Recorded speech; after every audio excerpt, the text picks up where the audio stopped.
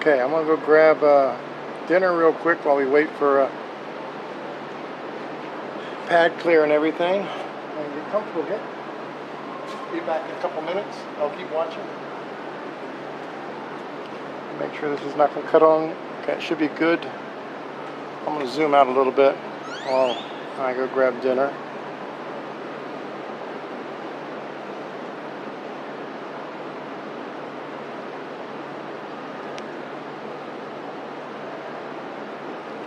So I haven't eaten anything all day. Ah, damn. Okay. I'll be back. And I should see, yes, I can see the chats now. That's good. Need to get a scoreboard going here. And let me put the overlays back in. Oh, they're there. Okay, good. Chats.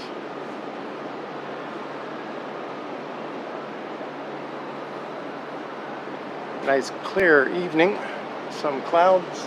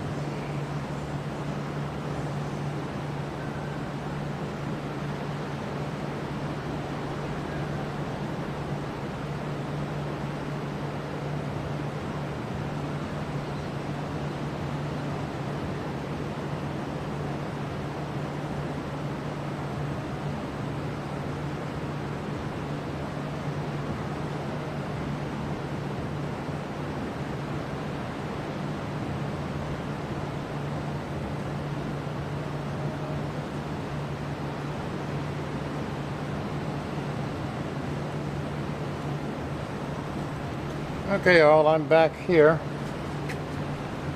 We got Angry Astronaut watching the stream. So let's not try to make him too mad.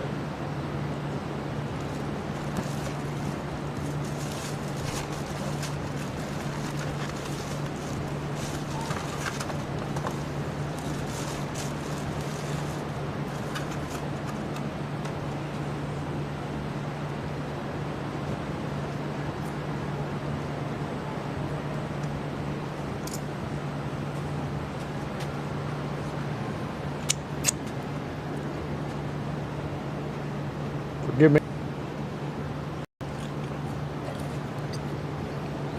Let's zoom in on here. Do you think y'all think that we'll have a static fire today? Or are they just testing something else?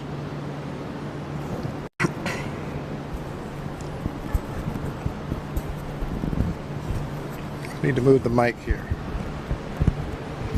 There we go.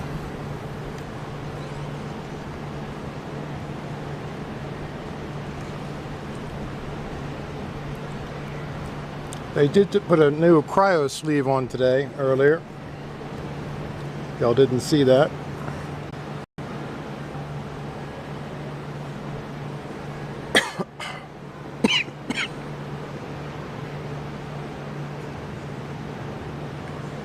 Yeah, it'd be nice to see a couple hops at least.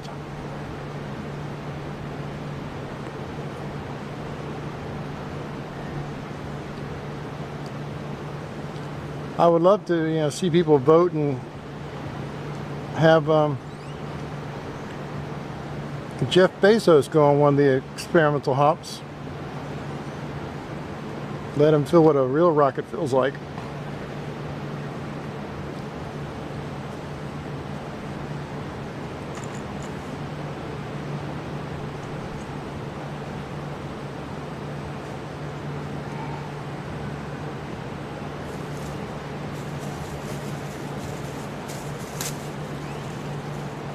Well, it's hard to say with the FAA what they're doing and how much NASA is weighing on SpaceX,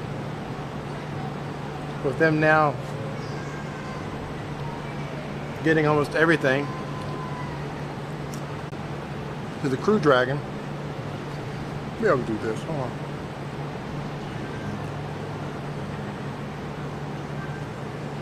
Let's try this method.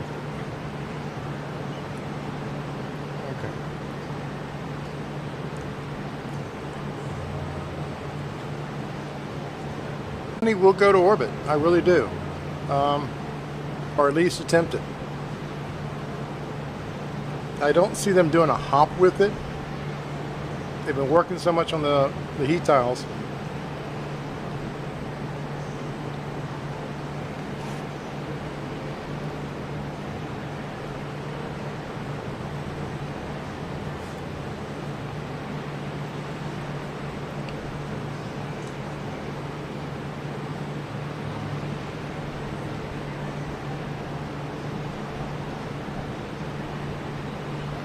All those things go. It's just a complete nightmare with what the government likes to do.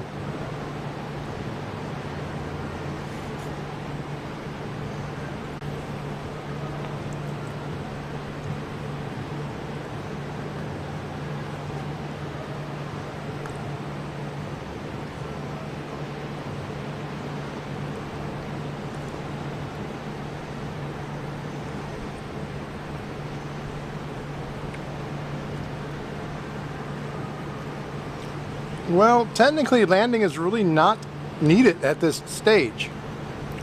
It'll be nice, yes. But right now, it's a matter of trying to get it into orbit to start delivering payload. Once they can start delivering some type of payload to orbit, then all their launches are paying for themselves by delivering payload, and then they can practice the landings afterwards. Similar to what they did with the Falcon 9. With the way they're making these, how quickly they're making them, how cheaply they're making them, they're building the assembly line, they're cranking them out, they can test and test over and over again, and send up as much payload as possible for a fee to the people. We just need to get them to go into orbit.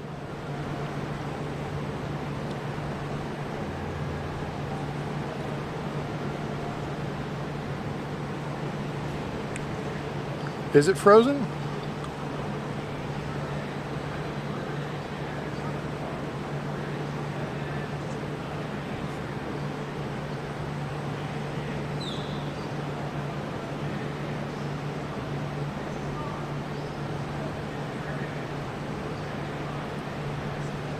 It would be nice to see a land fly again also, but I don't know. They need to get the chopsticks installed onto the crane. They need to test it by lifting up the booster with it and putting it on the pad with it.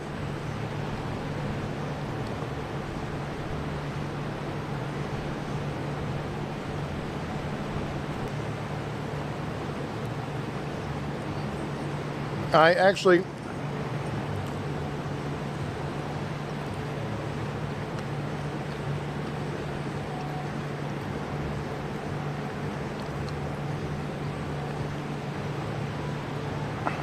just lost my train of thought. Went over there somewhere. I actually don't think landing is the key thing to them right now. It's a matter of being able to produce these economically and at a low cost, and to make sure the concepts work.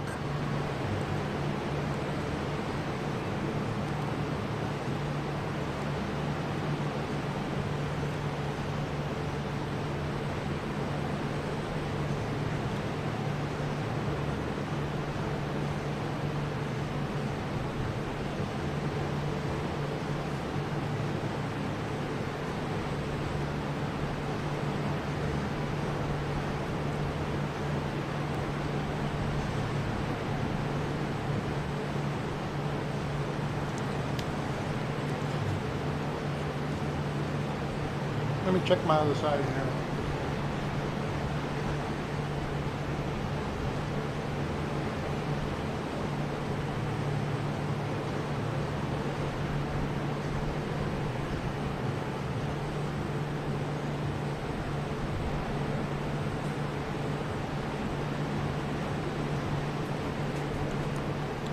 It's a little bit windy right here. Let me do something real quick. Loosen this bolt.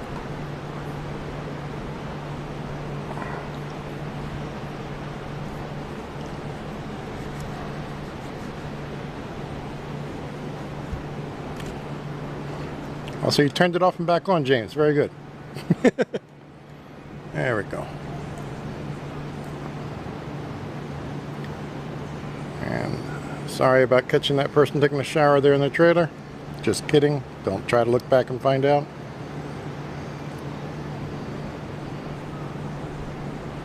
There we go.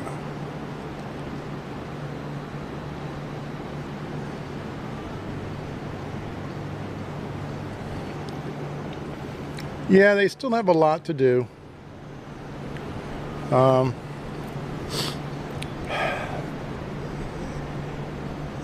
Way too much to do.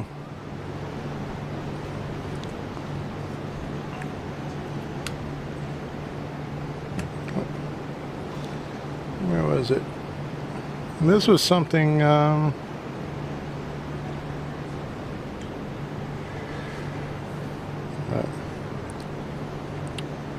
just so y'all know, this is from March 22nd static fire.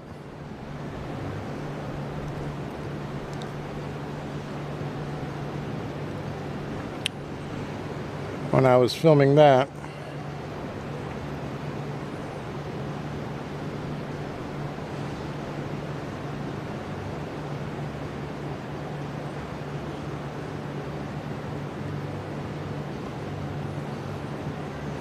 As we wait.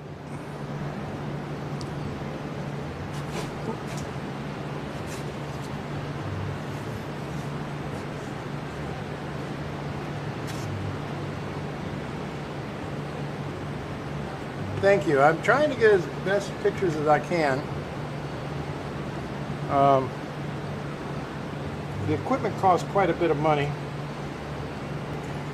I have to say it really annoys me when I hear other channels demanding their viewers donate or subscribe. You should come down here, and if you want to share your experience online, share your experience online. No one's forcing you to come down here. If you want to come down here and try to make a living off of it, well, you can try, but don't be upset if you don't make it. There's a lot of people down here doing it. Me, I'm driving Uber mostly on the island to make some money while I'm here, and I'm spending all that money to buy more equipment and try to make this better for everybody. It is coming out of my own pocket. It is quite expensive. Even tonight, I am not driving Uber. I'm just sitting here taking the evening on an expensive rental. Only thing I can do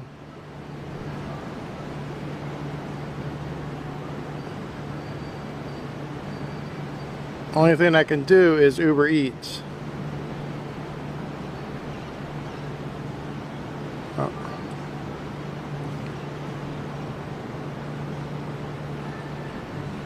Which is very slow right now. Maybe next month it'll get better when all the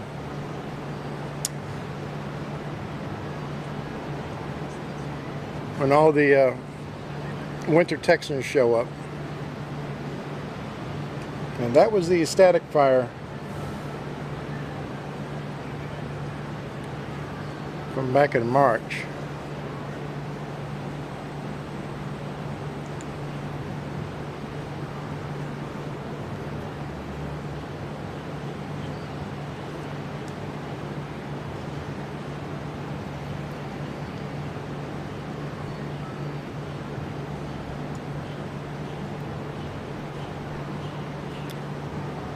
You know, personally, I would love to sit here and spend a lot of time.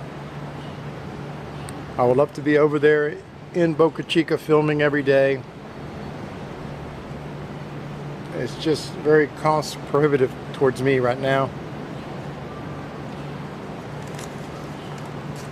But hopefully once I get back up on my feet and get ahead, I can start doing that.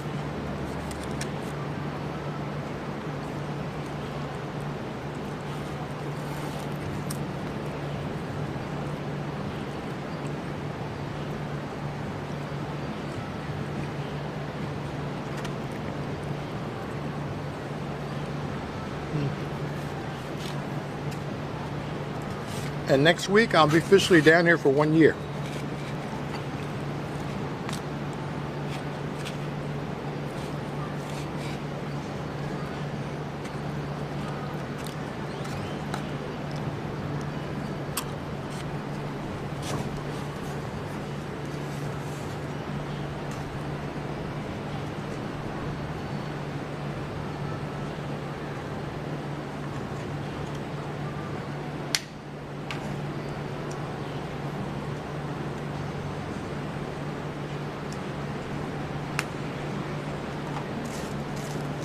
If y'all ever do find yourself making it down here to South Padre Island, there's quite a few good restaurants.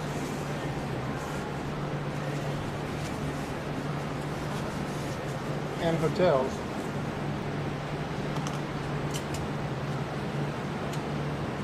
Some vary, some really old ones.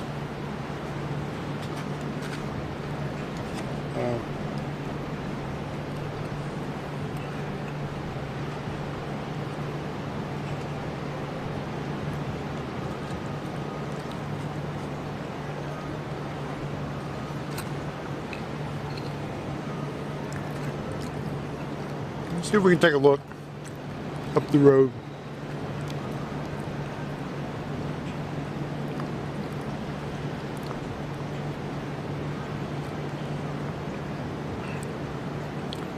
There's the high bay, star base. I wonder if they purposely park the cranes like that to form the X's. I don't know.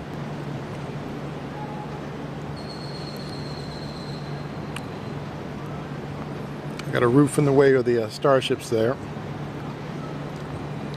But that's the nose of one of them, SN15 or 16, not sure which.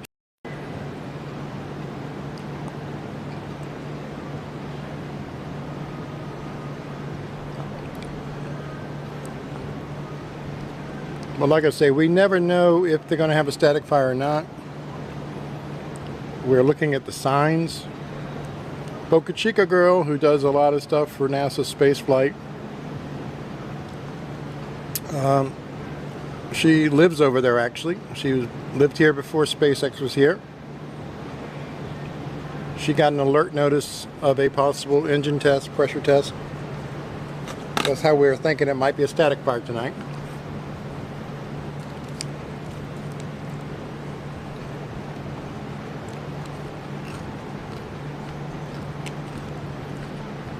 It is unclear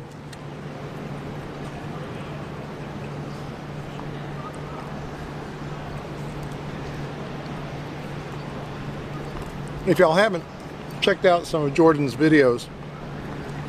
He approaches a lot of the topics of all the challenges that SpaceX has in front of him. I wouldn't mind talking about that, but you know, it's like I'm rehashing what he's already talked about.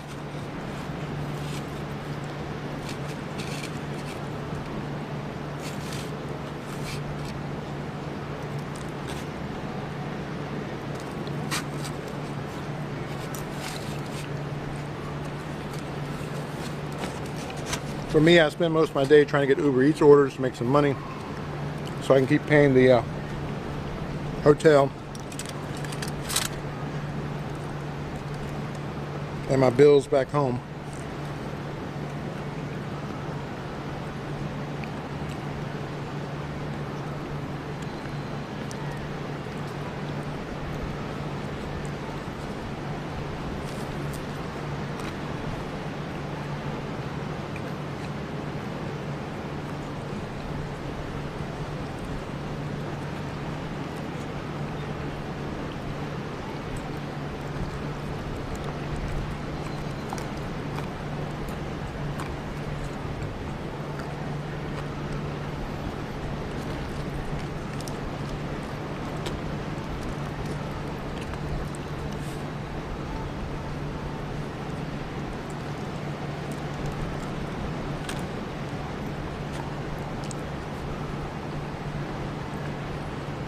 Yeah, I still see a few cars driving by the pad there.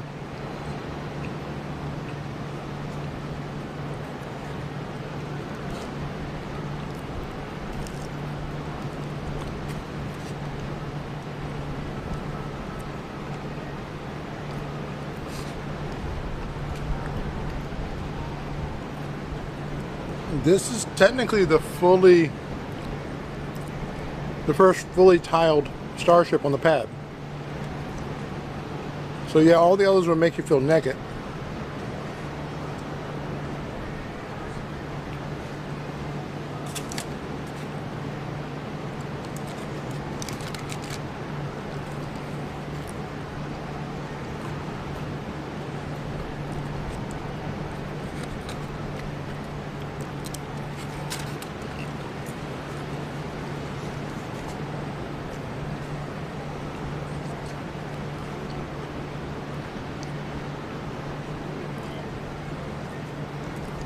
You know,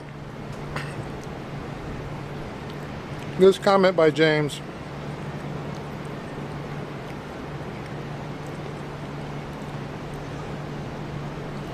I understand what he's saying,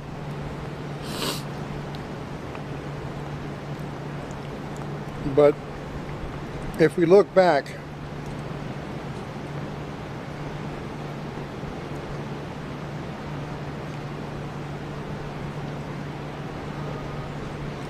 on what they've done,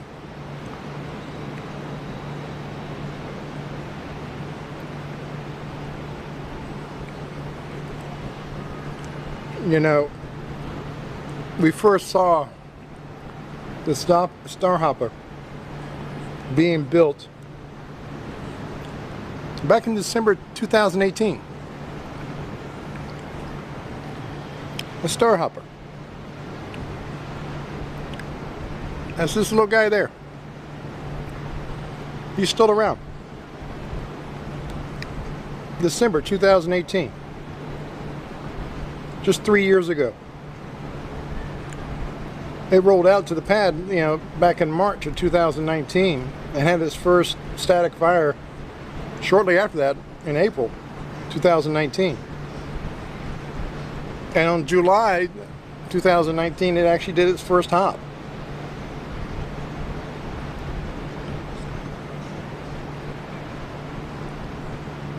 And look at where we are today.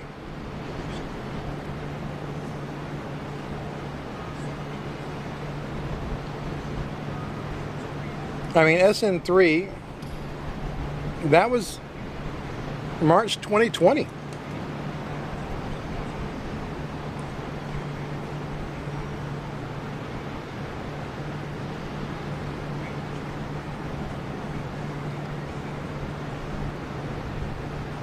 Then SN4 was April 24. I mean,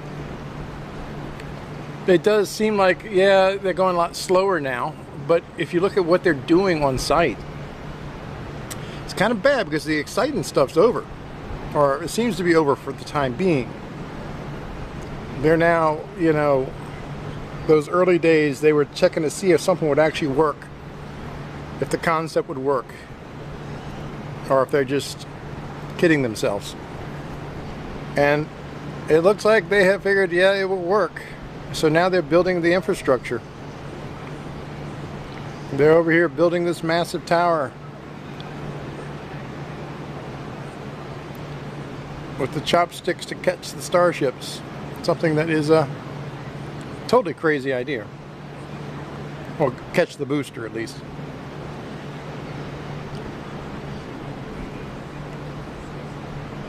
And you know, we had a successful launch and landing of serial number 15. And that was a wild one because that was only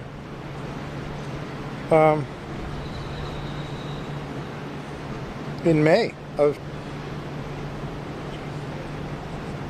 this year.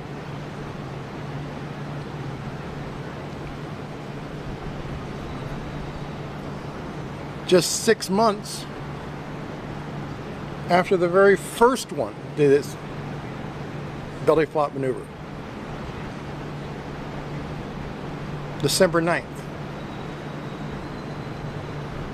If this was NASA going by all their government regulations and standards, SN8 would have launched, landed, blew up, and then it would have been like a 2-year investigation to go over everything to figure out why it blew up, what went wrong, and what have you. And then they were finally move on to the next one.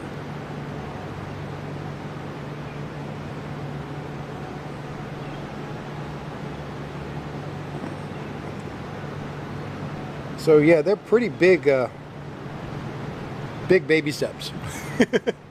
Very big baby steps. I mean, I was just looking back on my camera, you know, not my main camera, but my phone, from the first time I drove down here last October, and that place looks nothing like it does now. There was no high bay. There was hardly anything there.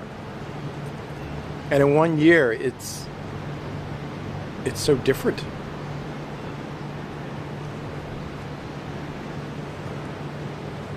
It looks like something.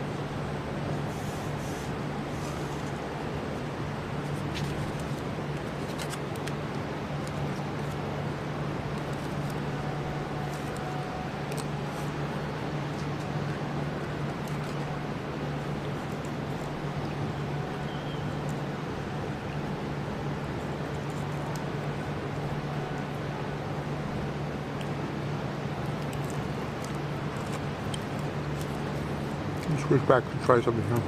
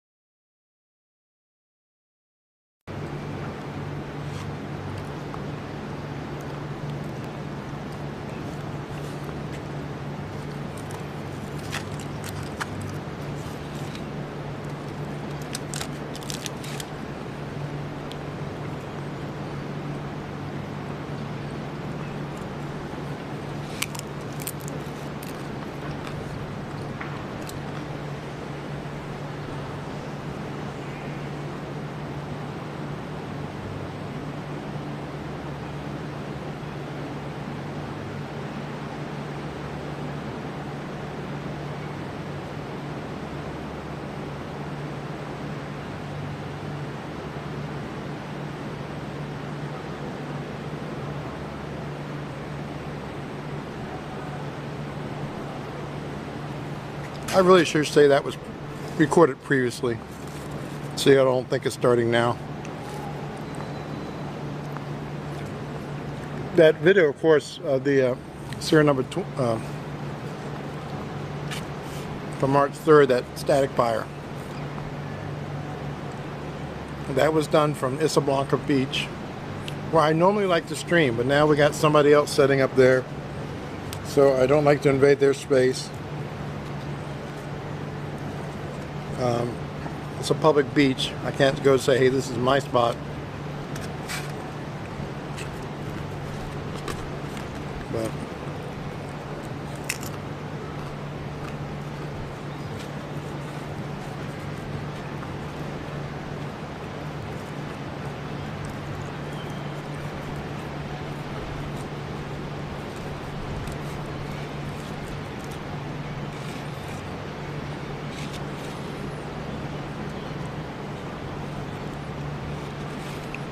I do want to give a shout out to James in Canada. And he's been a big help to the channel. So is the Angry Astronaut.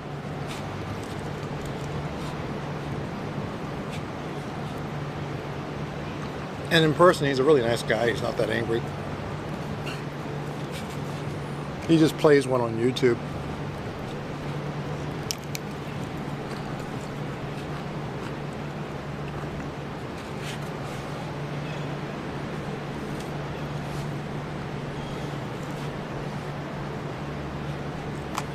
We got a little haze today.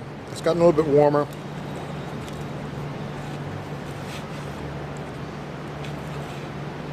Had a little cold snap. Got down to 69 degrees the other night. It's funny for me going around here. I see people who live down here putting on heavy jackets for that.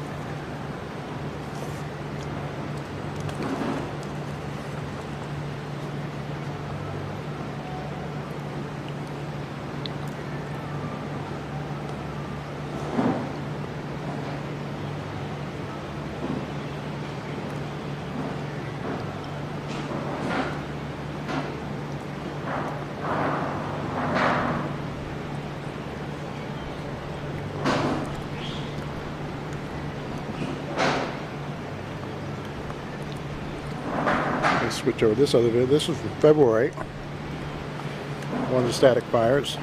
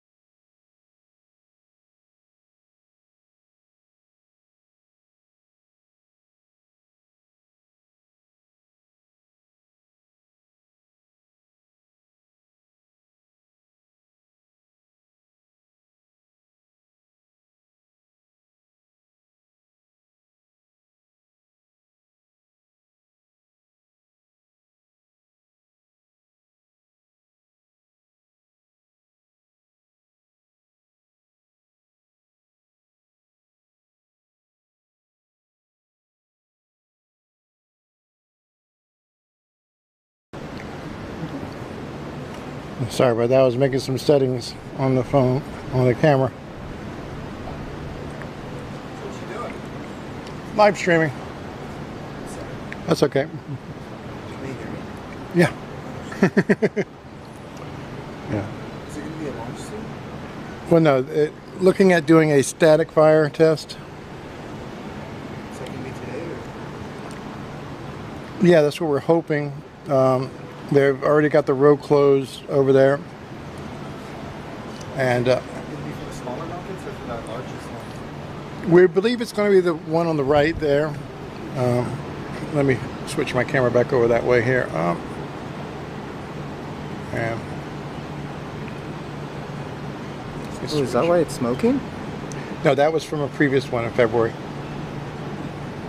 Yeah, should be this one here. This is serial number 20 on the pad, which they plan to go to orbit eventually. And we're hoping to see a static fire tonight. Nice. Are you doing those Facebook or? This is YouTube. So you're live on YouTube. Nice.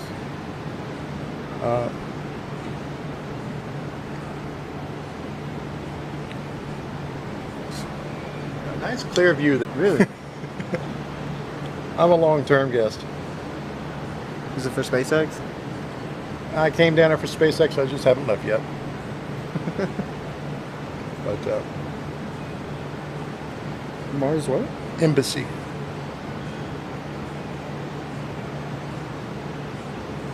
Should be 2 words.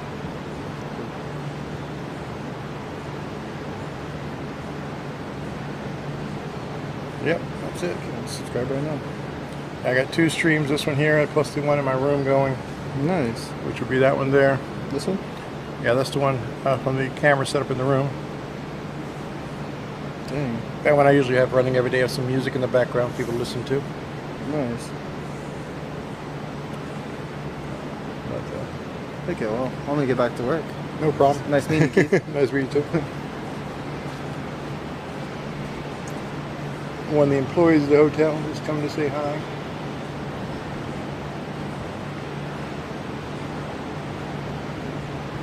Let's see how close we can get. If I can keep the target.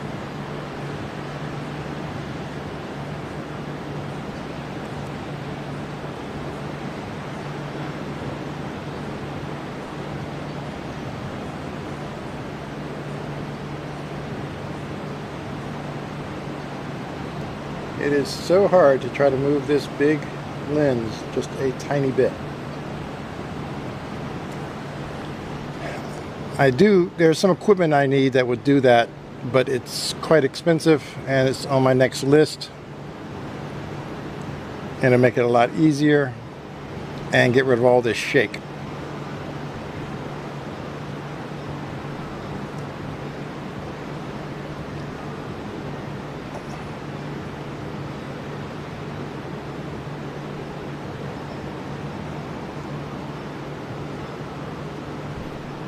Oh, we got a car moving there. Come on.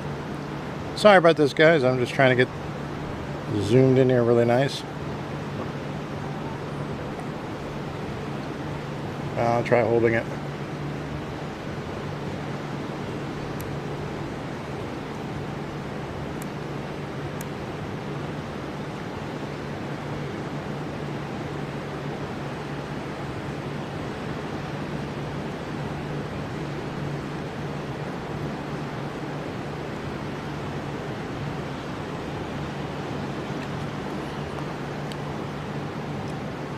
Yeah, it's like we have on the tripod these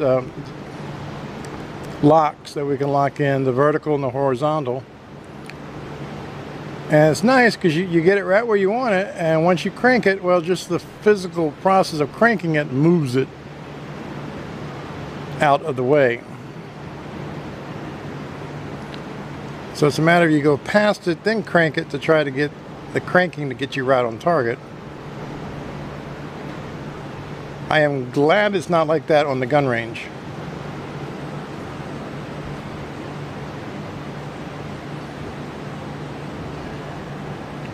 But you know, if I can make a shot from this distance, that would be incredible.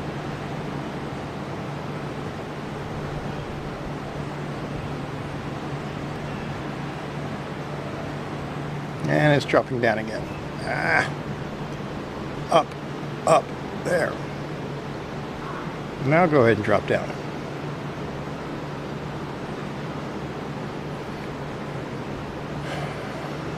But yeah, that device is on my next on my list of items to get. That way it pretty much gets my hands off the equipment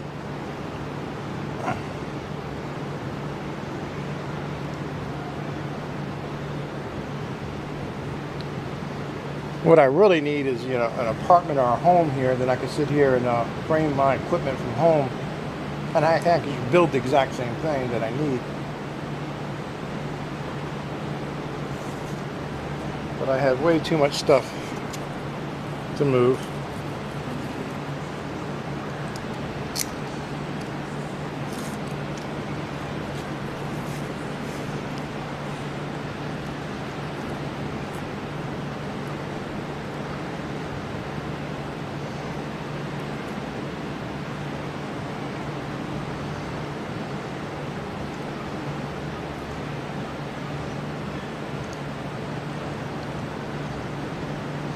I have some people say you need a ball head.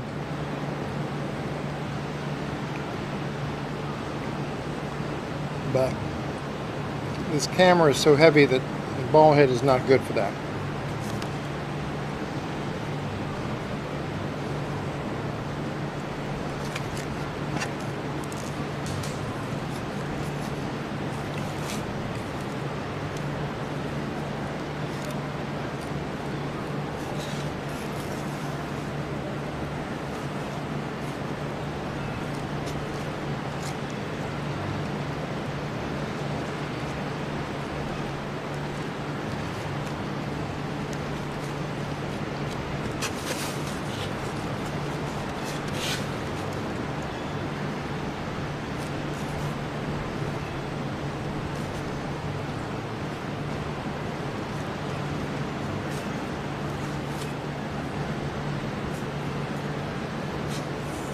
Exactly.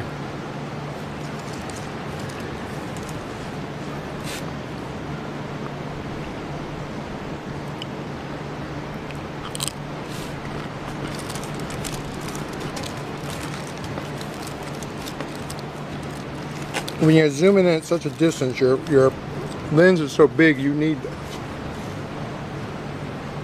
something a lot more hefty that can handle that.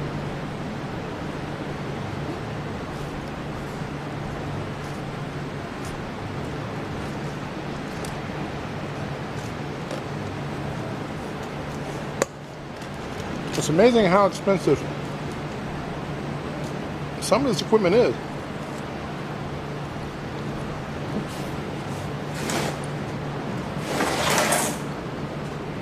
I saw a video of a lens that I really liked.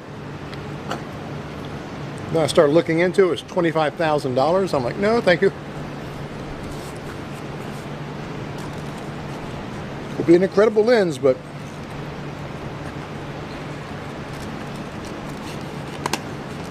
I'll buy me another car first.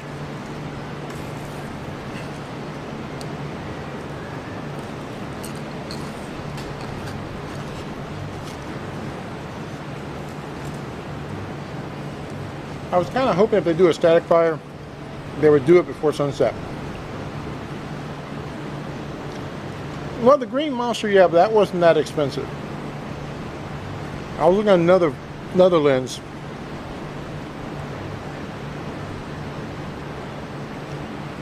And it's made more towards for movies.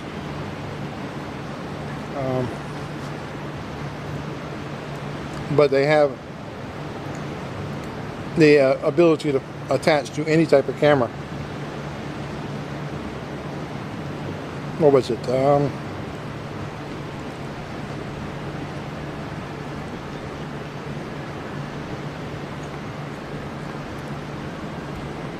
The ARRI Signature Prime, ARRI.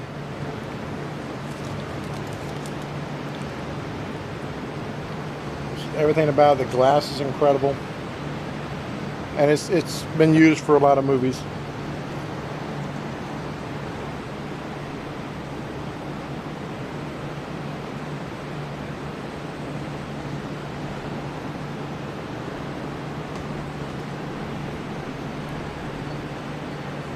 We got a little bit of wind.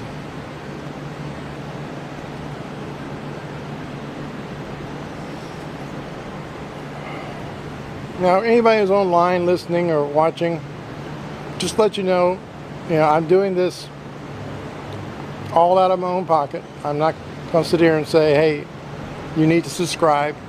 You have to pay a monthly subscription. You have to join Discord.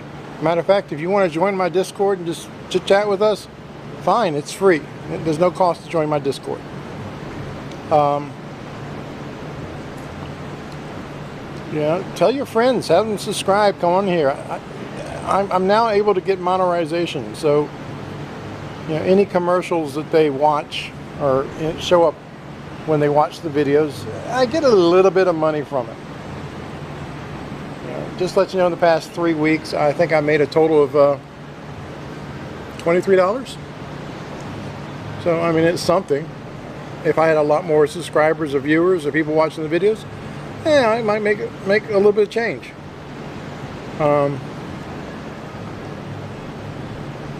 I sit down at night and I look around and I think, I really would like to get that. I really want to get that.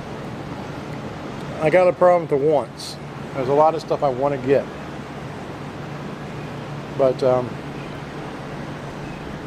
it's hard to afford that stuff.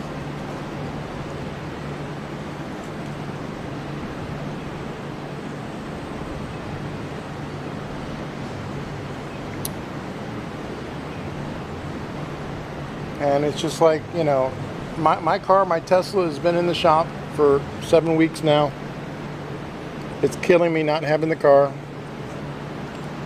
A lot of frustration from the body shop. Yeah, parts they need for the car, UPS lost last month, but they kept waiting until just recently to finally reorder those parts, which they should have done long ago.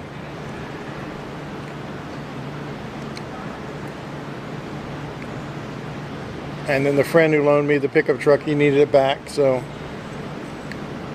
I had to go and wind up renting a vehicle. And man, they are expensive now. $420 a week for a rental car. More expense out my pocket. And doing Uber Eats right now is not very good. What did I make today? I made a whopping $27. So I'm rich.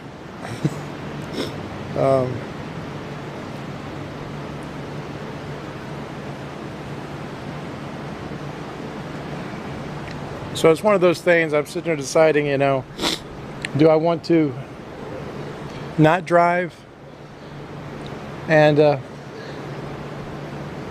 try to film what might happen tonight? Or do I want to, drive and make some money and try to afford this rental car? I don't think anything's clear at the pad yet, has it, James?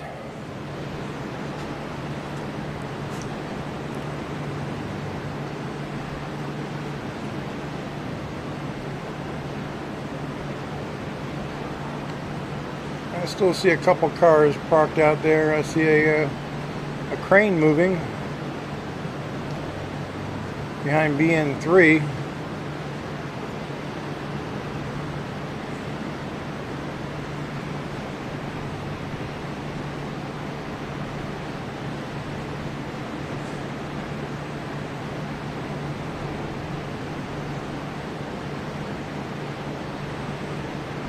I don't know if it was a crane or a lift. I only caught the back of it. It might be a lift.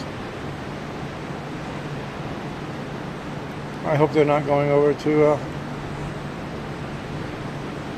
the Starship with that lift. Maybe they're having some more issues. I don't see any venting on the tank farm at all.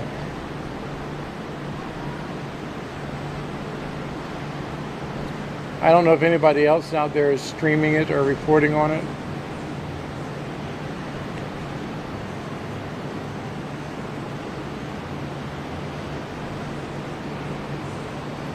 But hold a second, let me reposition the camera again here.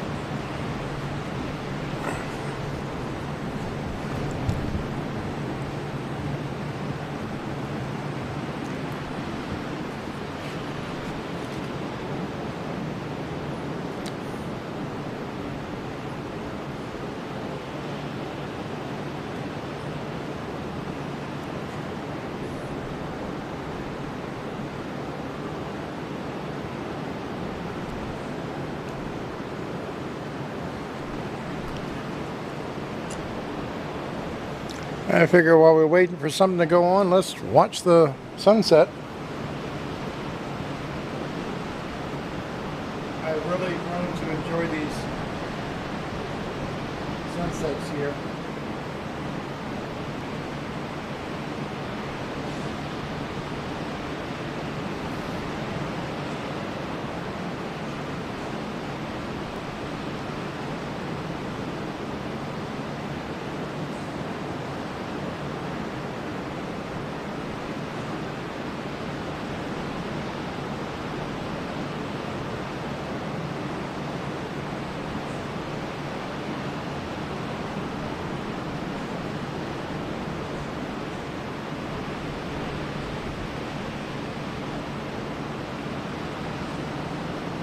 Maybe they'll do a flat test.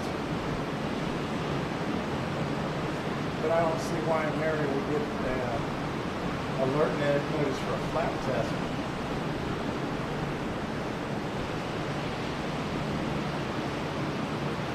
So there's bound to be something else going on.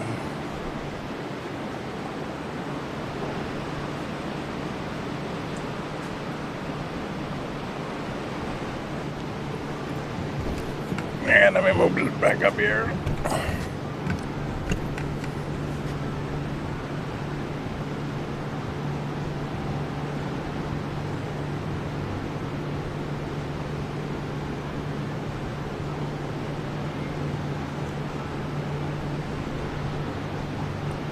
As we got the sunset shining on the Starship and the boosters.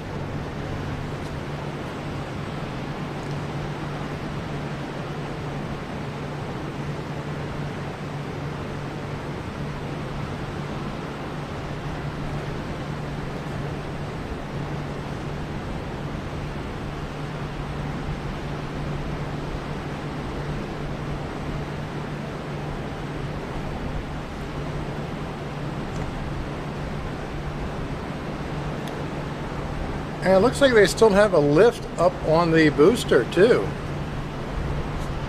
If they're going to do a static fire, I don't see that lift being up on the booster.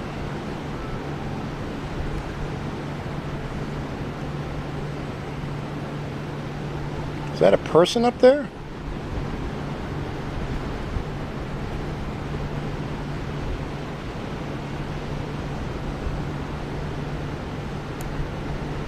Yeah, it looks like we've got a couple people on top of the booster.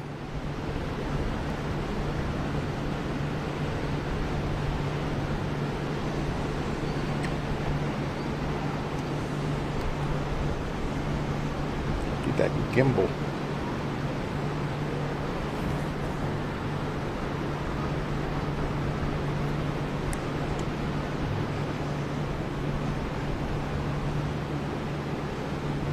And it's so hard to nail.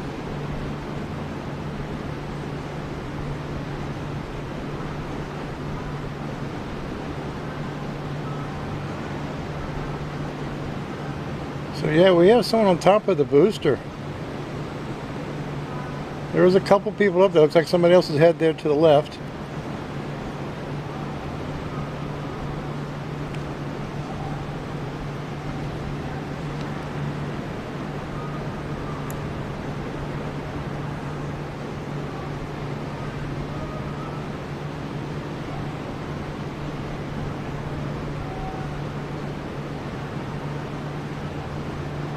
So that's kind of odd.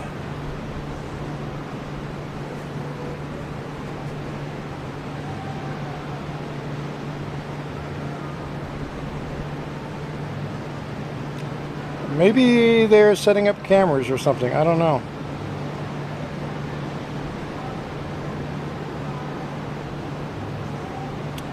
And if they do a static fire, you know, from the top of the booster there, filming that would be an epic photo.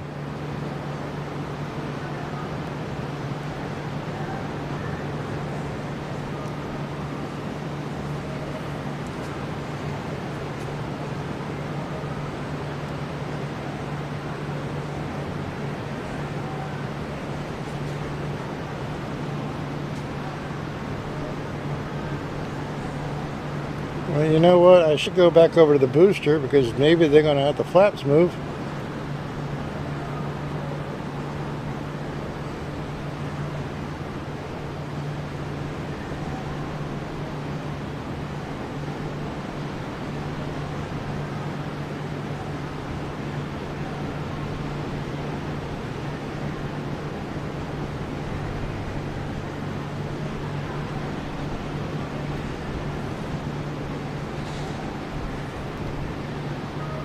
I can see it now. Elon Musk defies FAA and launches serial number 20 with no announcement.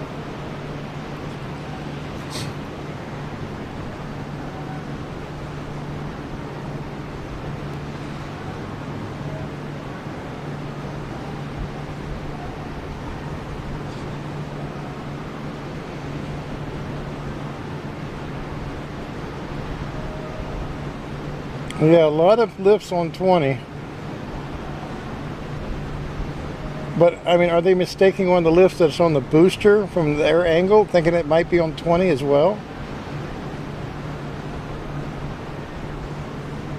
Because, yeah, I mean, from my angle, we're not seeing a lift.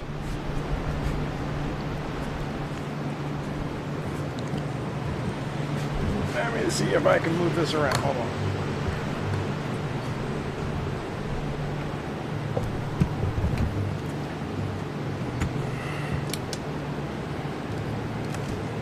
Try to get the camera out of the wind. There we go.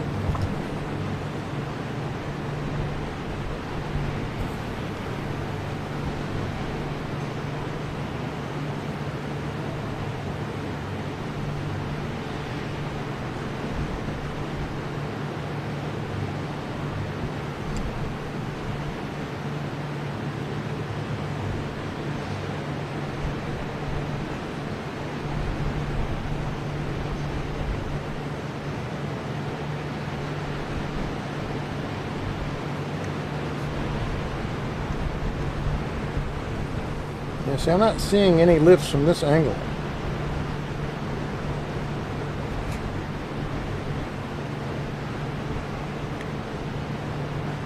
I believe you.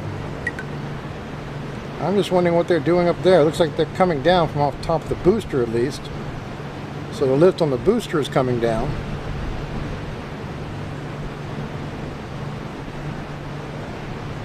I'm not sure what they were doing on top of the booster.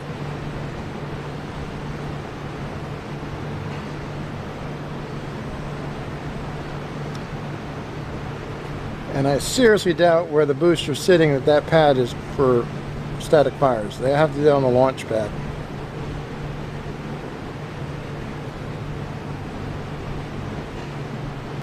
But they were doing something last minute on the booster.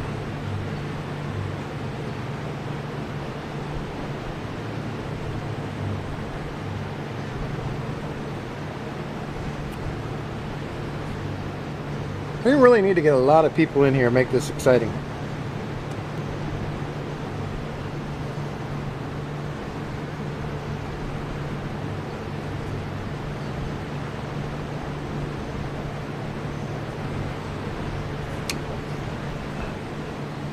But as we wait, sorry again.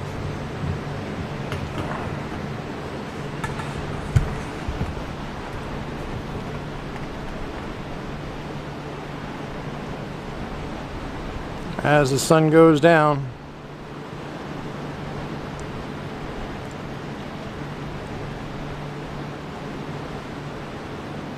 here on the South Padre Island, it's going to start getting dark soon.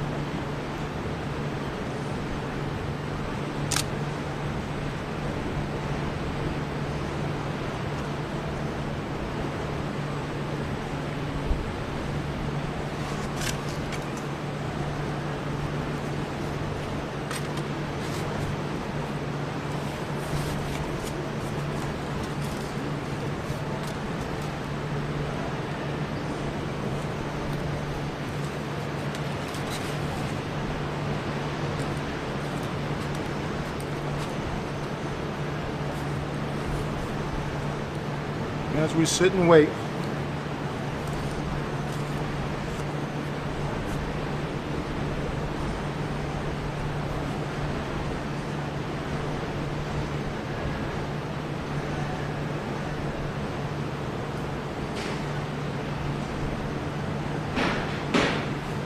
Looks like we have 18 people watching right now.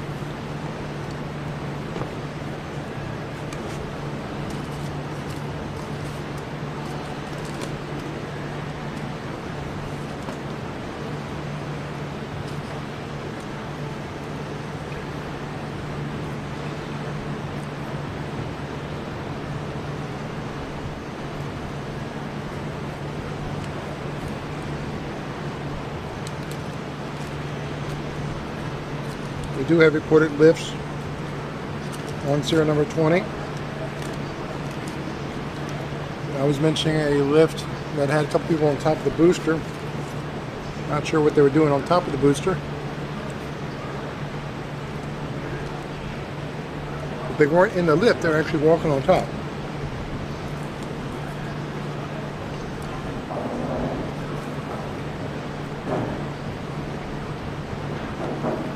I think what they were doing is probably putting up some sensors and recorders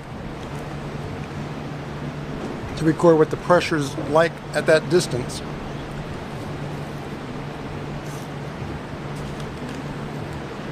That would help them judge what the pressure is like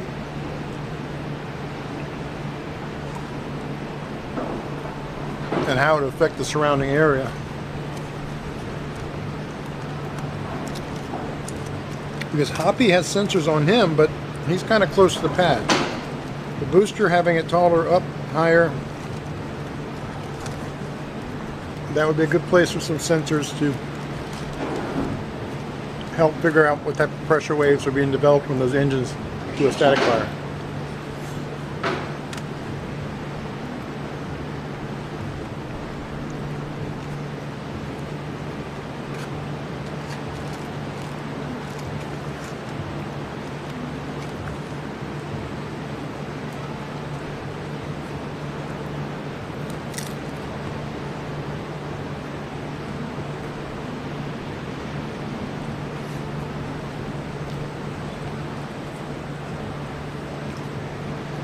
And again, anybody watching, I have to thank James in Canada a lot. And in Canada is my nickname for in the basement. I keep them locked up down there. Does Canada sound better than the best basement? No offense to Canadians. Sorry, James. That didn't sound like it came out right.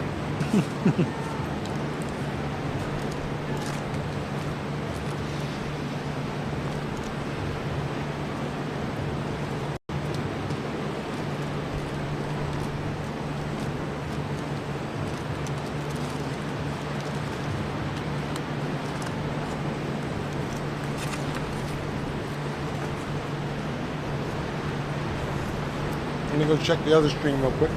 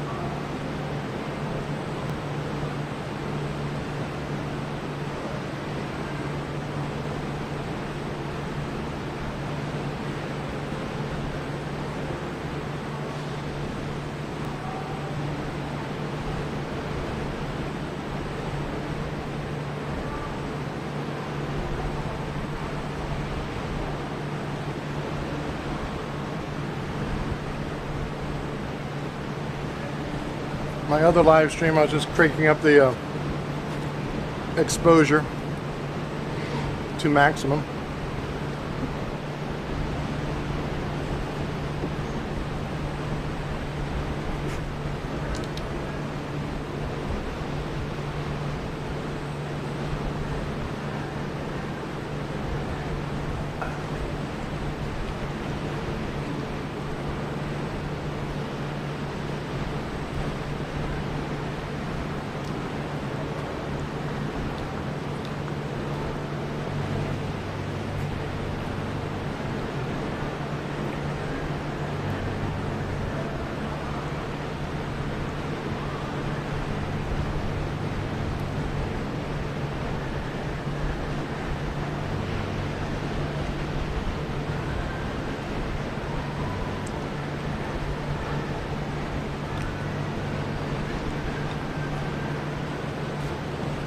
I just saw a vehicle go by.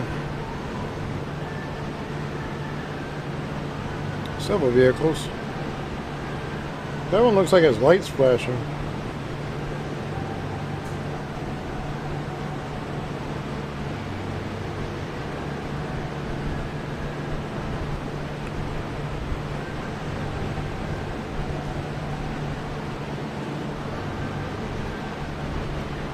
Sometimes I feel like we're doing something we shouldn't be doing. Just to let you know, that tower there, I think that's all the way, it's right either on the border of Mexico or in Mexico. I'll have to double check here. Just in case you're wondering, I actually drove down there. You go to Boca Chica Beach, you just keep driving. Yeah, the Walter effect.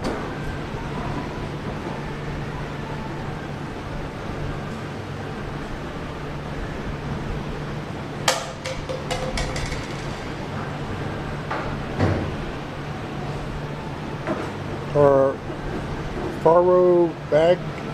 Baghdad.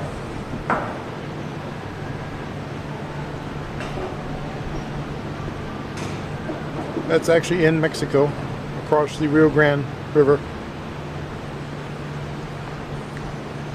Just in case you're wondering how close SpaceX is to Mexico, yeah, that tower can see everything. Man, it'd be nice to have a couple cameras on that tower for launches.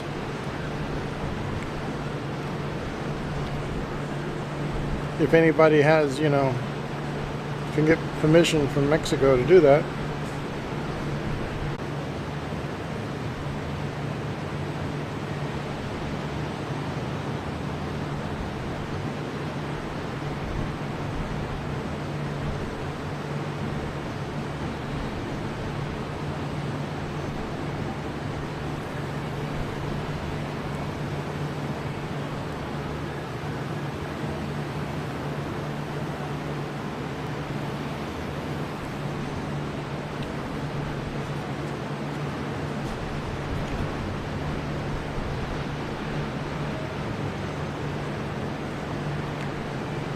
I believe, James, we still have a soft road closure.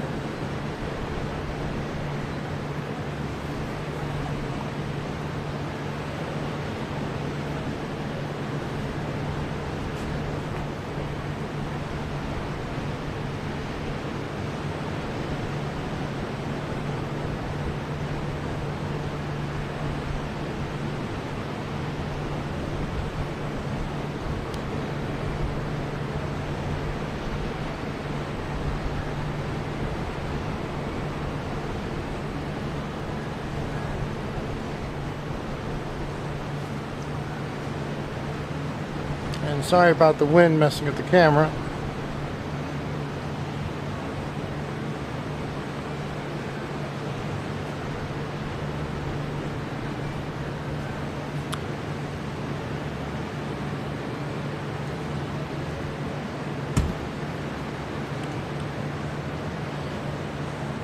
I have a lot on my list. One of the things is more of a professional grade tripod, which are very heavy.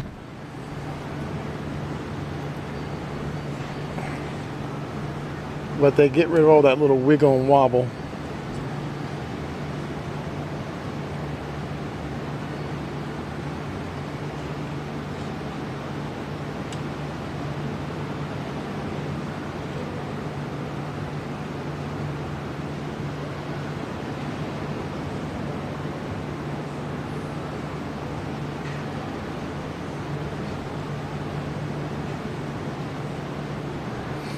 And I do wish if I could throw this camera into camera mode instead of video mode. I could pull it a little more light with it that way, but then I lose the mic. For now, I'm working on a solution for that later this week.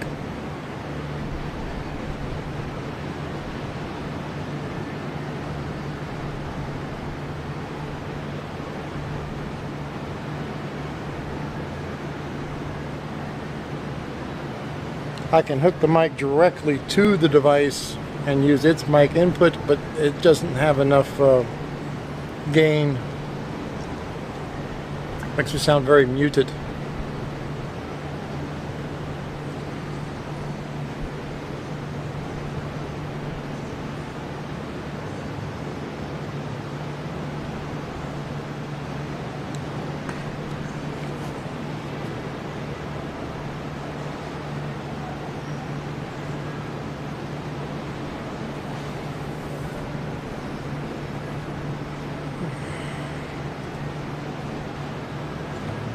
Again, I do appreciate anybody who's joining and watching. Please feel free to say something in chat and let us know that you're alive and not falling asleep yet. I can sing you a lullaby later if you want.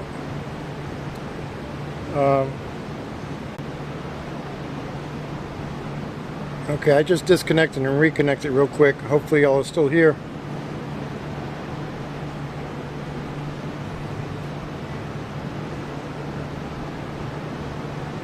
For some reason I was getting some network timeout, so I disconnected from the Wi-Fi and reconnected. Should be alive again.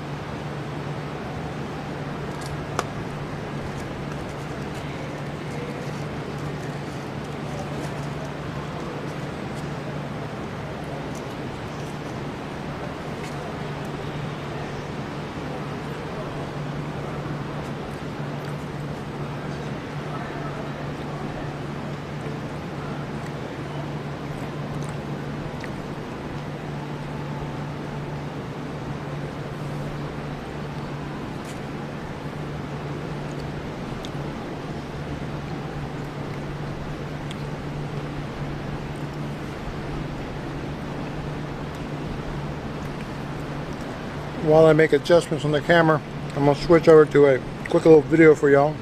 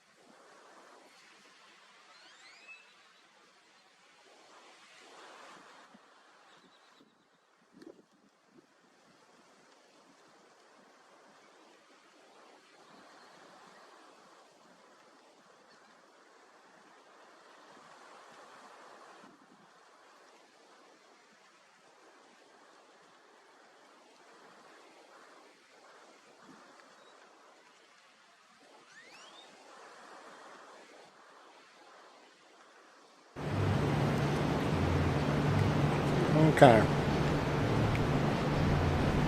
So lifts are back up again. So undoubtedly someone left their watch behind or something.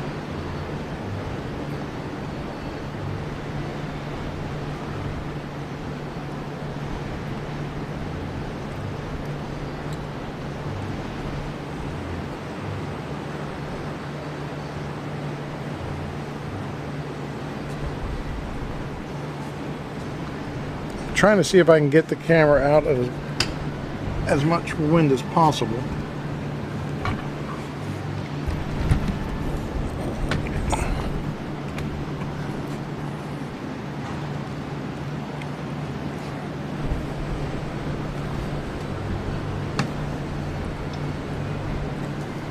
And it would help if this floor was flat.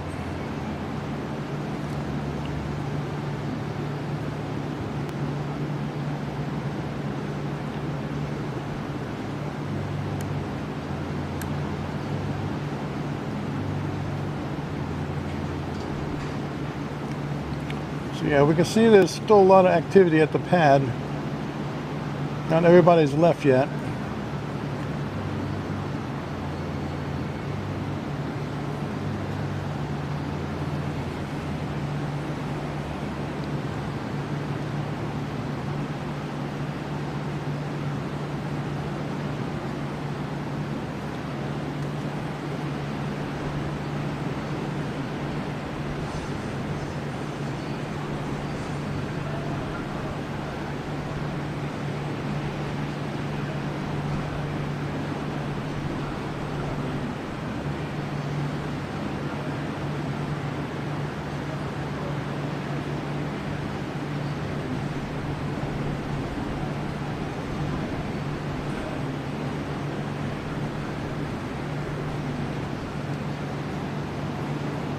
One's at the lower hatch.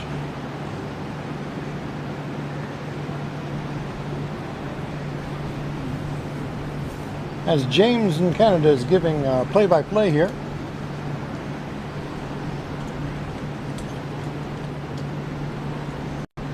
We do have Venus out nice and bright again tonight. The skies are very clear.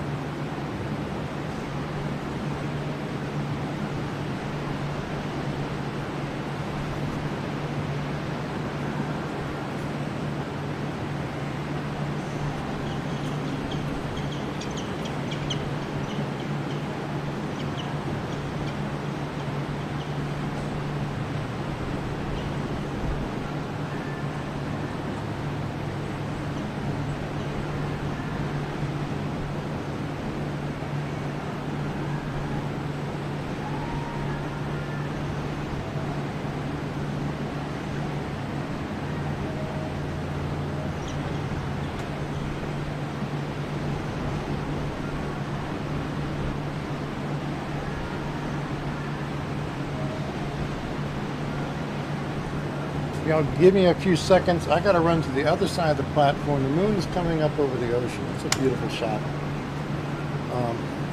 I'll be right back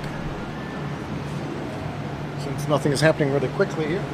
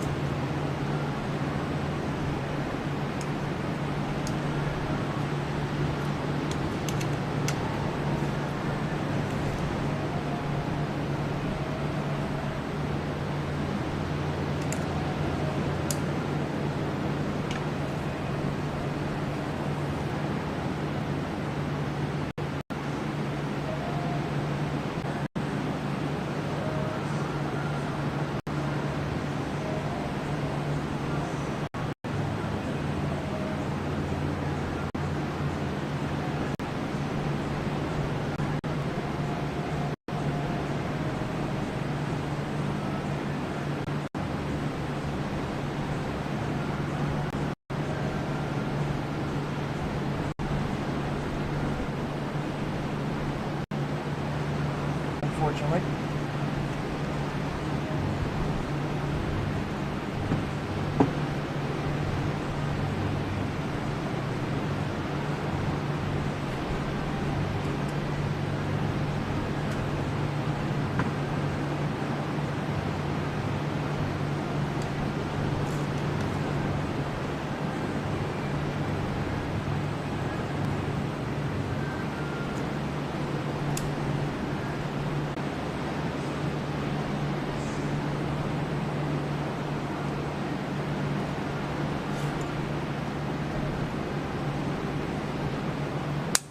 Seem to be losing network connection every now and then here.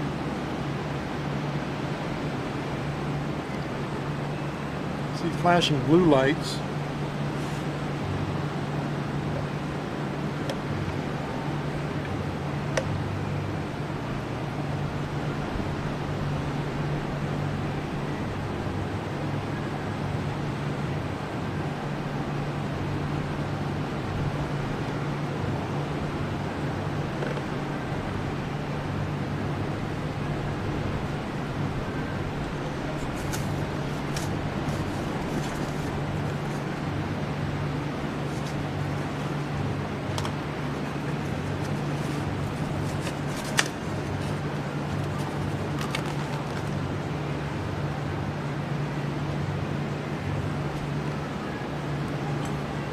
Now, are those flashing lights escorting the vehicles away from the pad?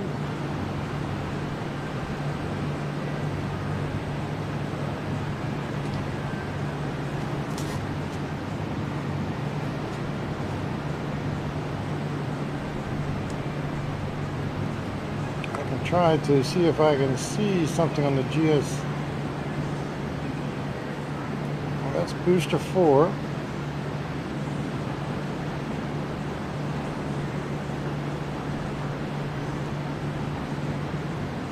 I think it's too dark to see anything from this angle on those tanks covers.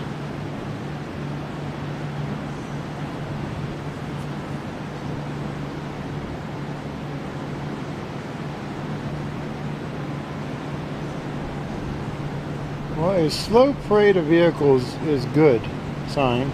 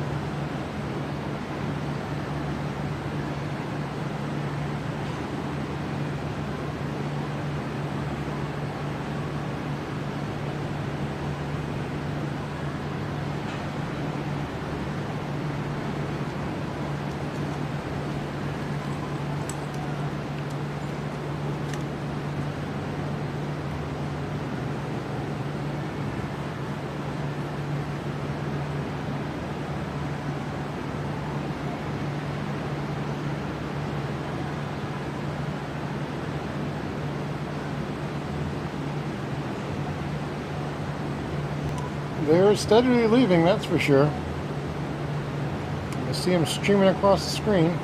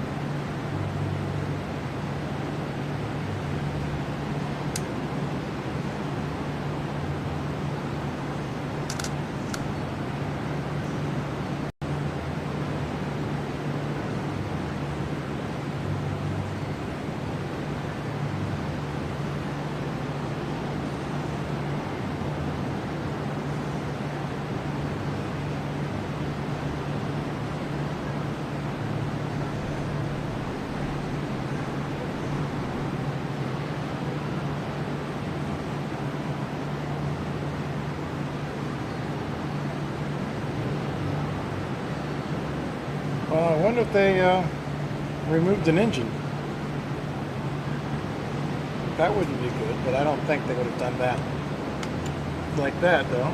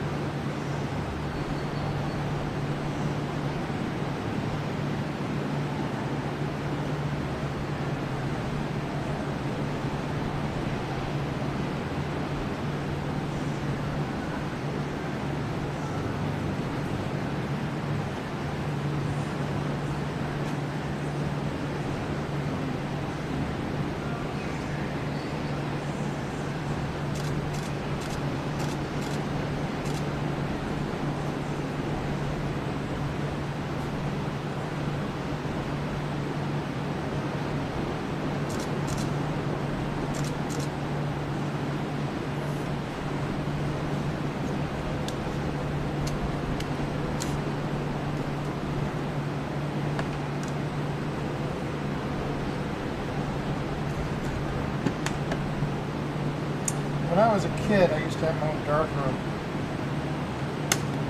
and I used to actually bulk load my own film, 35mm days. And I am not joking, I go through 800-900 shots a day easily.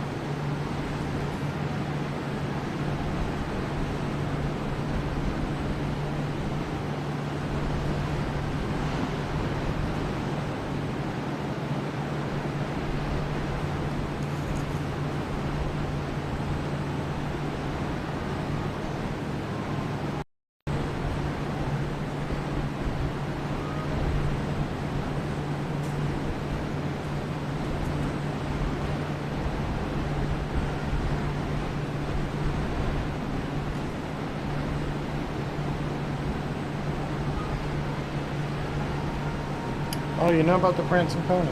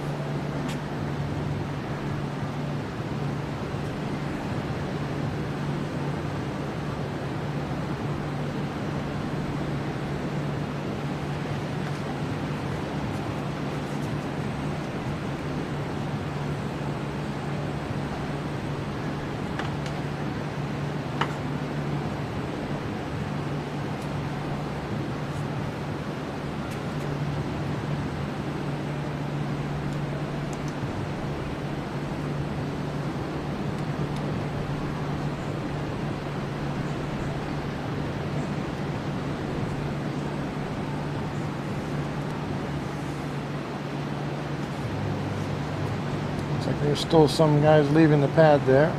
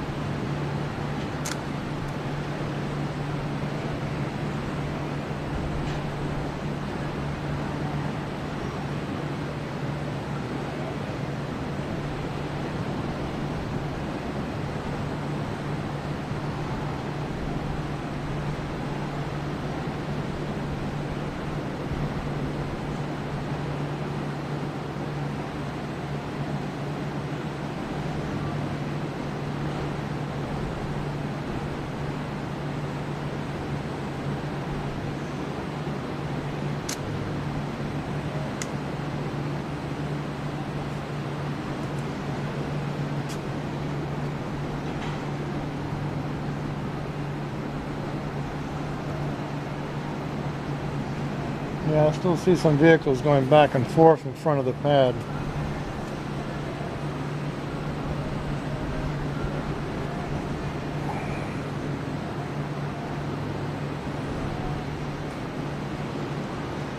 It's almost 8 o'clock now.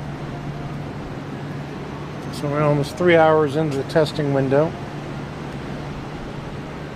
4 more hours to go of their testing window.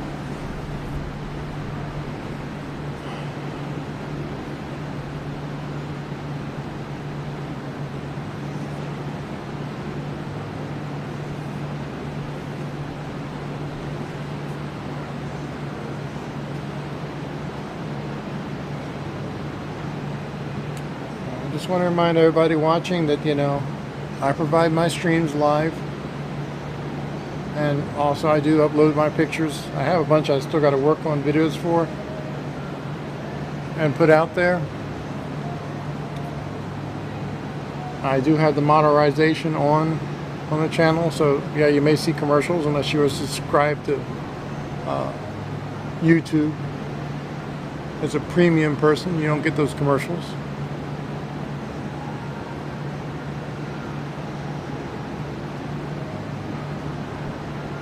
But I put a lot of my own time and effort in this, and a lot of my own money into this. I do appreciate any donations I ever get, but I'm not requiring donations from y'all. But it'd be nice if you can spread the word and get more people to join or to subscribe and watch. That helps.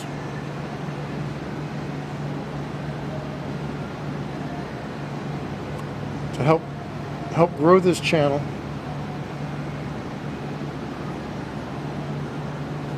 So that that way I can do more for y'all and for myself.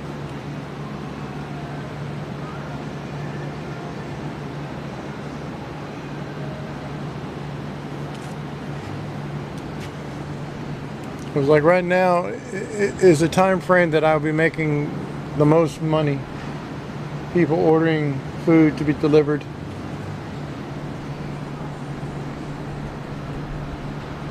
So it's sad sometimes to sit here all night waiting and waiting and never see anything.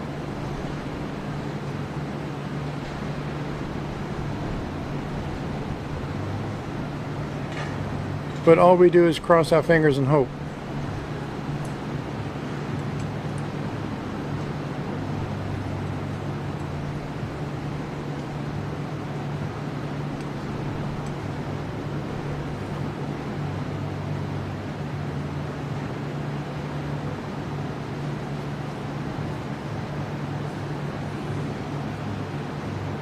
But it'd be nice to get a bunch of people in here and just have a good conversation about whatever.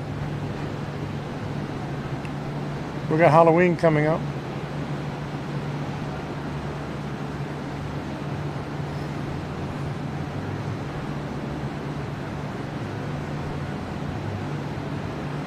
There's not any real good haunted houses anywhere near the island.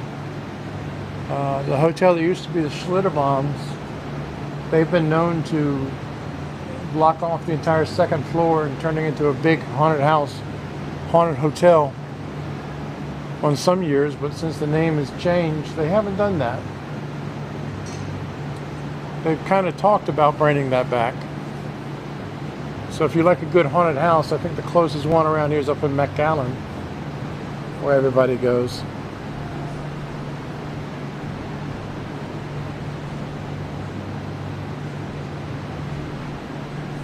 I need to find a chair to sit on. My legs are killing me. I've been standing all this time.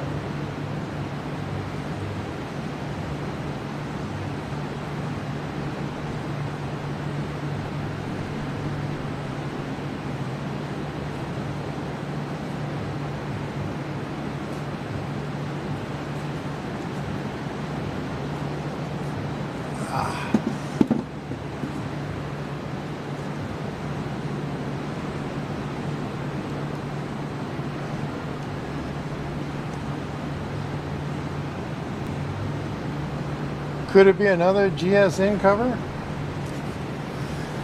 I know they have a road closure for tomorrow. Intermittent for something.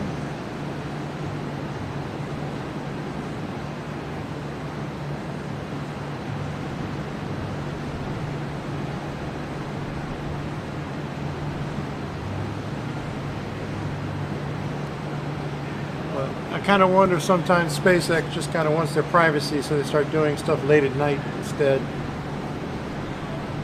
Let's go ahead and close the beach and road and make people think, you know, make them stare at the spacecraft while they move something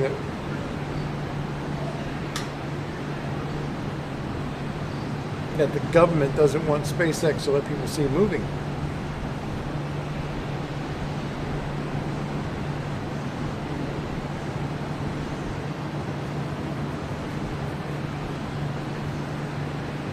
Or they're moving something back to the production site. So they're taking something from the pad back.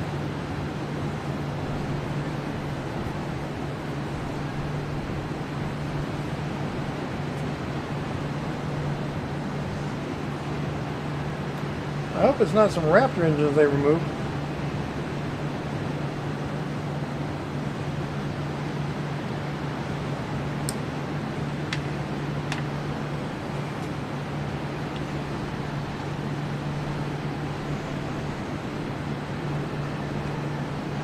So it's the same ones that brought the cover down.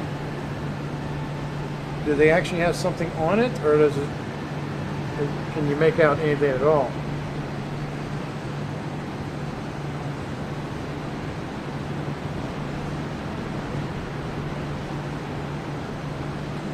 Because I could see, like you were saying earlier, there's a lot of stuff there at the pad. Maybe they loaded all the stuff on there and just using that to move the stuff away from the pad for static fire test. I don't know.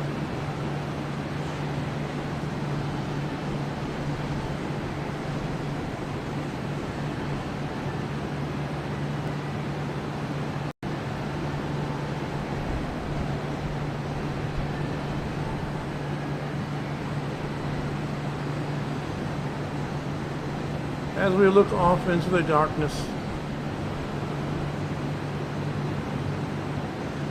we wait to see a flash of light from SpaceX.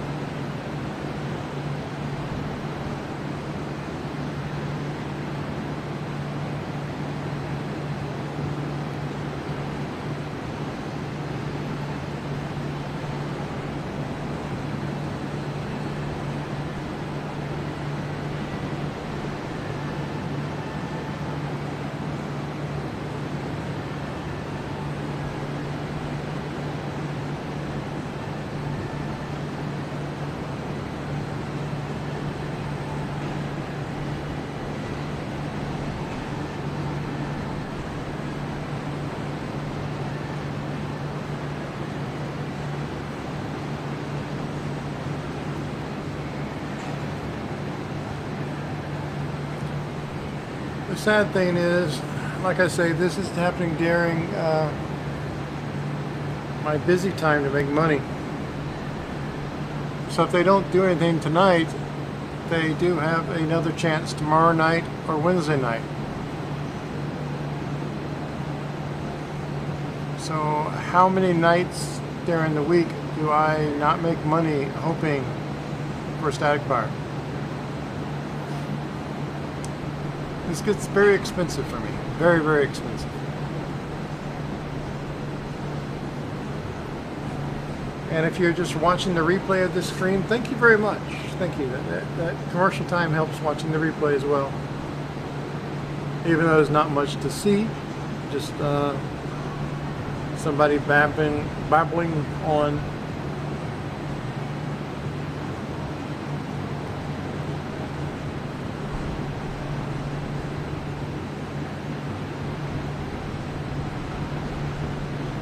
Yeah, the moon is still coming up. It's not directly overhead yet. It's not a full moon.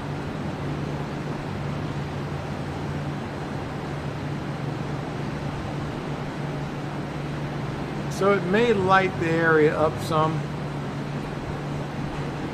But we have enough light pollution to really help out a whole bunch.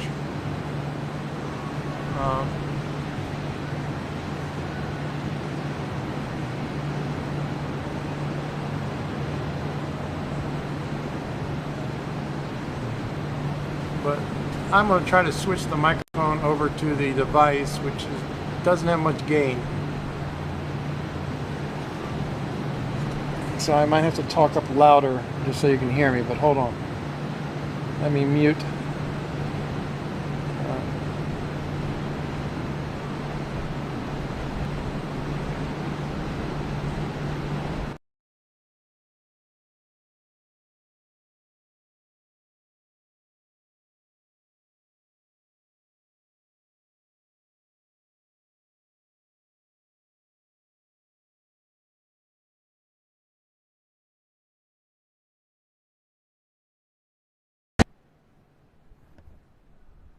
Okay, now kind of get the. I don't have a way to mount the microphone, but I have it on here.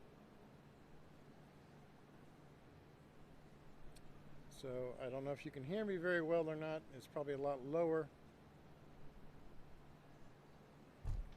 But that gives me the options of changing things here.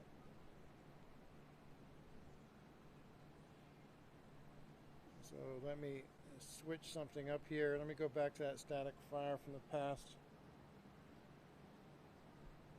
When they did them in the daytime,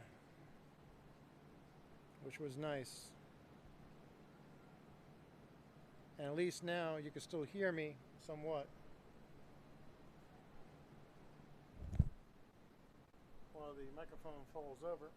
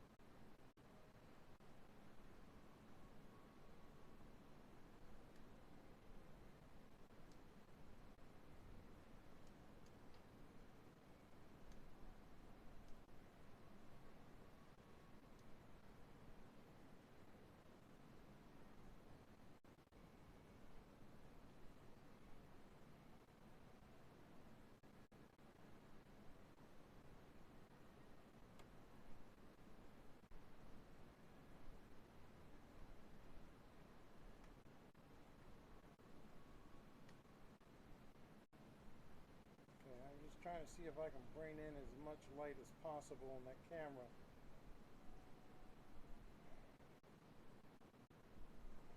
But yeah.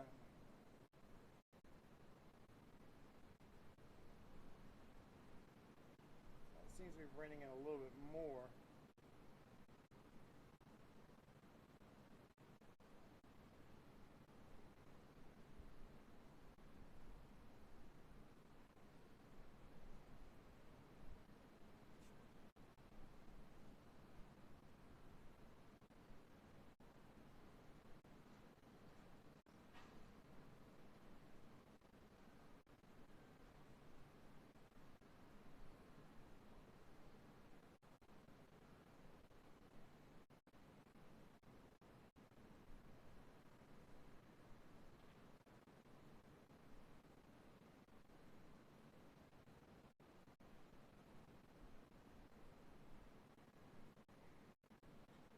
So you think they're just moving it back so they can move the cover in the morning?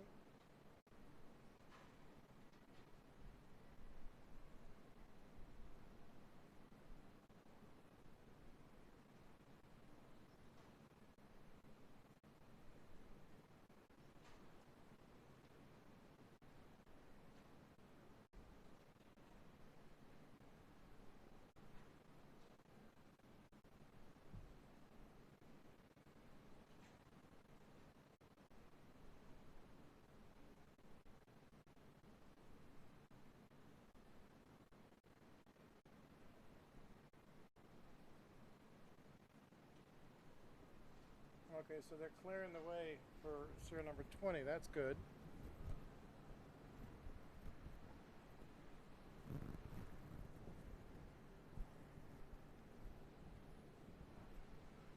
I know my audio is not the best right now, James, but how does it sound?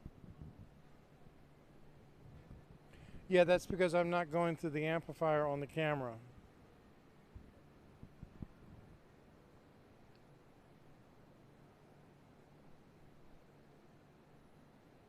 Because if I switch the camera to movie mode, then yeah, you can hear the audio through that a lot better.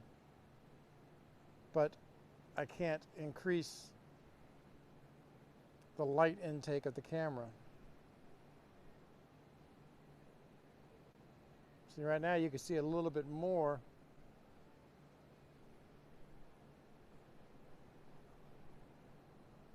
In the standard camera mode. In the video mode, you see less.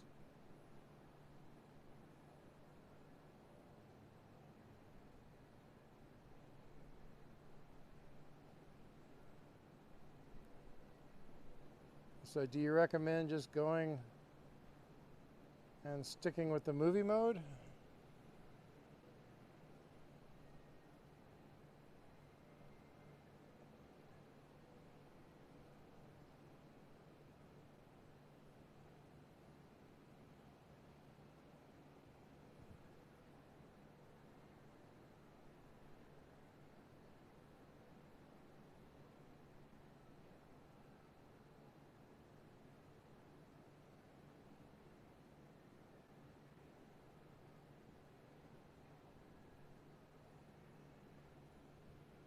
Okay, I'm going to switch back to the movie mode for the audio.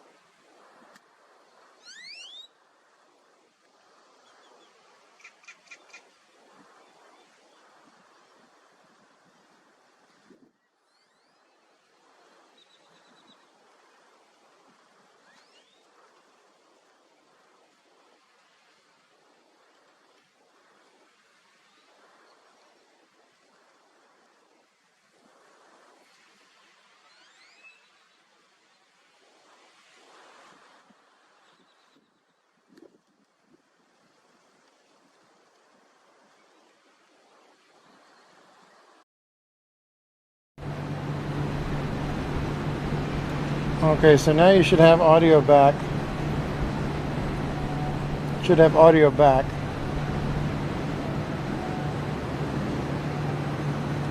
But like I said, I can't get it any brighter than this.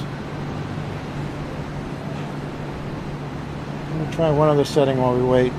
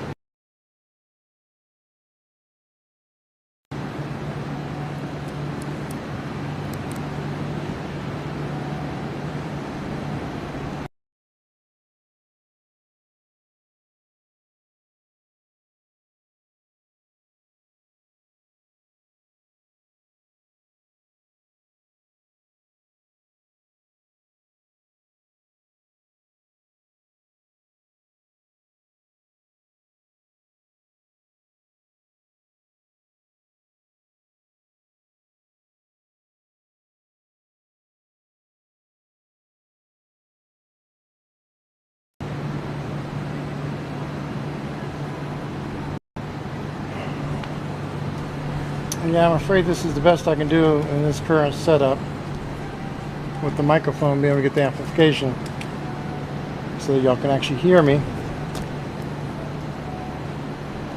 Should be able to hear me okay.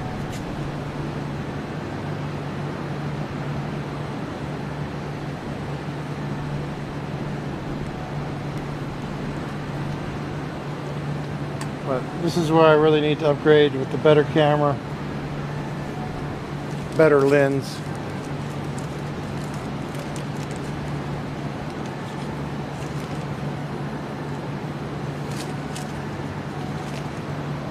That was kind of one of my options for the other camera I was looking at, James, if I can get that and afford a better lens for that would be nice. But right now I got to be able to afford the bills. I have another month of hotel bill to pay next week. I have been here a year now, as of next week. 12 months living in a hotel with no kitchenette. All I have is a microwave and a small little refrigerator. And I have hardly any space. I have 2 beds in my room, but one's covered a bunch of stuff. And the other bed is usually half mine, half the cat's and other stuff.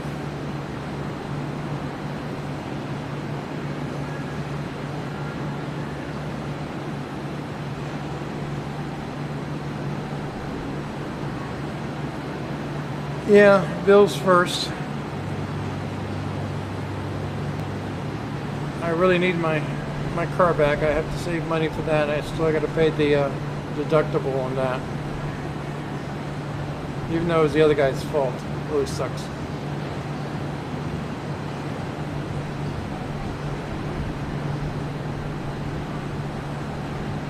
And welcome, Tony. Sorry, I just noticed the name there. Where are you from, Tony? And I have to ask, are you a male or a female? The reason why I asked that is my ex-wife, her first name was Tony, and that's the way she spelled it.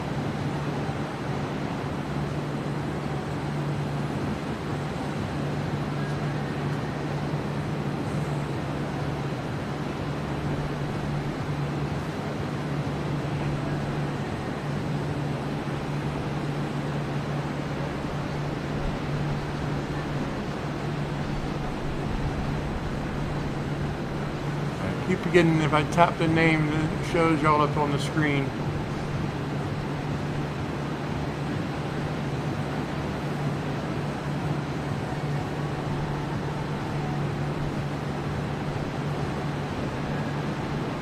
Now I still have the other stream with just the music playing in the room. It's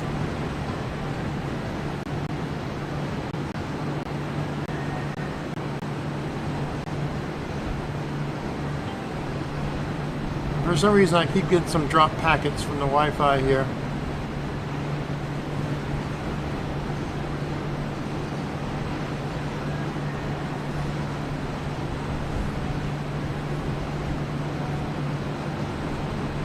Okay, that's cool.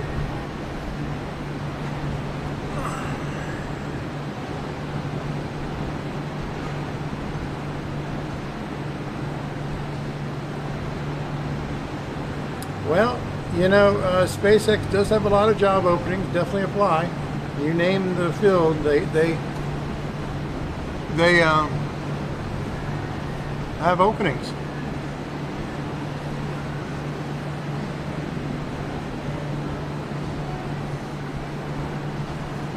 Now, I know some people will say, "Hey, grab a camera, come down here, start your own YouTube channel, make tons of money." I say don't put all your eggs in one basket. I don't. Kristen, I think is the first name. The other name, I'm really bad at names. I still mess up some of my sister's names. Halata is always a hard one for me to get.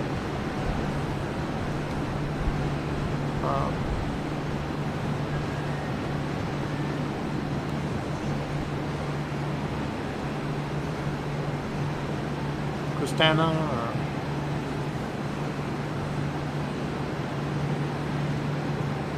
Urina, I guess. I don't know. I'm bad at names. And that's mainly because I'm not the best speller in the world. My major is mathematics. I'm not good at spelling things. I am from America, though. Even though somebody else will say differently if you can't spell.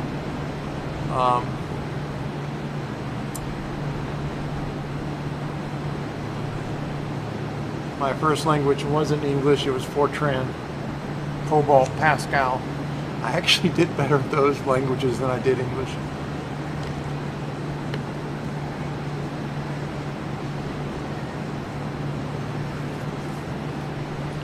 We're hoping for a good static fire. They haven't done anything yet.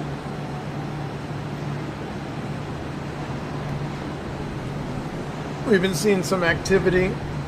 It looks like they're clearing the pad and got everything out of the area now.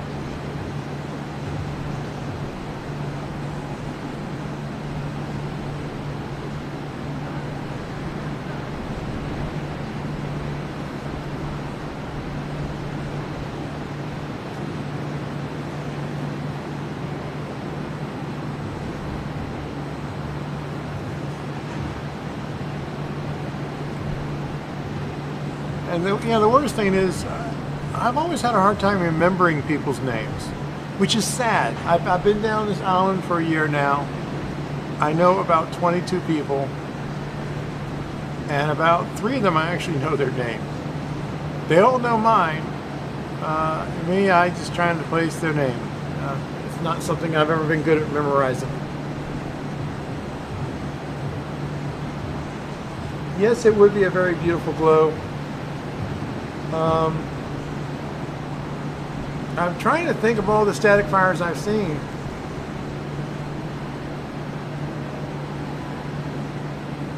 I think there was one at night, but I can't remember which one it was.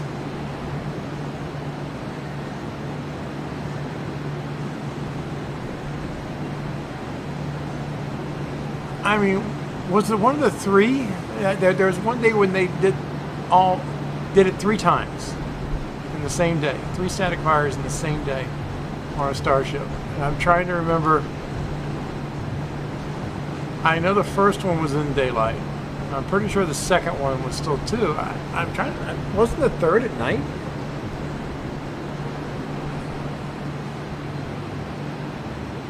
I was here. Why don't I remember that?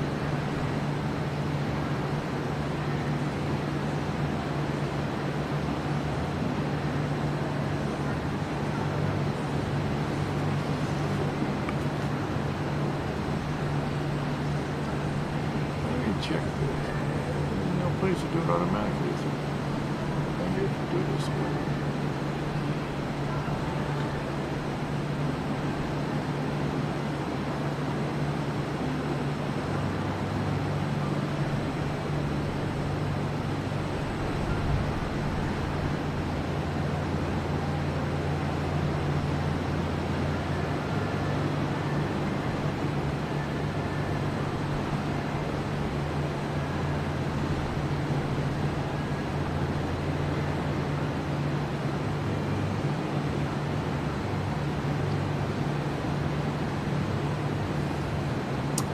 Well, is Angry still watching?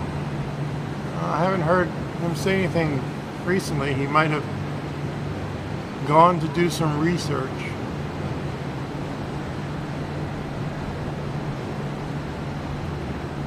And just kind of hope he didn't find a new article or something from Blue Origin.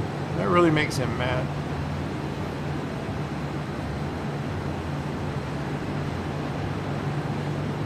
But you know, a lot of things make me mad. Incompetence makes me mad. Why a body shop when they order parts and UPS is showing the parts have been lost? So why wait weeks before you decide to reorder when I need my car? Yeah, I'm sorry, when you have a car that needs to be repaired, you can't sit there and wait 2 months for it. Not when you depend on that car. That's not acceptable.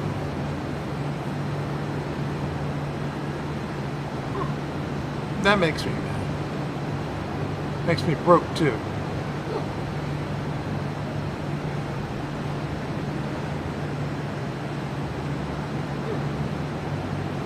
Blue Origin at their constant lawsuits. And then making a big deal of their little hops.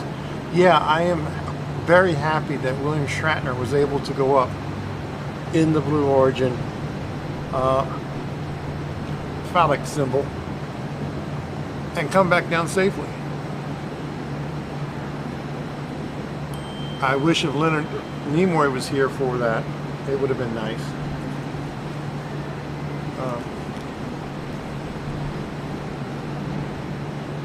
He could have really enjoyed that as well.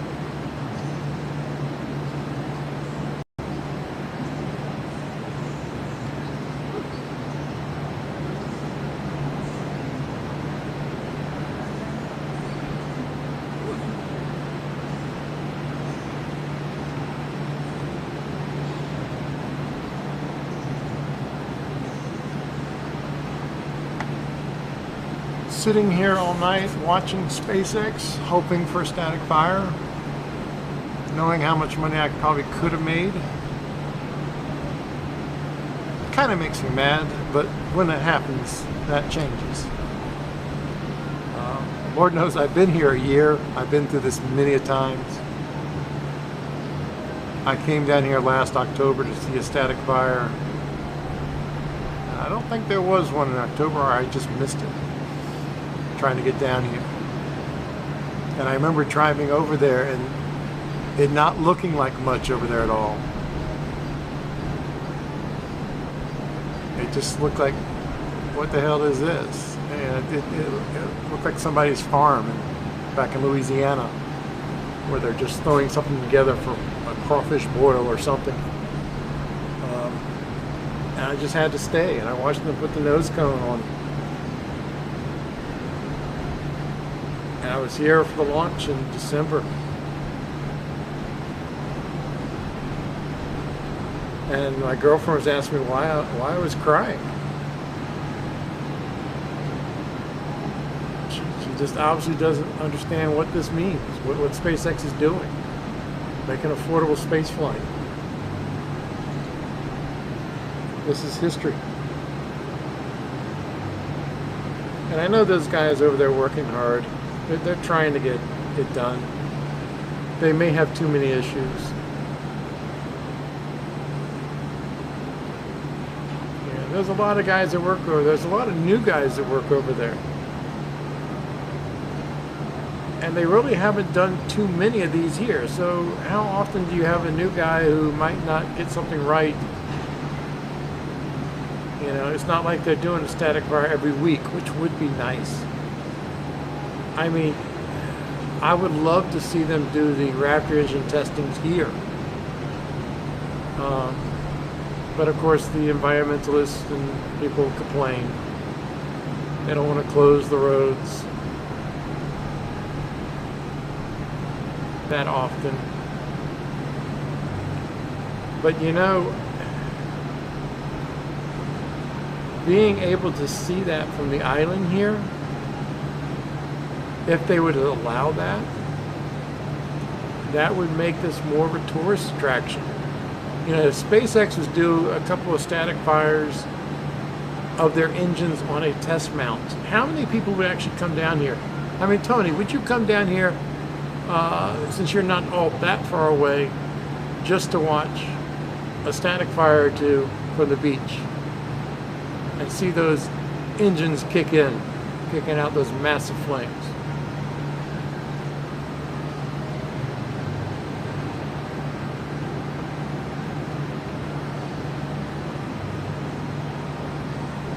I mean, I would love to go up there and see some, but it's kind of hard to get close.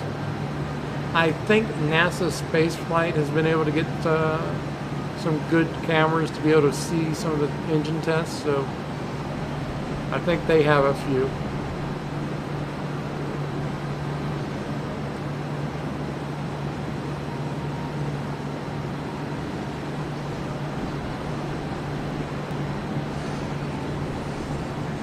Have you ever been able to make it? Have you been able to make it down here, and Tony? That person over there in the corner, yeah, with the hand up, yeah. Have you ever made it down here for any of the launches?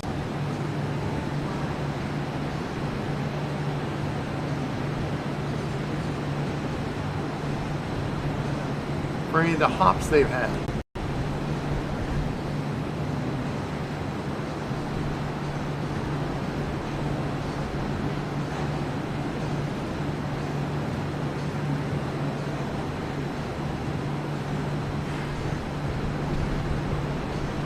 Well, I don't think he's going to be selling any tickets to watch the launches.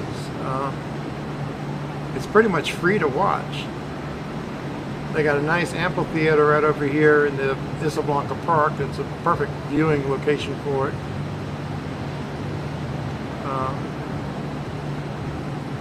I don't know if the FAA would ever let him sell tickets to the high bay to watch it from. That would be an incredible place to watch from. And it's sad to think that that may have been the last hop, number 15. May have been the last hop we've ever gotten to see. That's kind of sad. To think that the next might be an orbital launch.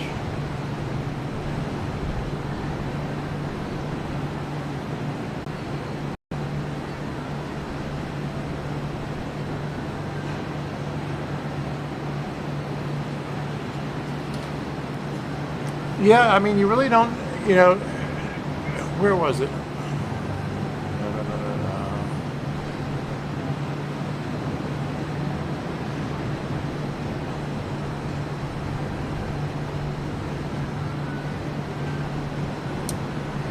I mean, if you look at some of my videos, all those are filmed down here in the beach in Isla Blanca Park. It costs $12 to get into the nice and clear here too.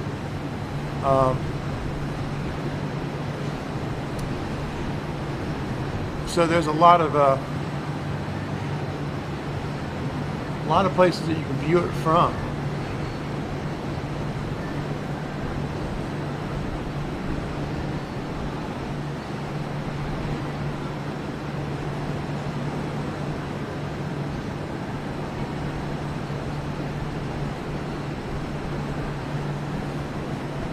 Yeah, I don't know if you've seen. I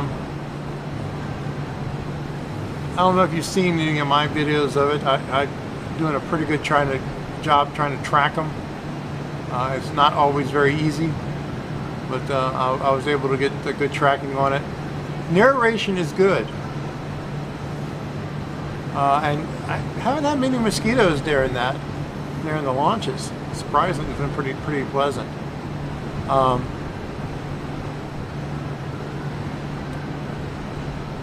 But yeah, it's something else to see, those launches. And it's a shame that we probably won't see any more of those hops anymore. Narration is good in a way, but you know, it's something else to be standing there in the park listening to the crowd cheer it on. And to realize you're standing next to a couple of SpaceX employees and hearing their comments. And it was something else to see a little group of SpaceX employees, especially for serial number 8. You know, they were like, we did it. Oh my God, we almost, I mean, even though it blew up on landing, they were so excited because it done so much more than they even thought. You could tell it in their voices.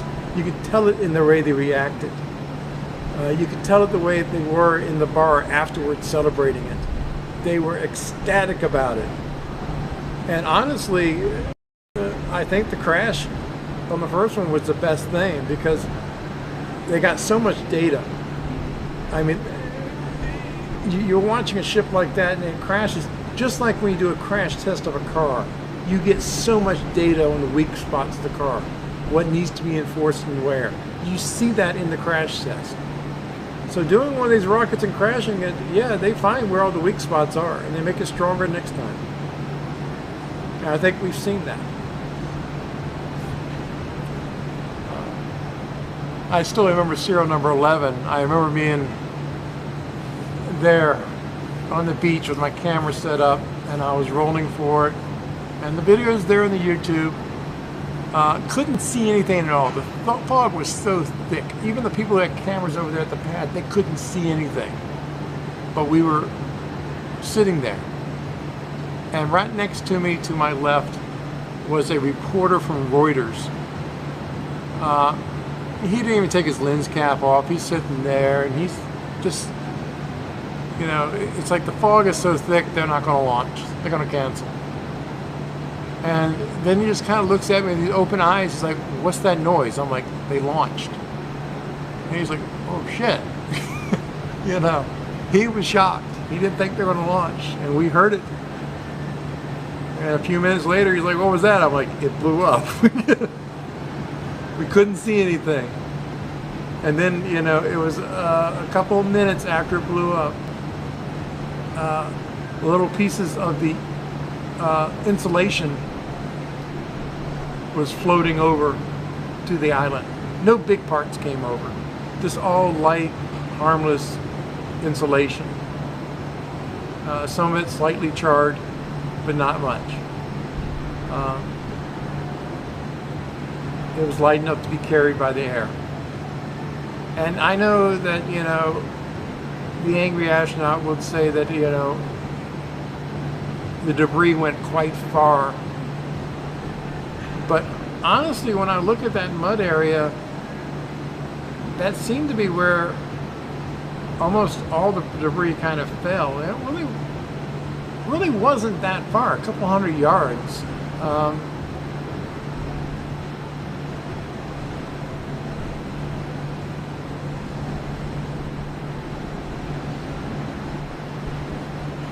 I don't recall if there's any on the other side, out in the other marshes that we've seen. But that's federal wetlands, so we don't go over there to check that out. But SpaceX took their time picking up those parts.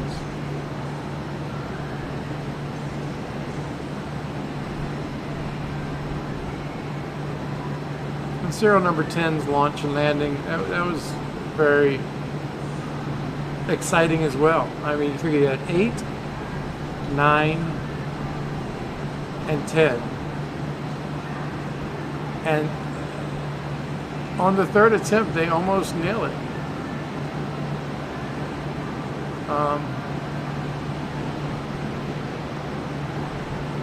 I think that is better than most people actually do.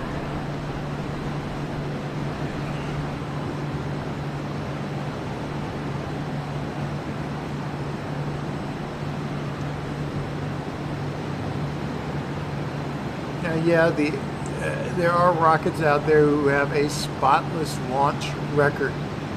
But that's the launch record. When they were initially designing it out there at their test areas,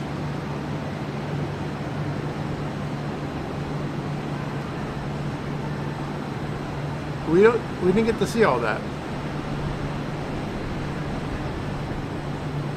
Yeah, I think they pretty much had the roads at least a soft close. I think a lot of the employees are moving away from the pad.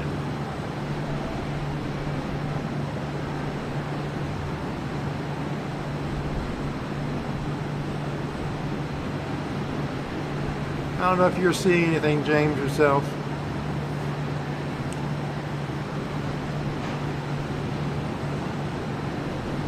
And in a way, I kind of, agree with you. I'm actually quite tired. I didn't get much sleep at all last night. And I was up very early in the morning.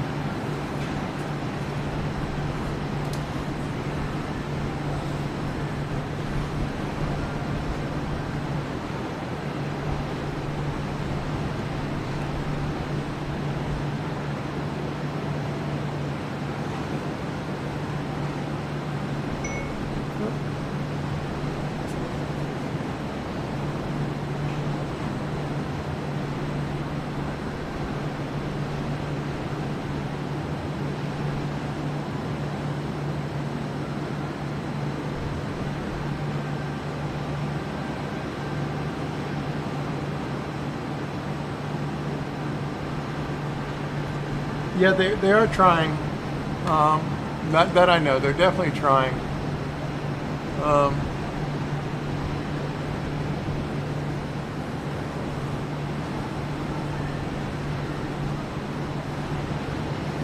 Because it's been a while, and I'm pretty sure they're frustrated. They want to do something. I don't know if you have built model rockets. I've built a lot of model rockets, and it always sucks. You get through building a model rocket, and it's sitting there on the table, and the engines are sitting there, and you're just like, I gotta go launch it. I gotta go launch it.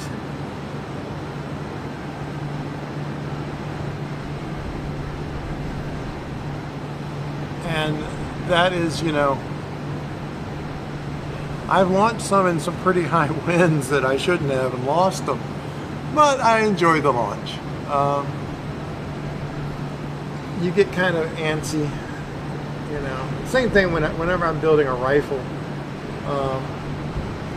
That's what I kind of miss my home in Louisiana, that I can put together a rifle that I can just go into my back porch and shoot off a few rounds and test it. Which I've had other people who do similar things say they're kind of mad at me at that, because when they build a new rifle, what have you, they got to wait till the day they can make it to the range, and they got to drive all the way to the range to test it. And I can go out in my bathrobe if I want to. And I think a lot of the employees at SpaceX are the same way. They built this rocket, they built this Starship, they want to see it launch.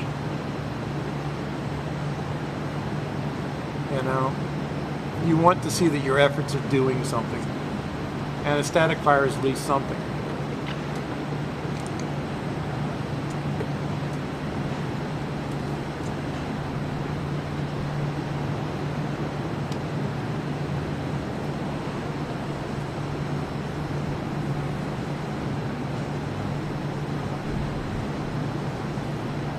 So the base is completely clear, which is good to hear.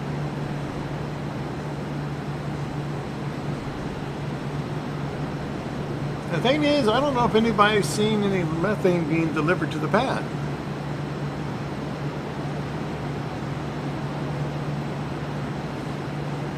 So the things that we're looking for right now is venting, either near the fuel base pad or somewhere over there. There should be some type of venting at the tank farm.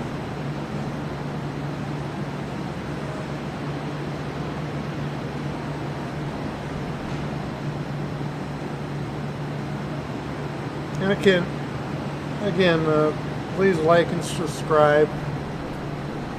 It helps to get the numbers up. It helps me to get some food that I can put down in the basement to James for all of his hard work.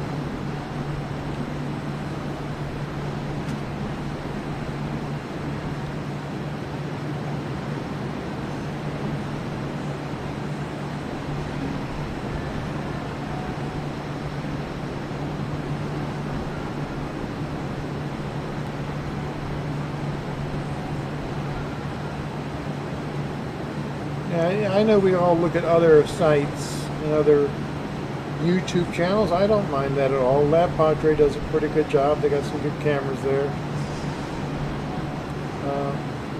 They're not even reporting road closure. I don't know why.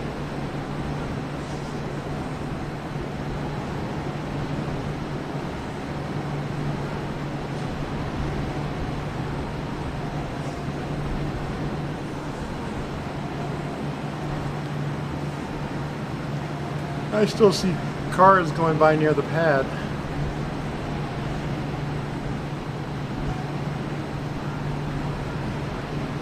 Now the thing is, this is serial number 20.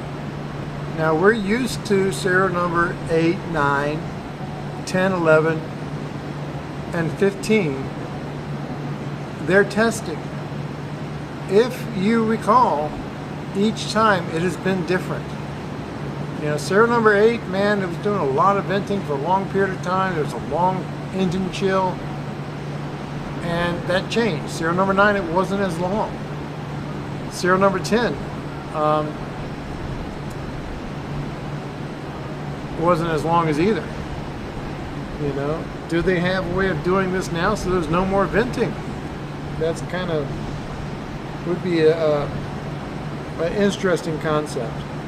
Right now, it's pretty clear. Well, it's actually very clear. Very few clouds in the sky. I can see Venus clearly. I can see Saturn as well, and Neptune, and the Moon. And it's about 73 degrees out, and kind of dropping.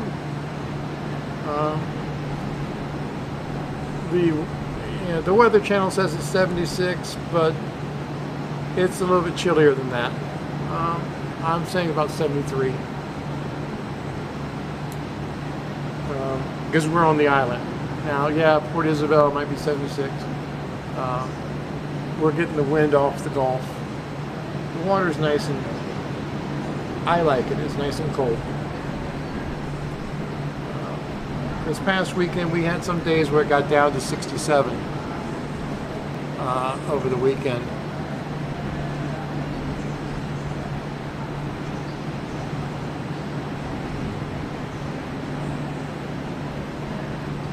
But otherwise, it's been very nice weather. It hasn't been too windy.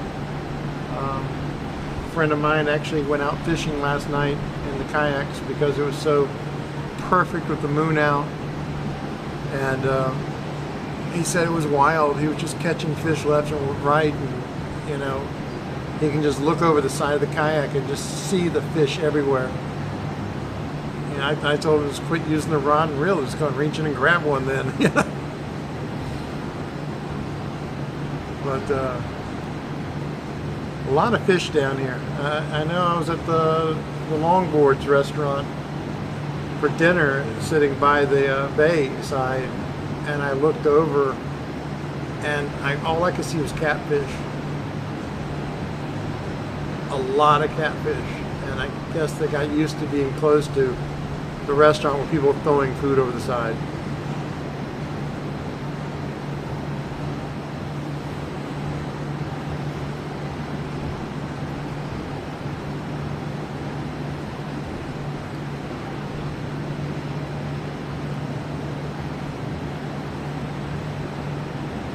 Well, it looks like, yeah, they may be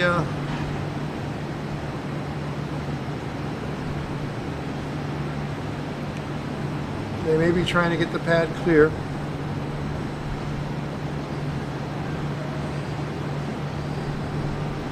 My question is, do we know the status of the doggy?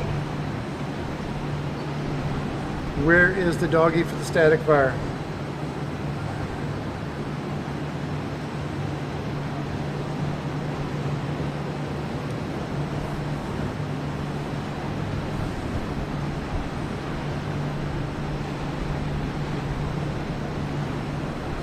I don't think James teases too much. He has a fairly decent sense of humor, but a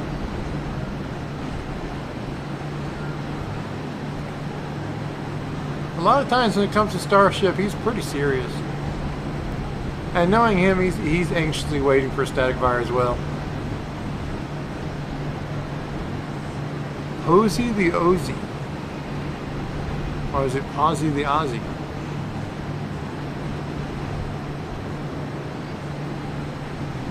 Catfish are great fish. I like cats, so I like fish. I like catfish then. Shout out to James from Posey the Ozzy.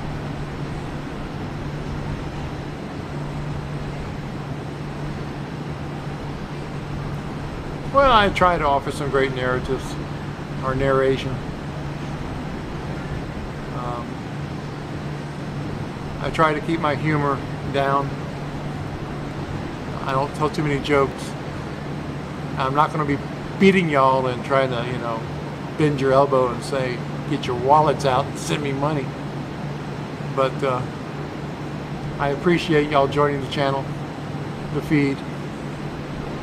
It's nice to have a group of people here.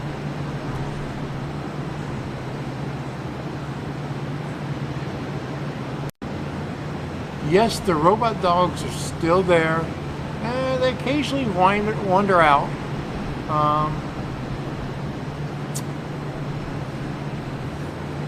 But a lot of times they're used to check after something goes wrong or hazardous.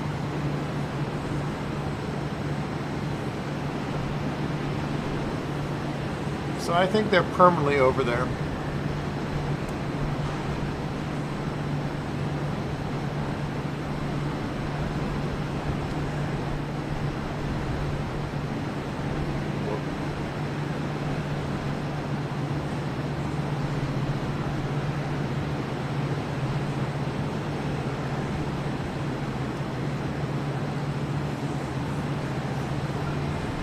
And mind you, James, this streaming device, I cannot see if anybody sends a super chat.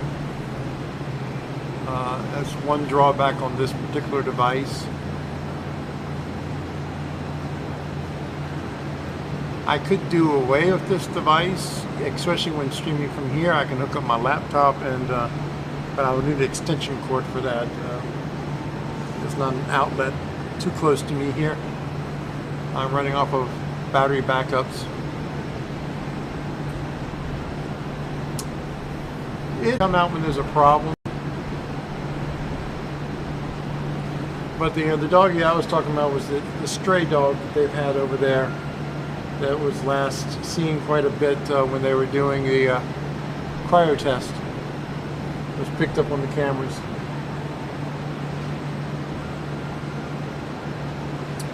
So we're at the last vehicle leaving the pad. That's looking good.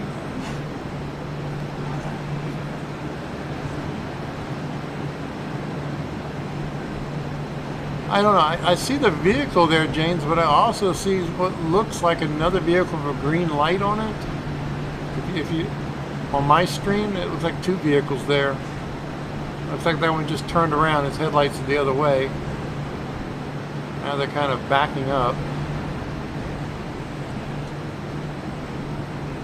It looks like there's two vehicles sitting there near the tank farm area.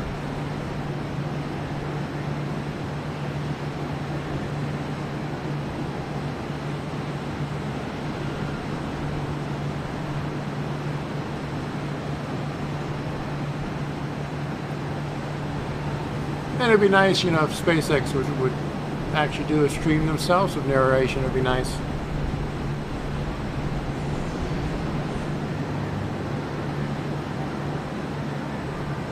They do a pretty good job.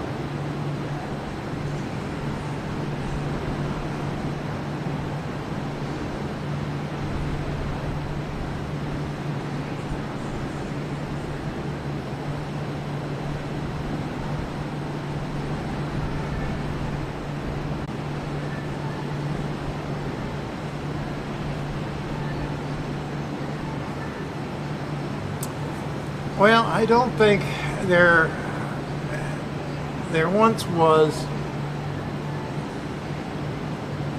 and they were once aiming for a launch this year, but I think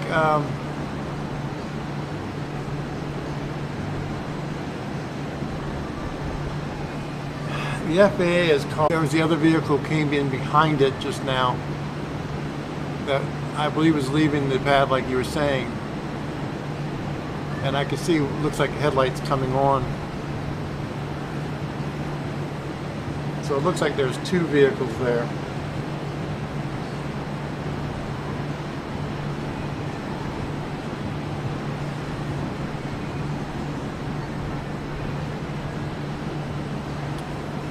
But yeah, the FAA is kind of making it a little more difficult for SpaceX. The Angry Astronaut did a couple of good videos on it, especially with their demands for the desalination plant for the water, so they can use fresh water for sound suppression as opposed to salt water. I see the taillights of one of the vehicles now. It looks like they're turning around and heading back to Starbase area, or Stargate area.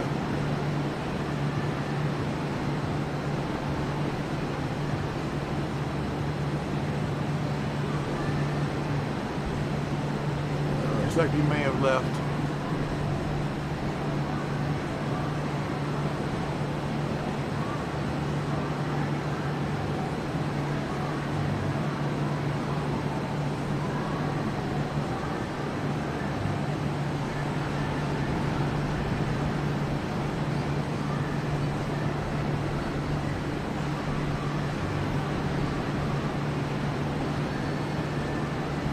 Yeah, so maybe that green light I'm looking at is just a light on some equipment over there.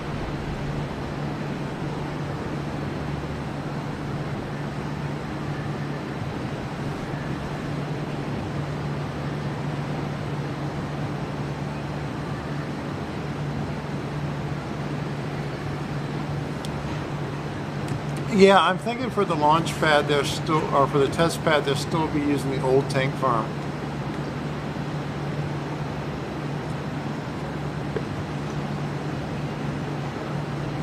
I don't think the new tank farm is ready for to be used yet. And just let us know what we're looking at. A little bit to the left, the center. Well, I see another car heading back towards the pad. Just drove in front of the Starship. Oh, that's not a good sign. And here comes another one.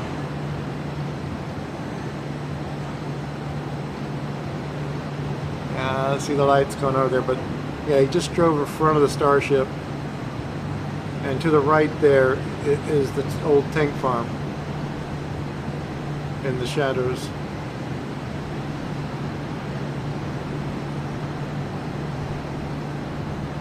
Yeah, it looks like I see some headlights on the other side near the Starship, so it looks like they're back over there again. It concerns me when it looks like they keep having these issues.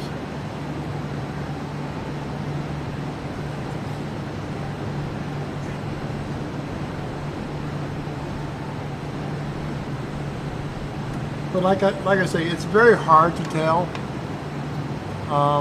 They do have, new employees that have started working there recently, so they may not be used to doing things. And it's not like the way the Starship is built is common. You can't come here and say, I used to work for Boeing, so I know what y'all are doing, because SpaceX is not doing things that other companies are doing. They're doing things that other companies said couldn't be done, or you can't do things that way.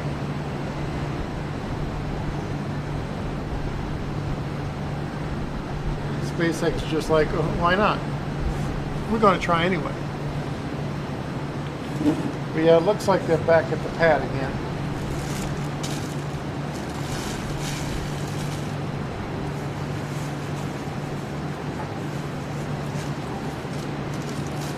I don't know if you're able to catch that, James. Looks like 2 vehicles at least back on the pad.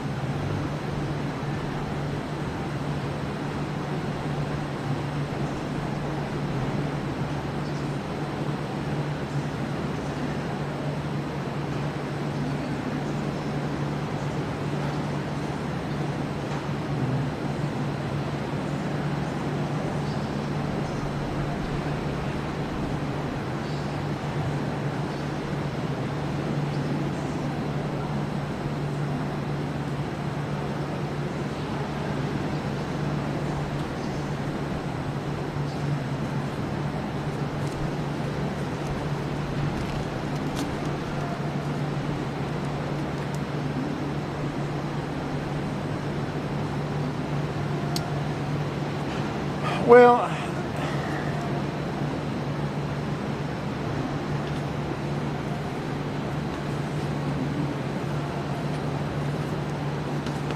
no, those 2 that were on the pad, they were in front of the old tank farm. They drove in front of the Starship and turned on the pad there, but there could be others down there too. The Great SpaceX, a reliable source for information. I can't say anybody's a reliable source for information. Not even me. SpaceX does not publish or tell anybody what they're doing. What we have been doing, we've been watching and guessing. Even today, it's not like SpaceX has announced a static fire. And even though Mary, Boca Chica girl, reports that she got a blast warning, possible static fire for this afternoon. But if you read what the warning is, it says nothing about a static fire. It says testing and a possible pressure wave, which could be cryogenic testing, anything that can go boom or pop. So it's a lot of guessing. And even when it comes to the launches, all of the launches, we never knew for sure. All we knew is that, okay, they're closing the airspace, they're going to try for a launch, this is what we think they're going to do, and we're watching. And then we watch the ship, and we watch the fueling of the tank farm. And once we see the fuel going to the Starship, then we know something's going up. Or not going up, but going to happen. If it is a static fire, great. We look for those signs and watch for it.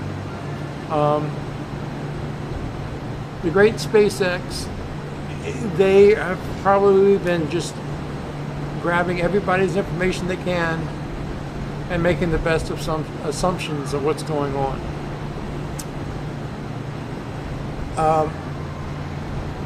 I can tell you right now, I know quite a few employees that work over there. And some of them have been working, and all of a sudden they hear a noise, and it turns out a static fire. They didn't even know there was going to be a static fire. So sometimes the employees themselves do not know what's going on. I've talked to some that actually work on the pad, and I mentioned about a structure being moved to the pad, and he's like, I'll have to check it out. He wasn't aware of it. And even some of them have mentioned that they are really impressed on how some of these YouTube channels pull up more information than they even know. And I hear Elon watches them every now and then too.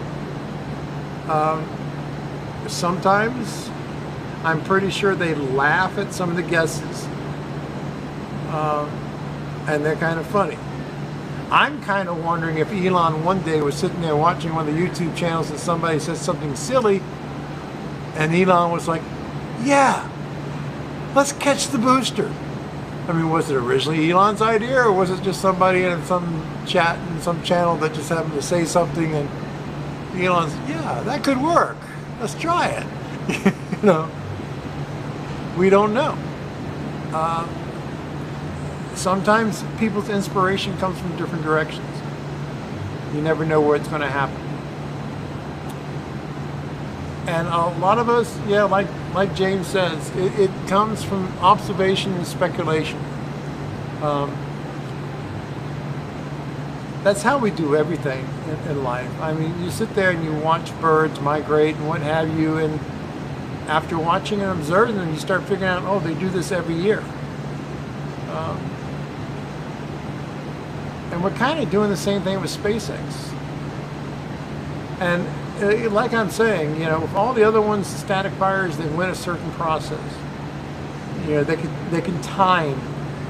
You know, you had channels like Lab Padre and NASA Spaceflight. They had it down to the point where it's like, okay, we have venting at the tank farm. We are 45 minutes away from a fire, a static fire. And you know, they had the numbers down that they figured out just from watching. And then the second one, they were going by that. I think it was the third one. They were going by that, and then they were completely caught off guard. And they were talking, and they're like, yeah, we got like 10 minutes from a static fire. And then it's like, oh, it just went. Okay. Because SpaceX changed their process. This is something that SpaceX is working on, it's developing, it's testing. So they're going to try things. Do they need to chill the engines as long as they do? Can they get away with shorter chill time? Do they even need to chill? They may try different timing to see just what would happen.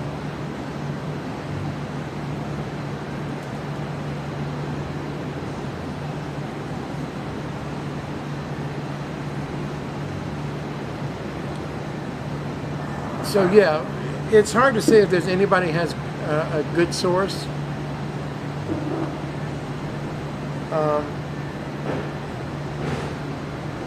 You know, I'm told things, and it's amazing how I can hear things from two different employees, and they be contradicting each other. They don't know for sure. They don't know. They're taking a guess themselves. And things are always changing. I mean, they're building a starship that's never been built before. They put something together and they walk by and they look back at it and it's like, wait a minute, what if we did this? And all of a sudden they start changing things.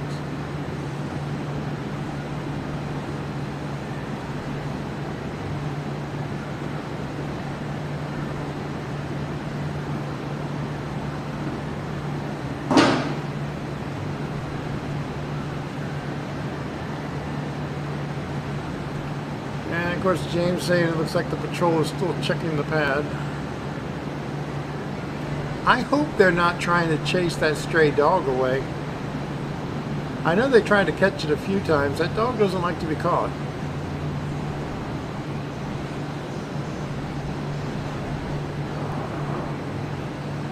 But that could be an issue if they're trying to do a static fire and the dog doesn't want to leave the pad. Besides, that's where he's going to sleep for the night, underneath serial number 20. That would not be good for them if they did a static fire while there was a stray dog there. They would not be happy with that.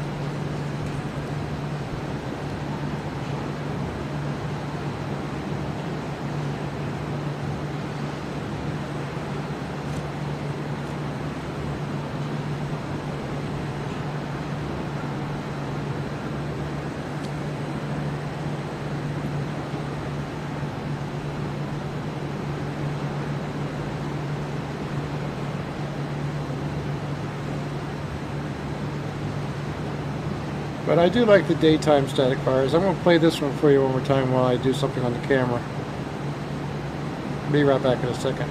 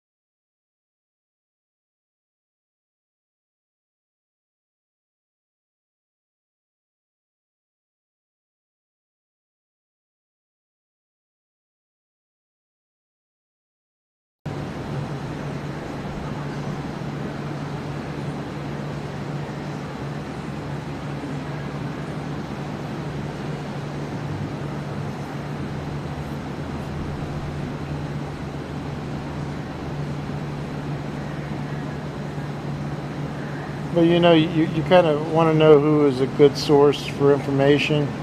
I would have to say James from Canada. I don't know what his history is, but somehow or another I think he used to be a detective.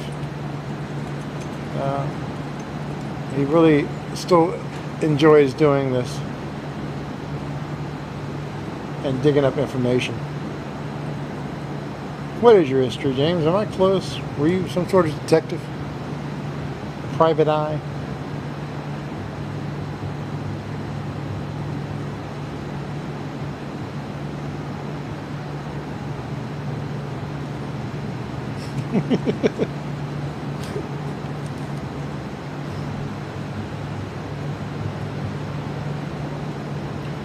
James in Canada, spacecraft detective.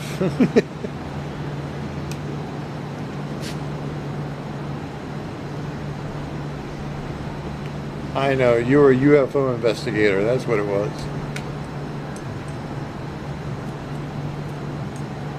You know, one day I had to drive back there, was that old static fire, that was in the past.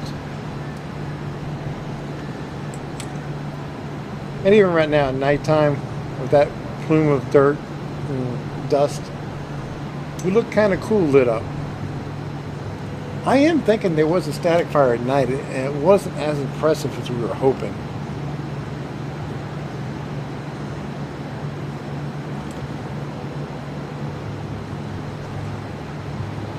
Oh, electronics. So you and me both kind of in the same field.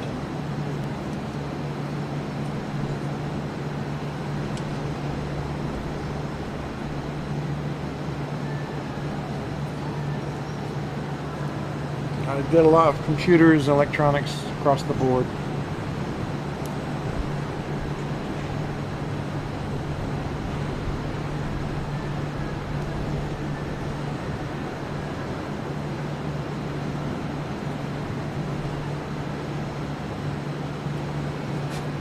And again, I'm kind of sorry, guys. I wish we knew exactly what time a static fire was going to go on. But remember, you didn't pay anything. It's free. I'm offering my live streams, my videos to y'all for free.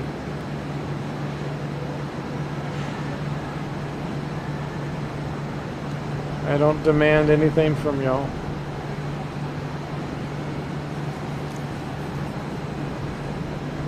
And I'm just trying to offer what I can when I can.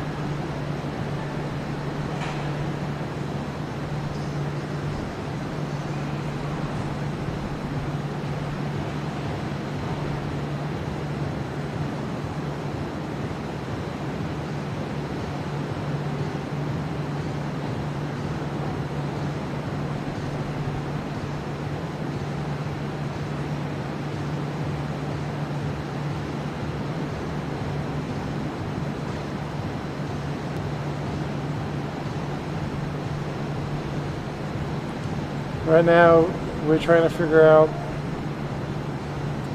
the tweets from Elon.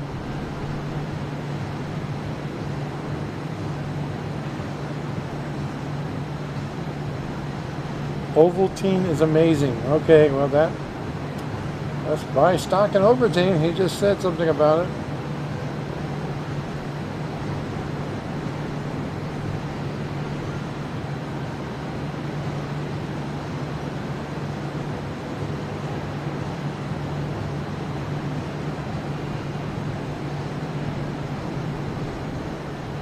Which is fun, you know. A lot of people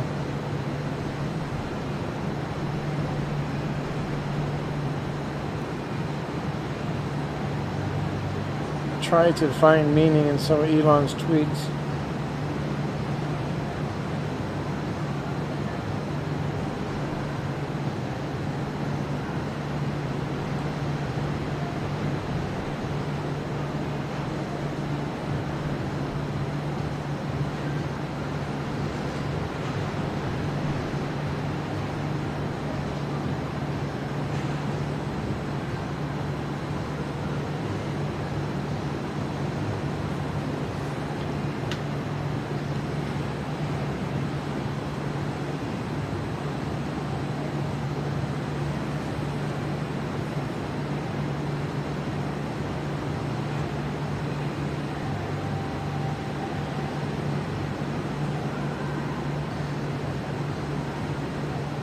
Yeah, you can get pretty close over there. There's a lot of waterways over there as long as they're not restricting it.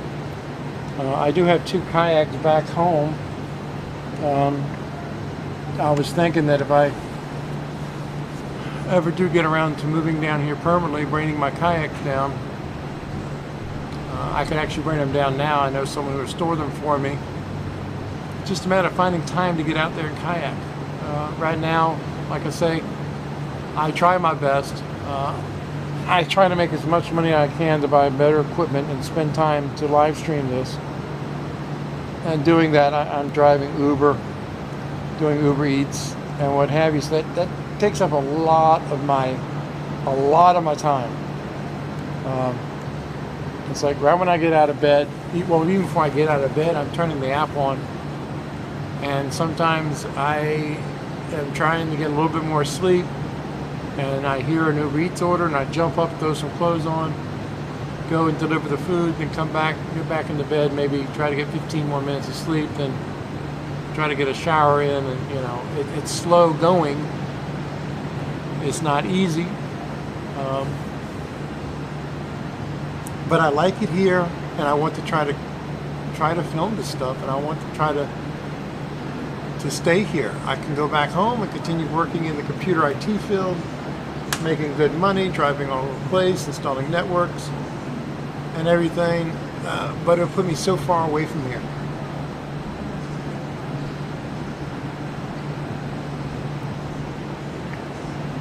Yeah, well, I see another vehicle driving by the Starship now, and by the tank farm, and it kept going. It was going pretty fast. And there goes another one. So there's several vehicles. It looks like they're going away. And there goes another one.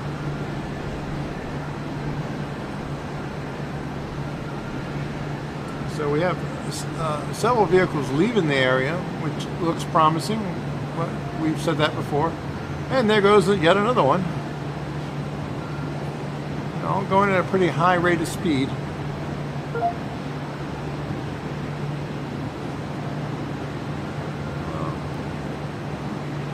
And there's another one.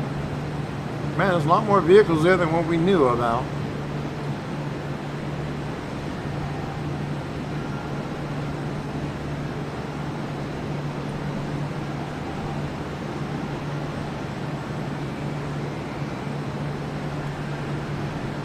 And like I say, we sit here, we kind of hope, and we keep our fingers crossed that the process will be the same as before.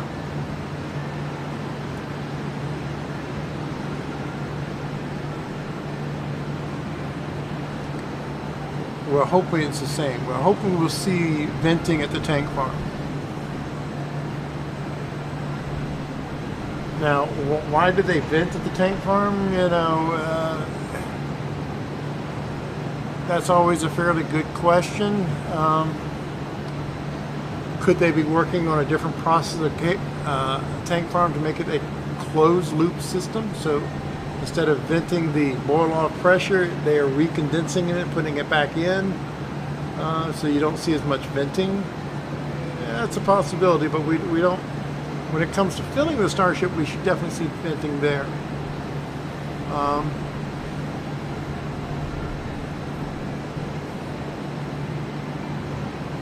But as far as how long it takes them to put the fuel in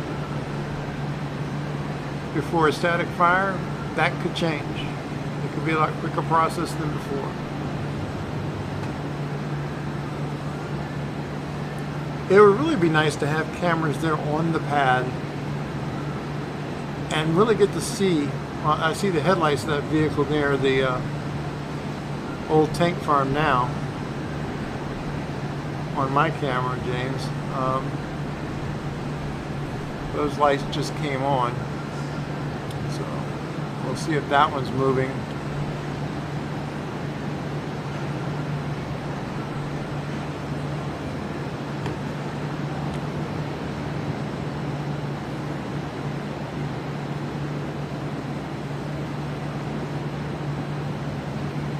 And it's either turned around .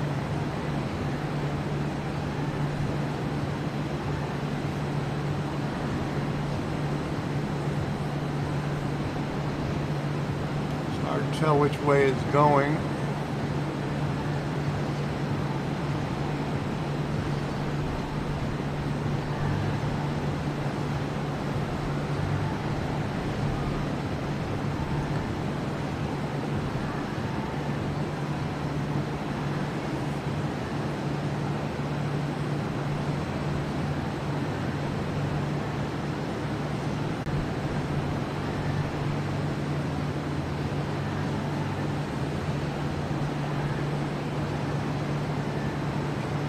See another vehicle going in front of the pad again.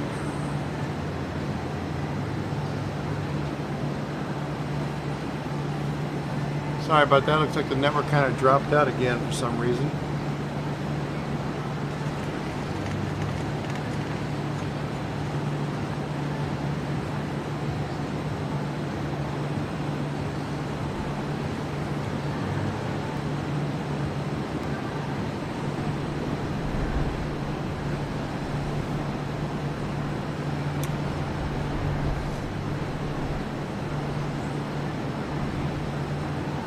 Yeah, like I say, I sure hope they're not trying to catch or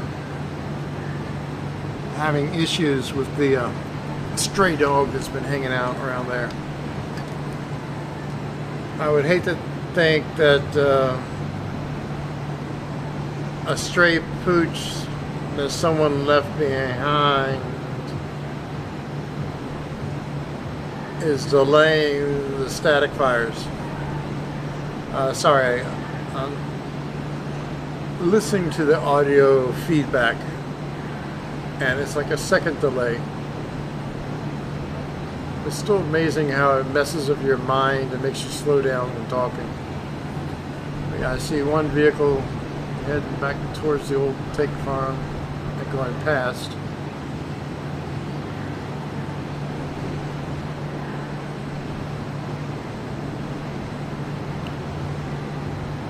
Looks like something's still on the pad.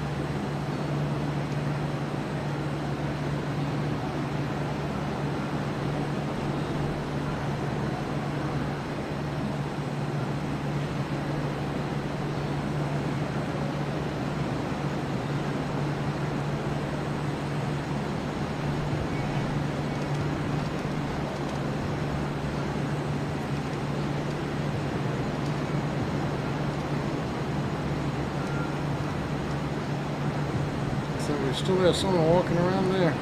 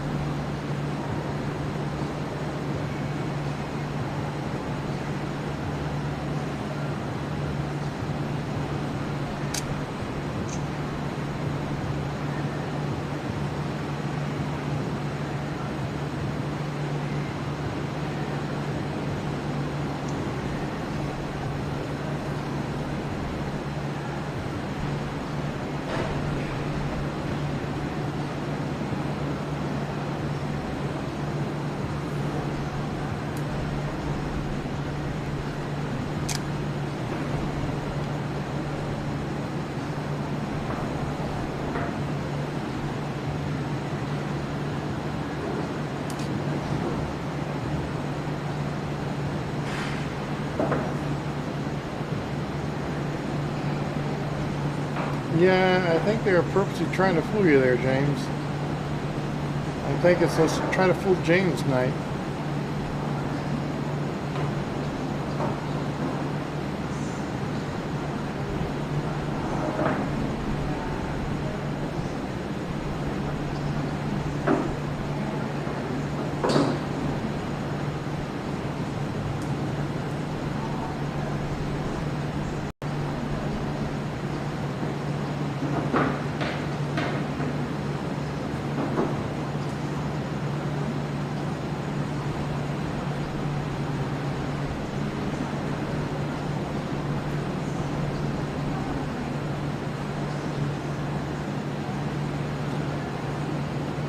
I know it's very frustrating for people,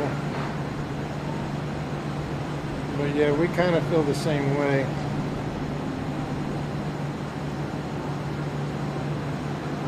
It's a lot of waiting.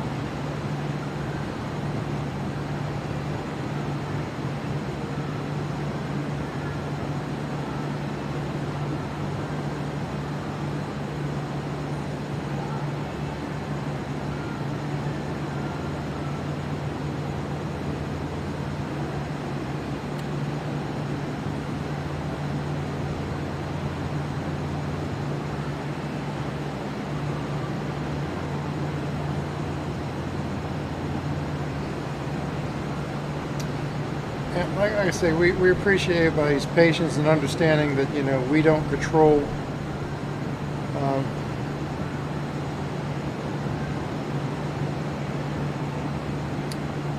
what SpaceX does. We don't know what SpaceX is doing.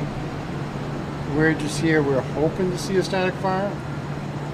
It's not like SpaceX sends out a memo and saying, hey, watch tomorrow, we're going to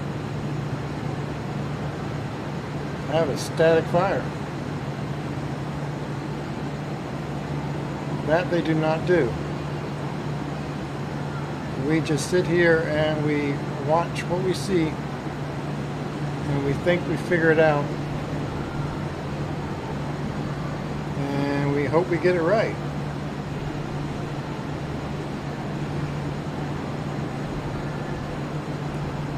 And like I say, I came out here last October, so I've been here for about an entire year now.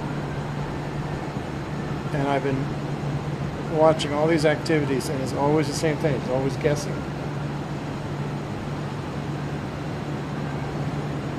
I mean, even launch days, you know. December 8th, they tried to launch serial number 8. And I think it got down to the last few seconds, and they aborted it. And it was the next day when they had a successful launch.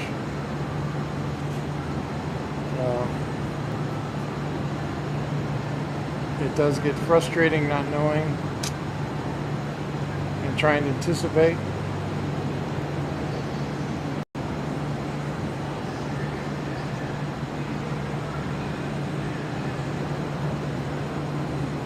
But that's the nature of what SpaceX does to us.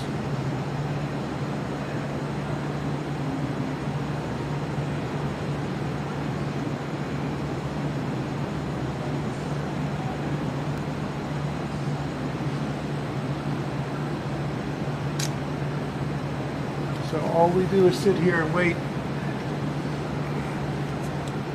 And I live stream it for you so y'all can enjoy the wait with us.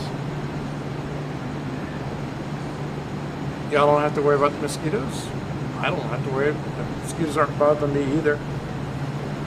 I'm out here on a balcony, so I'm not shooting through the glass of the hotel room. And so my cat's not screaming at y'all, wanting attention.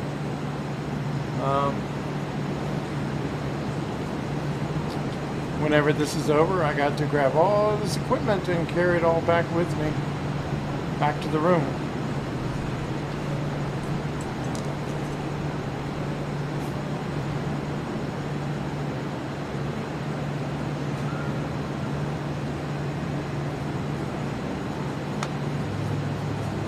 The moon's getting up there. There's some clouds moving in. It looks kind of neat when you got a bright moon behind those clouds.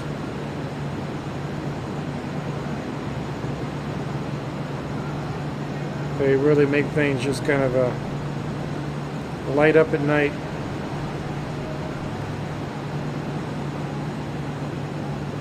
Dispersing that light everywhere.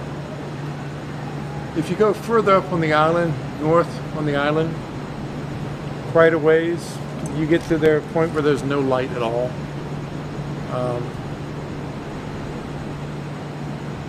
You have to get off the road and drive on the beach for a while. And you get no light, and you can see all the stars a lot better than you could anywhere else. Well, not anywhere else. There's some places up in the mountains you get some really incredible views. The air's thinner, clearer, colder. But yeah, once you get away from that light pollution, it's incredible to see.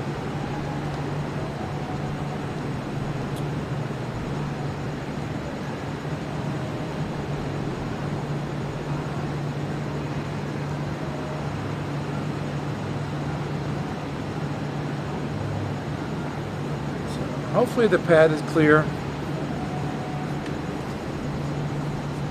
Hopefully we'll start seeing something progressing. Usually there is a siren that they will blare over there. We can't hear it here, but it's a 10-minute warning before they actually do anything for anybody who's in their homes to be ready for any type of blast wave that they may feel. And like I say, early in the stream, we did see several people on top of BN4, the booster number 4. I'm not sure what they were doing on top of it. I still think it would be a great place to put some sensors and to gather some data for an engine test. Good angle for some cameras, because hopefully I'll be able to see down the plume.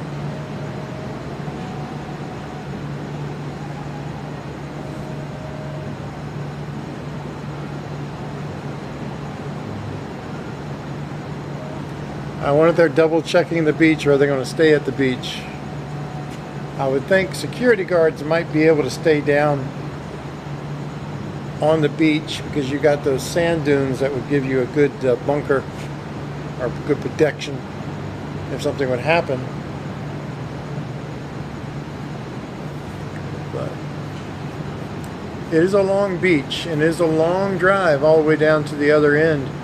Like I was showing you earlier, that tower off in the distance is actually in Mexico. So you go down there and you got the Rio Grande River that goes into the Gulf right there. That's the river that divides Mexico and America.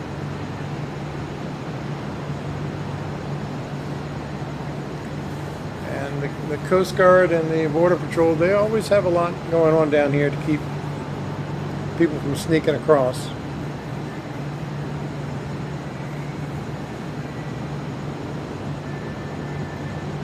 And like you were saying about the kayaking over the other side, somebody earlier,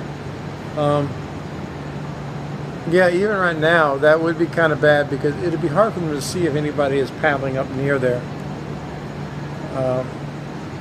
in a kayak late at night. That wouldn't be good. They've had issues.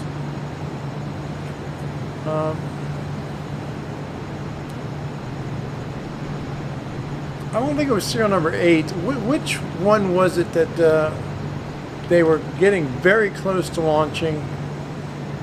And I mean, they were in the countdown camp, or in the countdown, and somebody flew their plane into the restricted area, and they had to abort.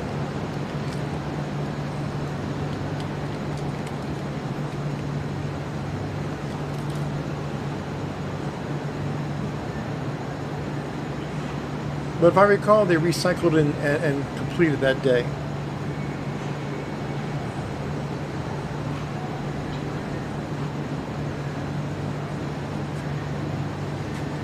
Walk over here real quick.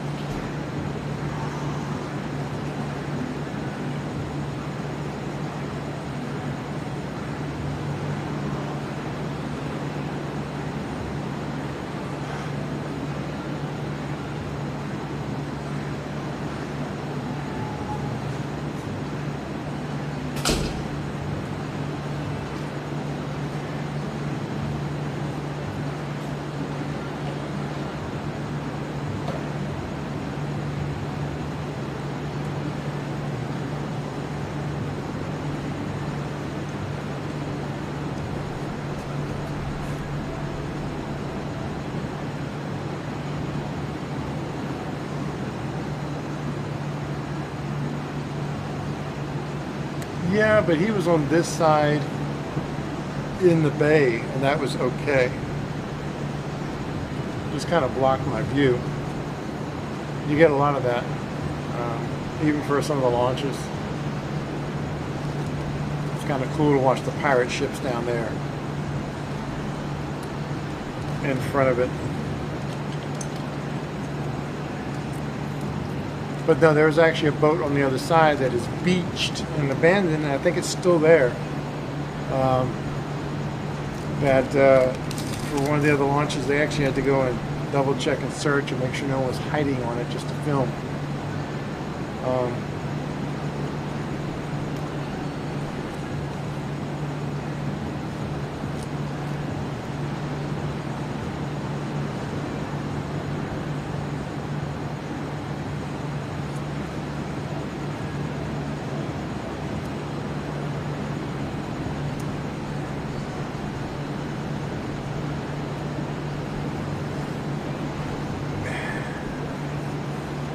I'm trying to remember that one, James. I really don't remember that one offhand. A lot of that water over there is kind of shallow. So a regular boat would have a hard time in that marshy, shallow area. Kayaks, yeah. Smaller boats, yeah.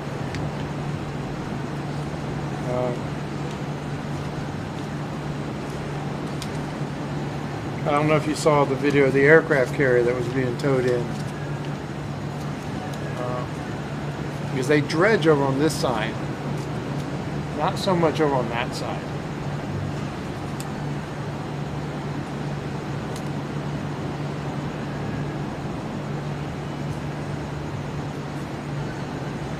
But then again, you know, if it was a day that I was down there watching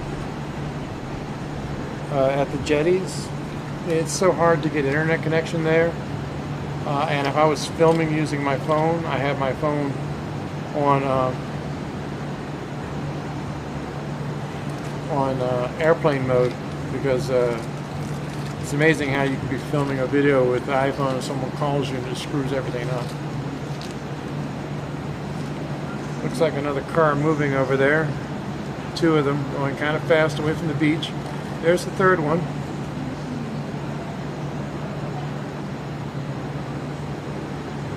I just kind of glanced up, so there may have been more than three, but I just saw three.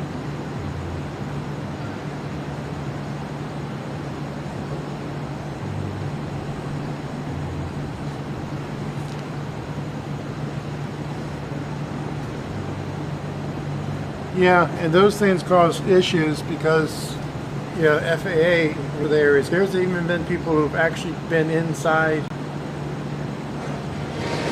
the restricted areas after a crash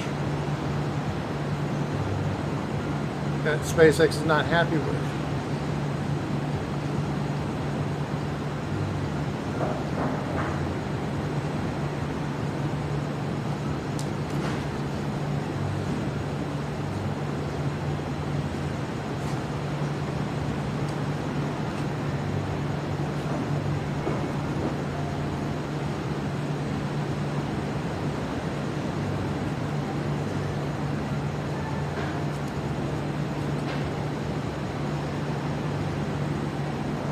We do have people who mess up things too much for us.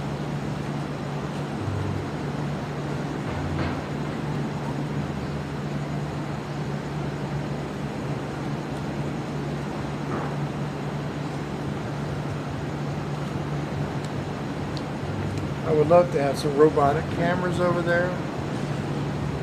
Those things are quite expensive.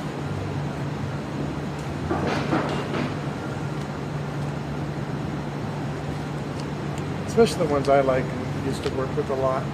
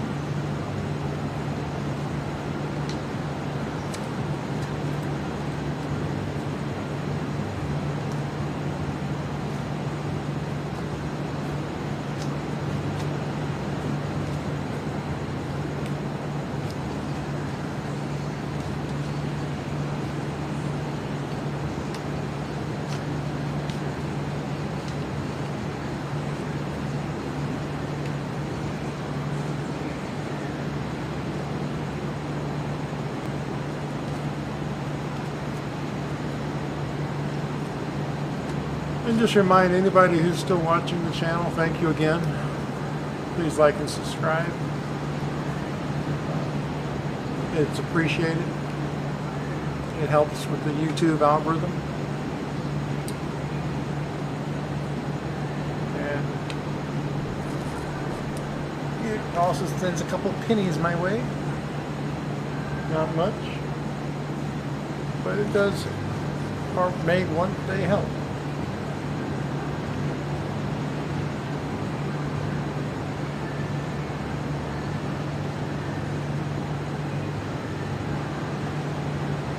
Looks like we have, I don't know, 10 people watching, is that right?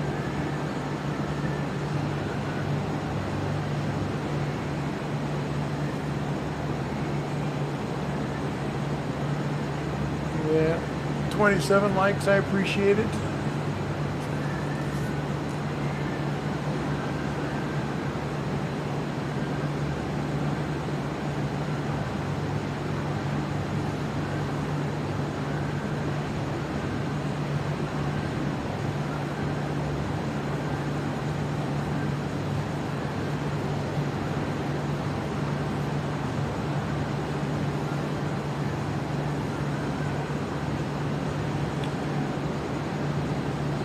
It's already 9:30.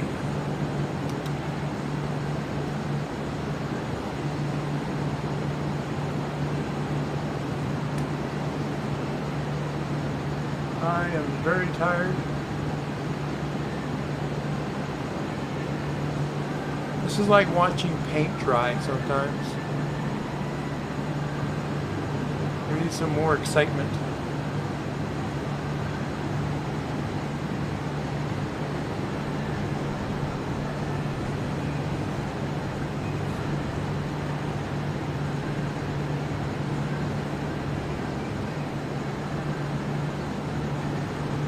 So when do you think we're going to do a static fire of the booster?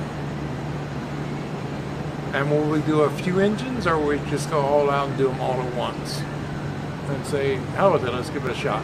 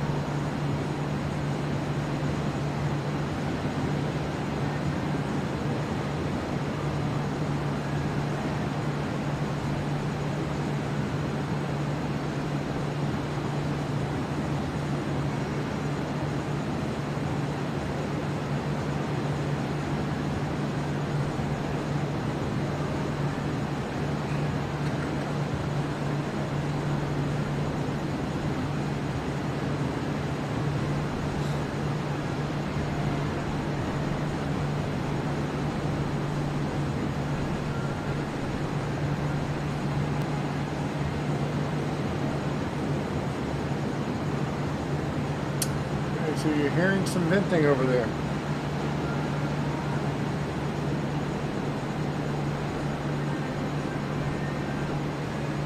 James in Canada is undoubtedly bionic. He can hear venting here, but there's another vehicle going by the pad now. And there's another one with the lights on. So maybe they're the last of the security vehicles. But you hear venting all the way up there in Canada. That is quite impressive. And if that's the case, I am sorry for the farts the other night. They were kind of loud. They didn't smell so great either. The cat left. But just joking.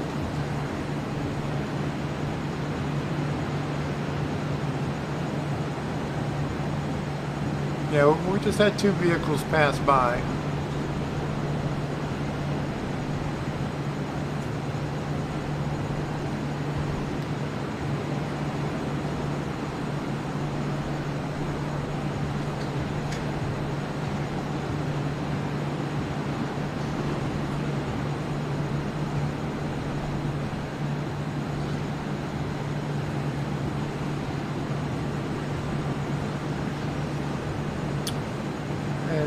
I'm surprised, looking at the other streams, they haven't updated anything as far as road closures or anything.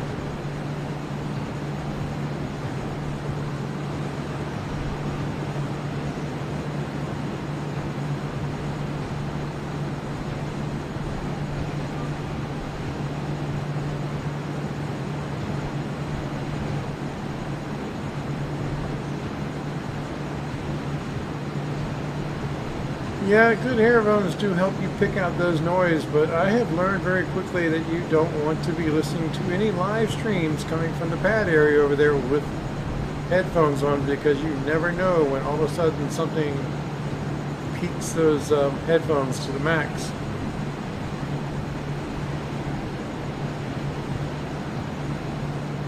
Actually, I was over there the day Angry Astronaut was over here visiting, and they started doing some venting unexpectedly, and it was loud. It scared him. It scared both of us.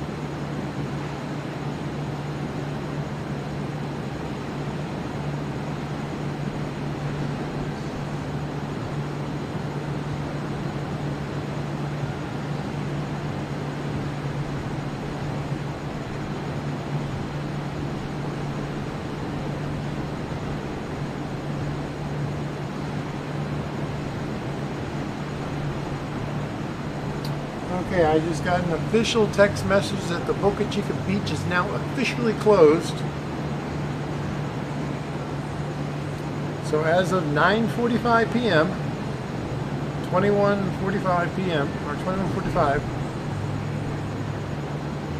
the beach is now officially closed, which means everybody's been cleared off the beach. This is a good sign. We're in the process of testing.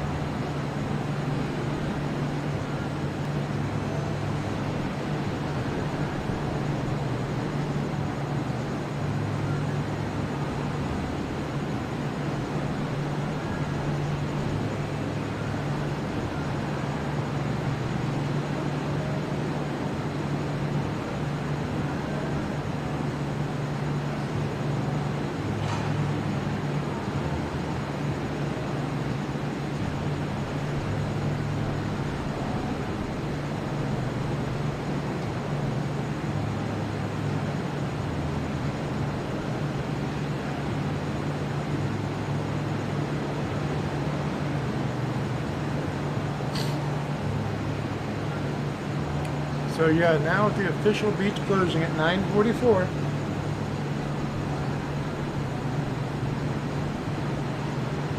Means we should start seeing something happening.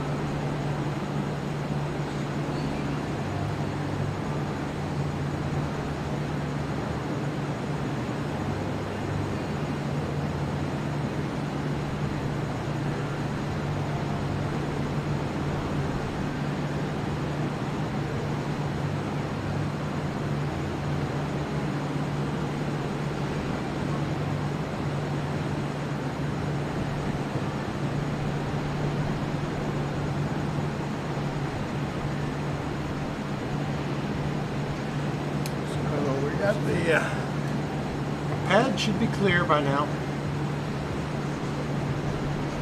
And the road and beach are officially closed as of 9:45 p.m. Central Standard Time.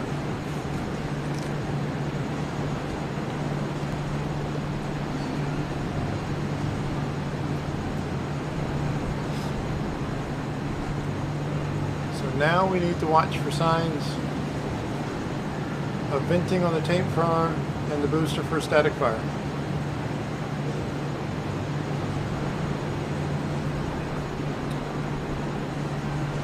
It's almost 10 o'clock, so they have a 2-hour window to complete this. If they'll push after that, it's hard to say.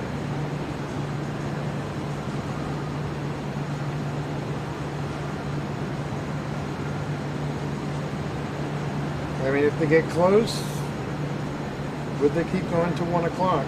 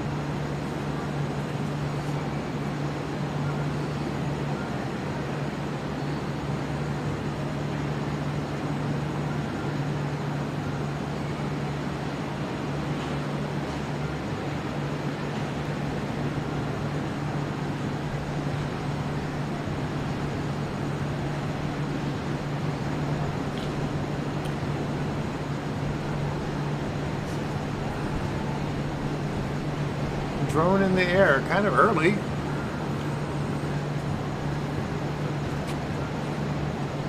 I mean, a drone has a flight time of what, 20 minutes? Normally?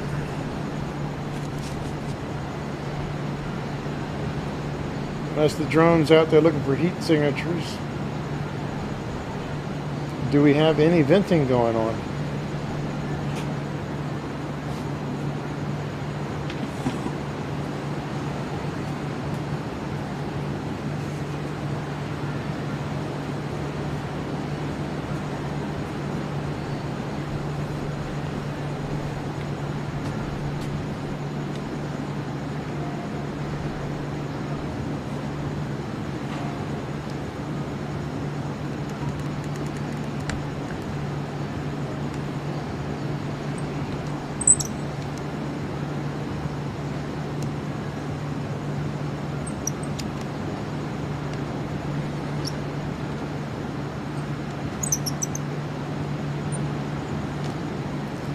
Possibly, yeah.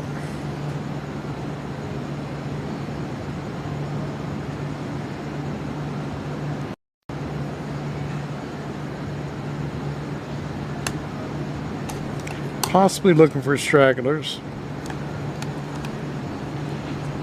It wouldn't be too hard to put some infrared equipment on the drone to look for body heat. Just in case somebody is out there somewhere.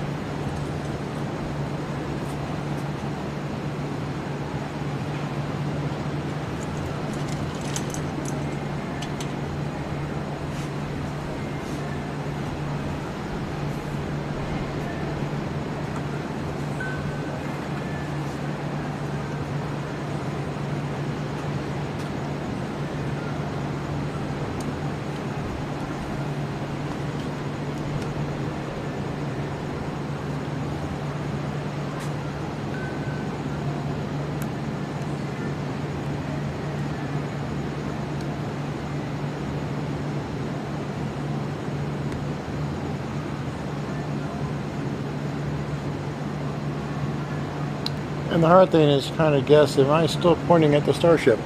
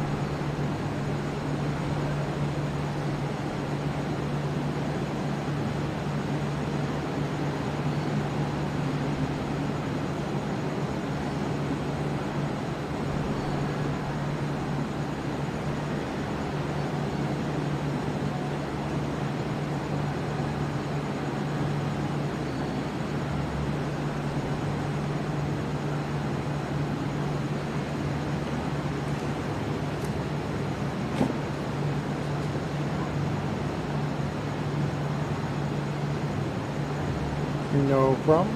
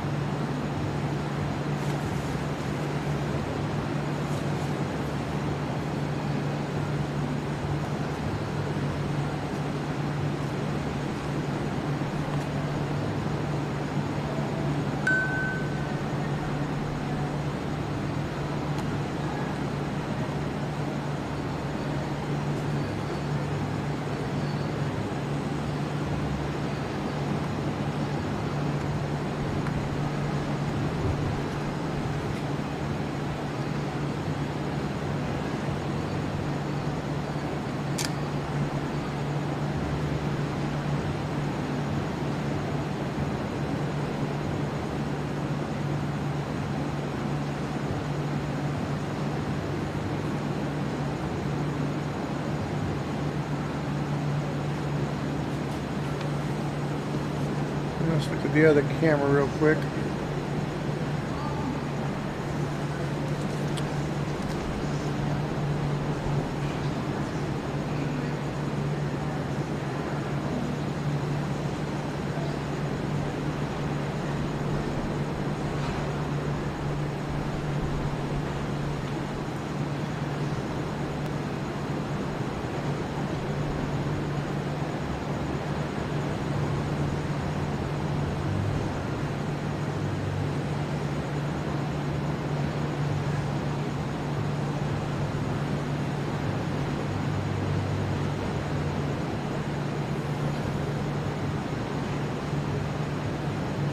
As we're waiting for SpaceX to do the static fire, we have road closures, pad clear, beaches clear.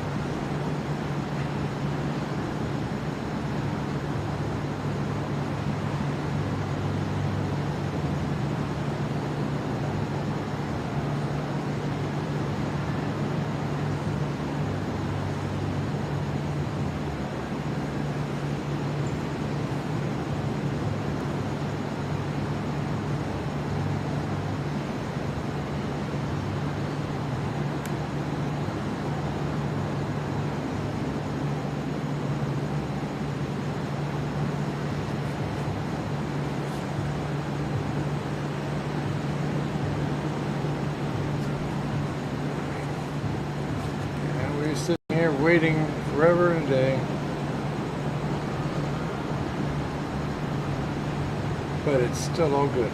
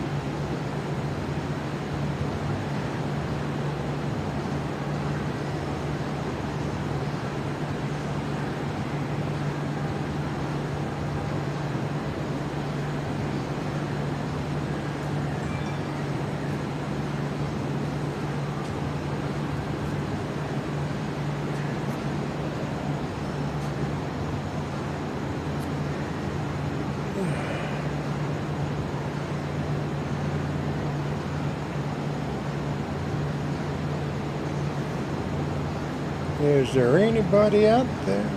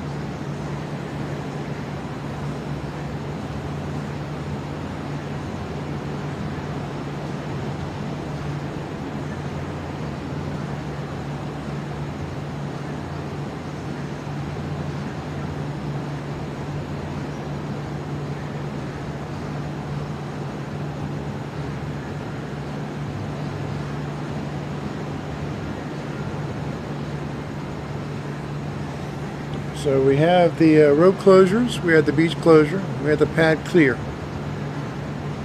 We're waiting to see any signs of any type of venting. It's hard for me to see that from here, but we're watching to see.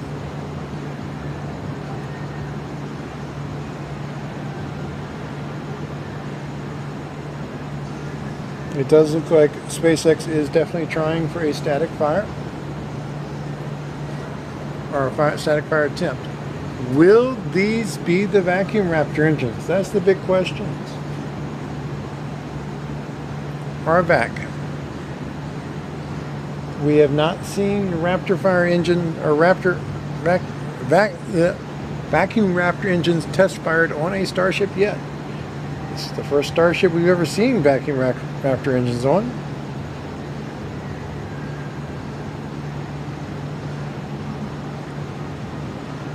So it will be cool to see. Yeah, those cannot be an easy engine to light in an atmosphere, because they're made to work in a vacuum, not in an atmosphere.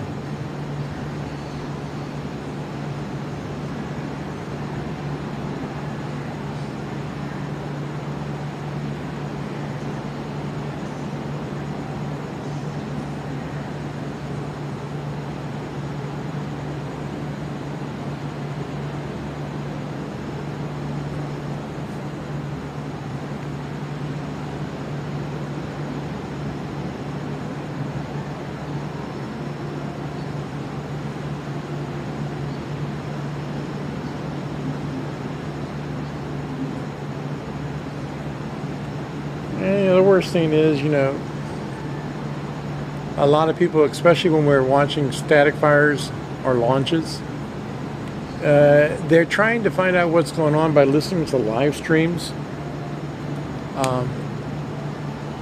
to try to time things before they, you know, while they're out there trying to film. But yeah, the problem is there could be a delay. And I saw some people get upset because they were too busy watching a stream to figure out when to turn the camera on, and right when the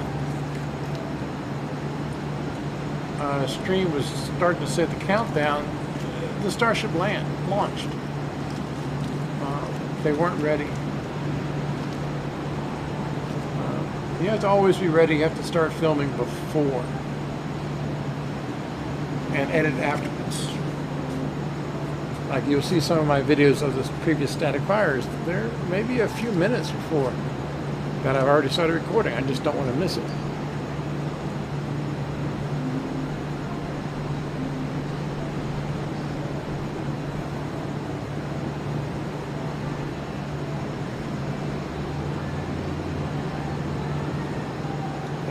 It's like now with the other camera, yeah, I would love to take some nice still pictures of the static fire, but I might wind up doing a video instead because it is dark. So I can't do a lot of heavy rapid shooting with the current lens I have because of the amount of light it pulls in.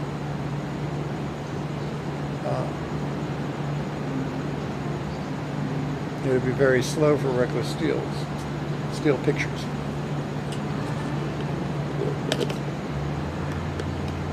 Sorry if I'm slurring my speech, I'm very tired.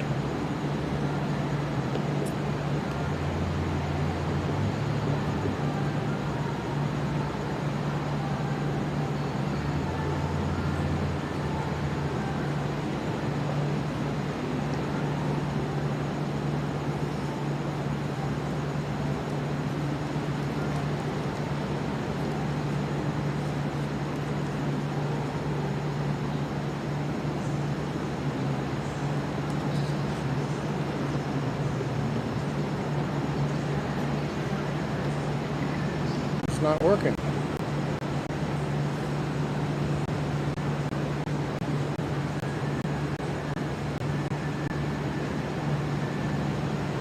I'm having to go back on a backup connection here until we resolve that. If anybody is still here.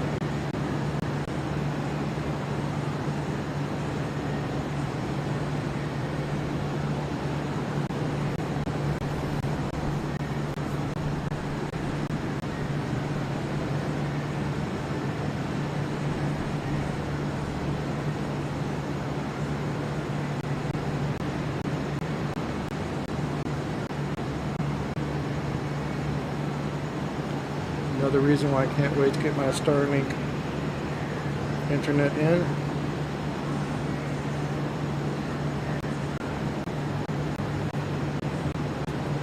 Hopefully I am not missing anything, but yeah, it's kind of strange that across the board the hotel's Wi-Fi can't log in now. It's getting an error screen.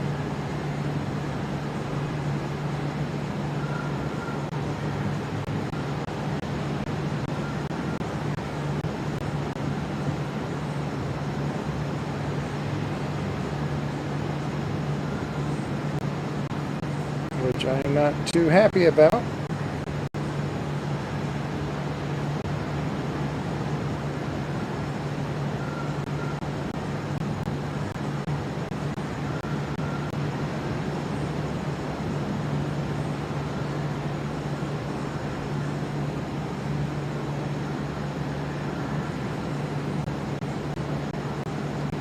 There's a lot of construction going on the island right now because they are installing new power lines and everything, so I don't know if the cable company for the island is doing the same thing or not.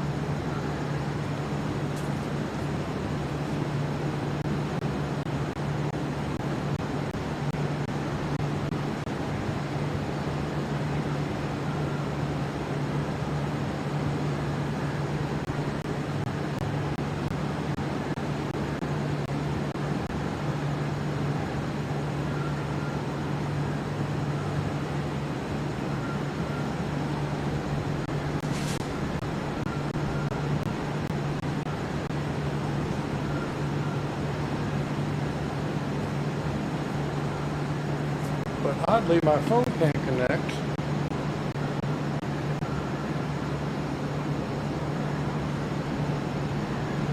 The device can't connect. The laptop is still connected.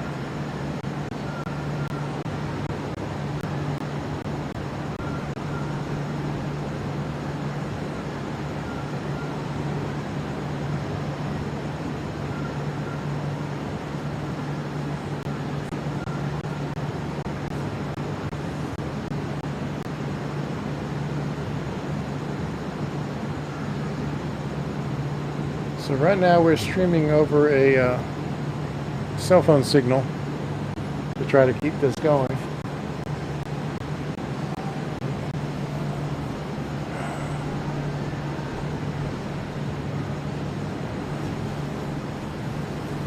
So, have we got any sign of any venting yet?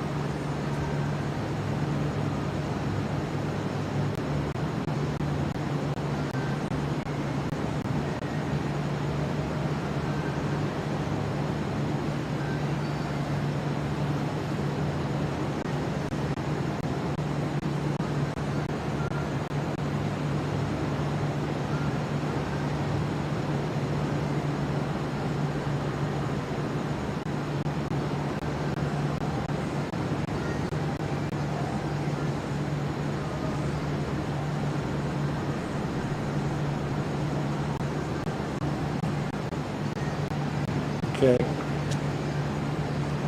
It looks like up, so I'm going to try to reconnect to that.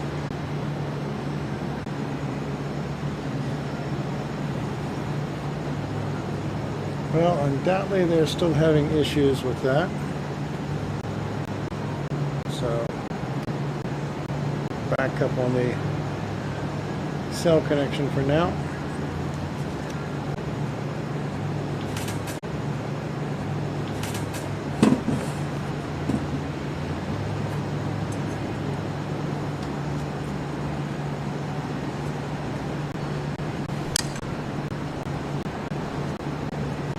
Fun part of live streaming.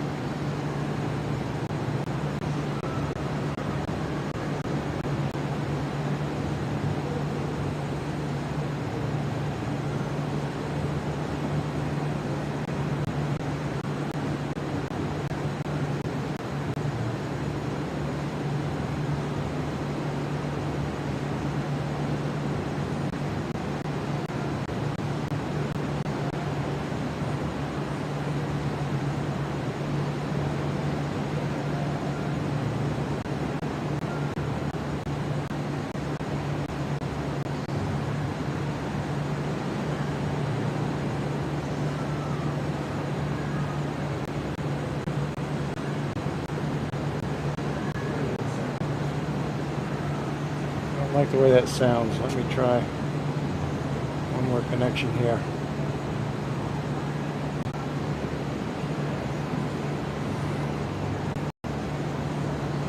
So we got some tank farm activity according to James, last I heard.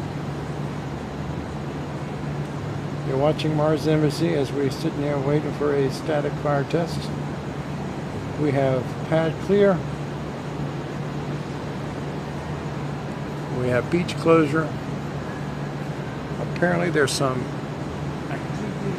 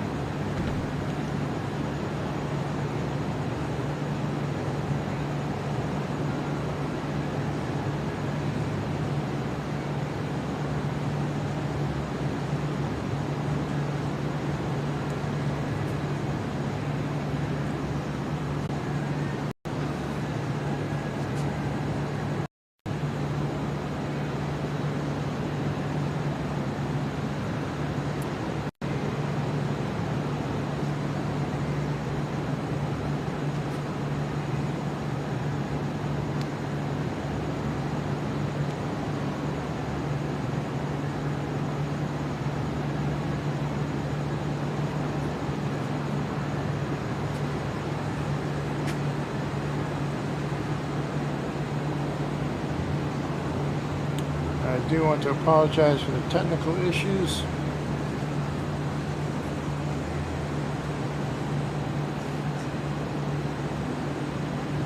As we struggle to keep the stream going for you.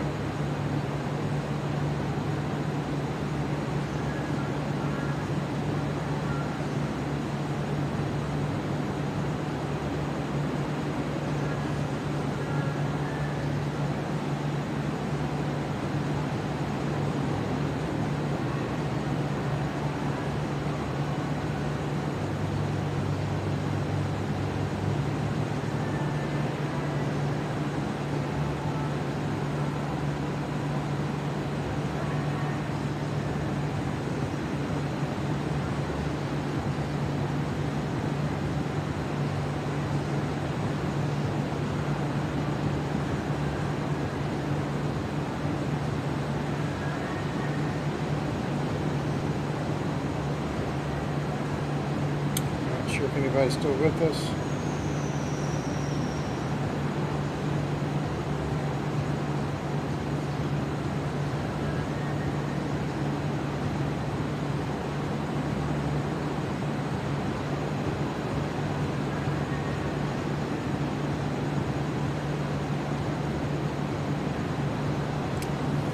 The activity you're seeing, James, is that on the old or the new tank farm?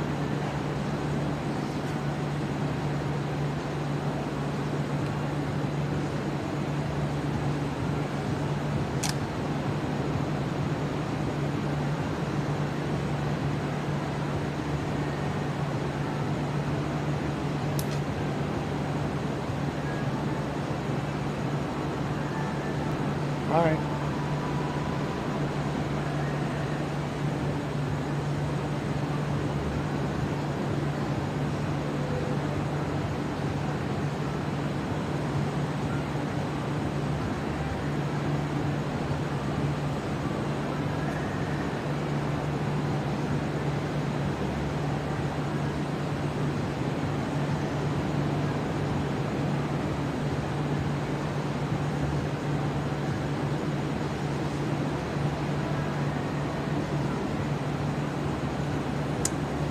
What stream were you seeing that on, James?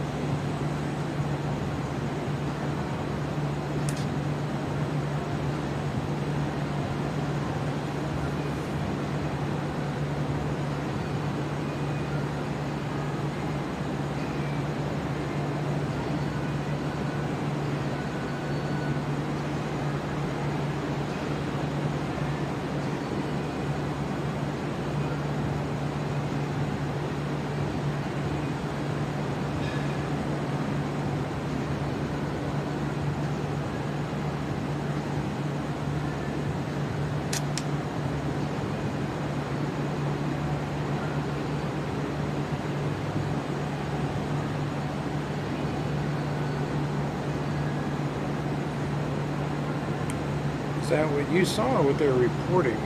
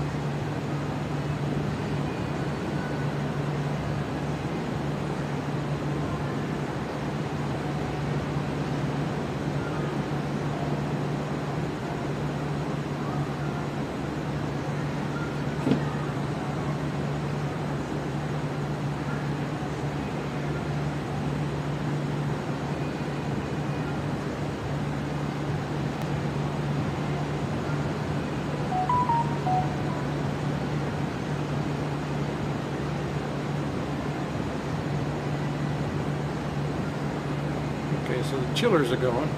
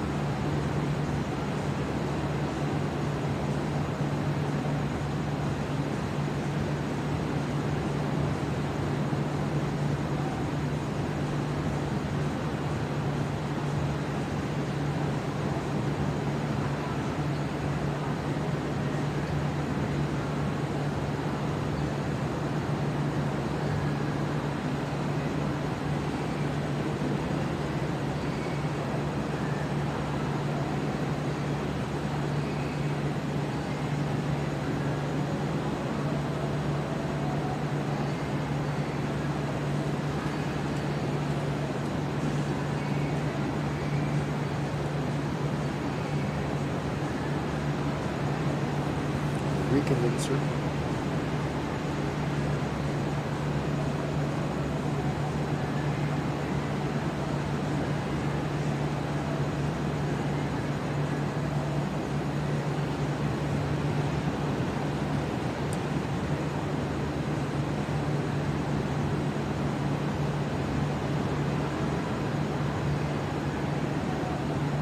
Well, I see something in between the Starship and the other towers going straight up.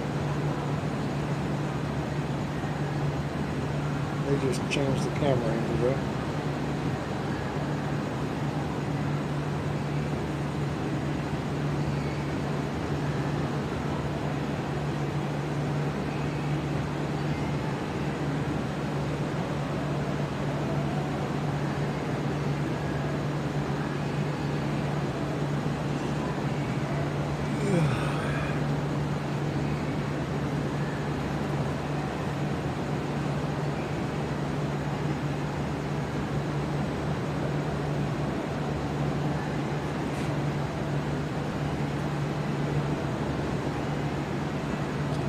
This does get very tiring. Trying to stay awake here.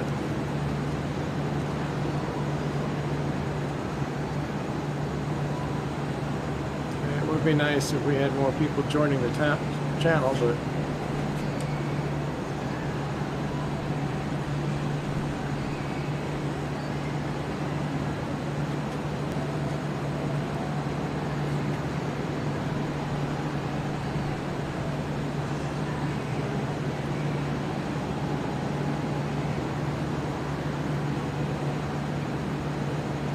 I guess maybe I need to start talking about out-of-body experiences and stuff. I don't know.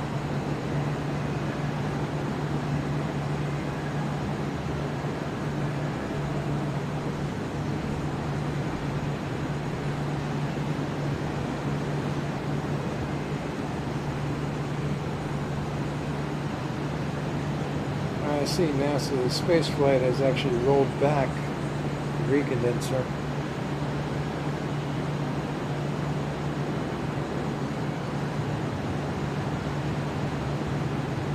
Maybe they're having problems with the fuel pump.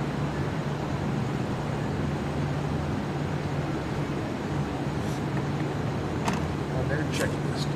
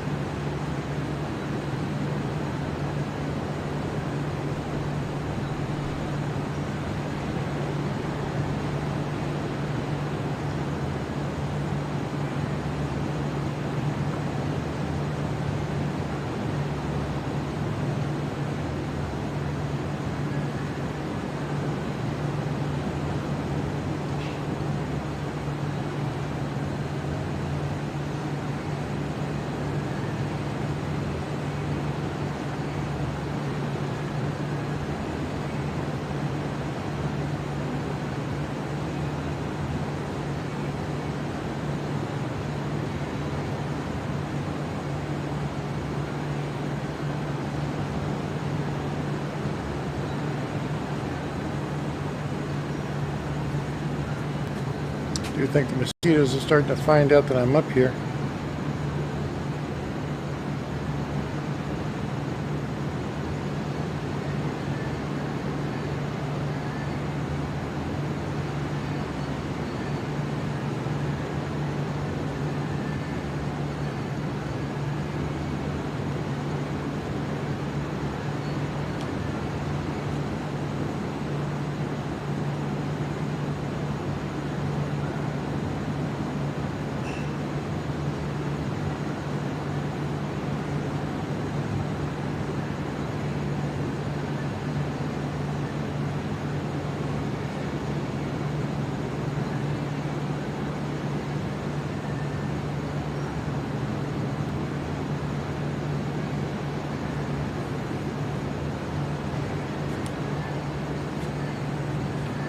we're coming up on 11 o'clock. They have an hour and 10 minutes in their test window.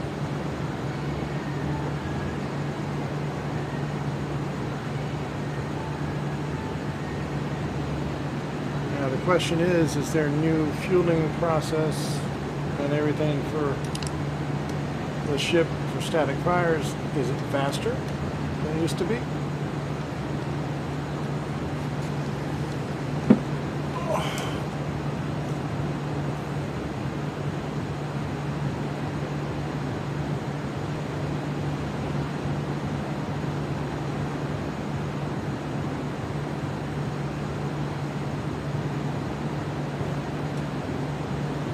Yeah, it could be. They do have some diesel generators over there.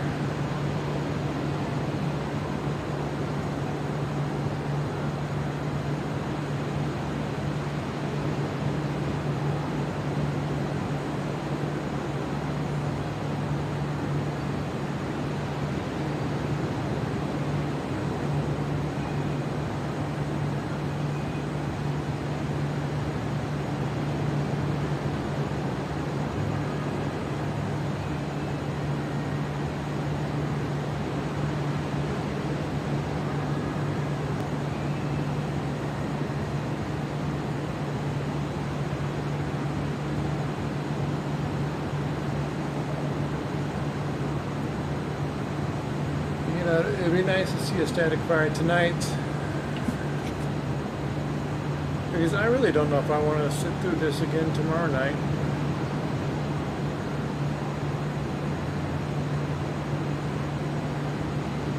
Six hours is a long time to sit and wait.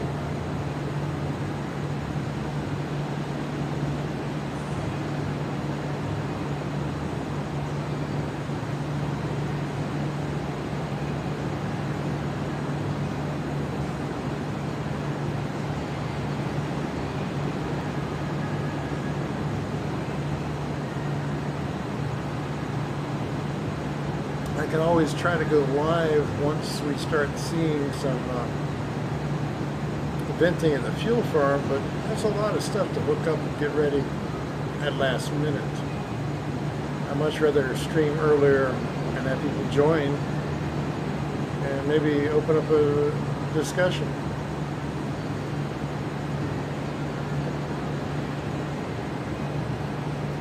Well, yeah, Ocean Cam already gave up. He gives up pretty easily on things, it seems like.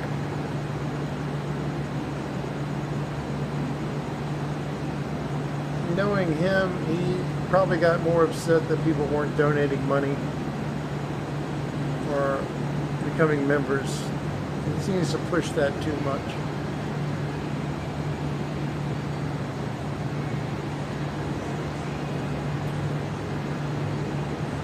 I mean, you can provide content, you can appease your viewers and find stuff they like and let them choose what they want to do. I think it's wrong to start demanding them to pay.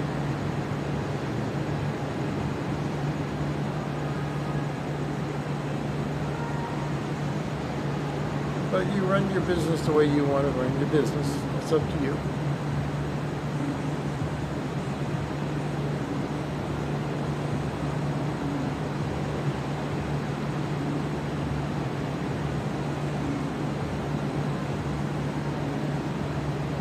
Yeah, he might not know how to set up the camera properly to be able to get the most light.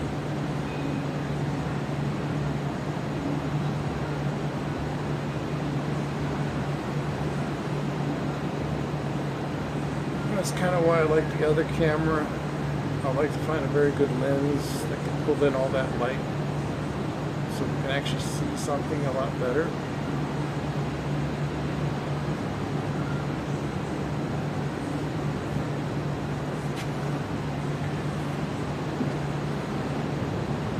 I mean, you know, he did happen to see what camera I was using, and he went and bought the same one. I've had 7, 8, almost 9 months of using it before he never got it. So, I mean, I know how the camera works. I've been using it a lot longer than he has.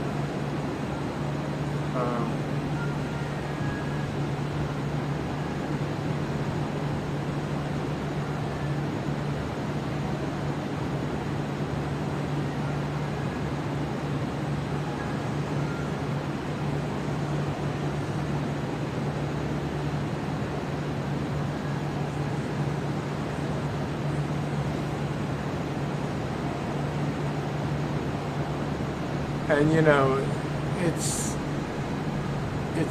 a status. Yeah, it is a shame that he is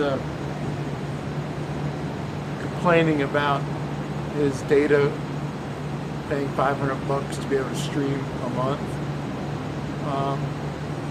It's not his viewers' fault that he chose that package, and he's trying to do it that way. But yet, it seems like he is upset because the viewers aren't supporting him.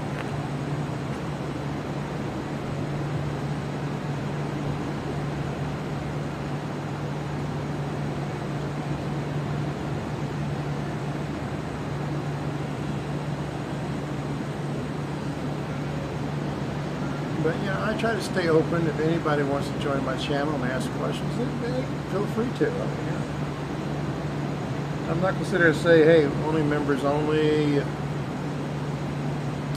only super chat questions will I answer.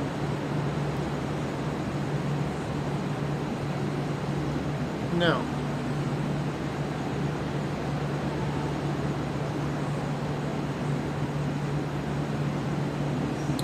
But I think what makes me the most angry is someone comes down here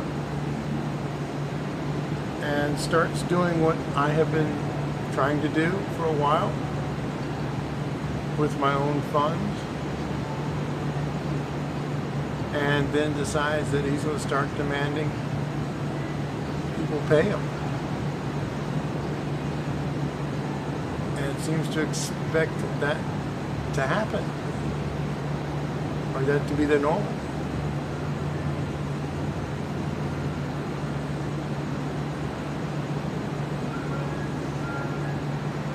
Viewers want to go and sign up for his channel and pay him a monthly fee just to watch whatever videos he has. And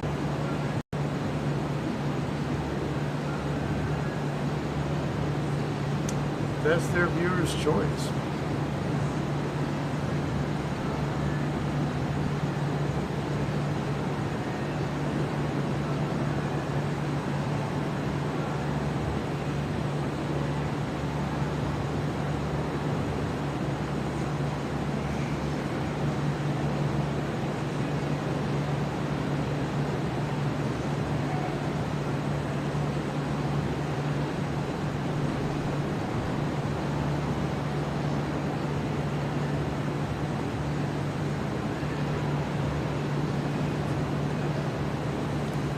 Saying something about the recondensers back on again.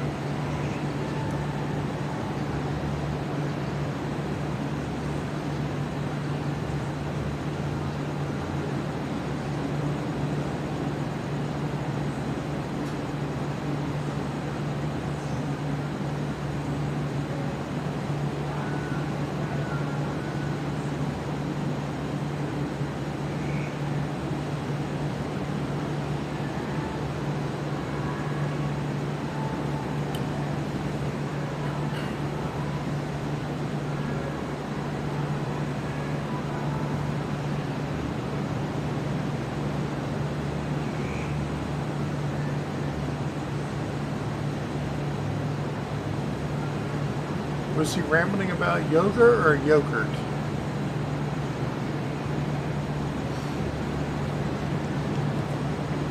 You know, it is funny, it is amazing what people will actually pay for. There is actually a stream out there where you can actually pay to watch pimples being popped. And I'm not joking. Why?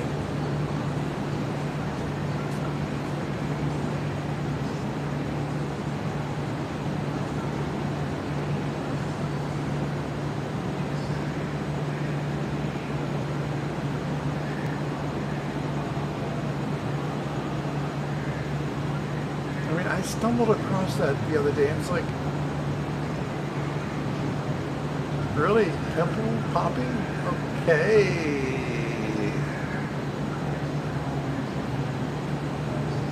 And it is surprising.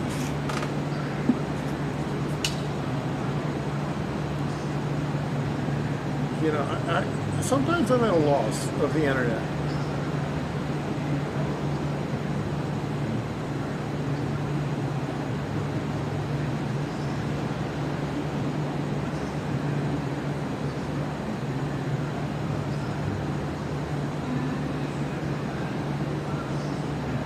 I mean, I'm not joking. There's a YouTube channel called Dr. Sandra Lee, aka Dr. Pimple Popper. And she has over 79,000 subscribers. And it's like one of her videos, it's titled Large Blackheads on the Back. Has 16 million views. 16 million views.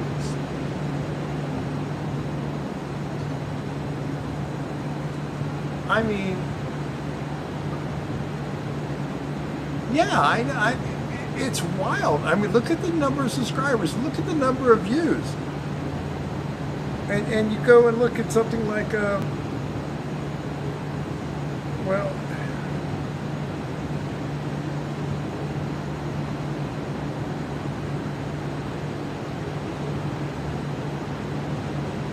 let's look at NASA's space flight.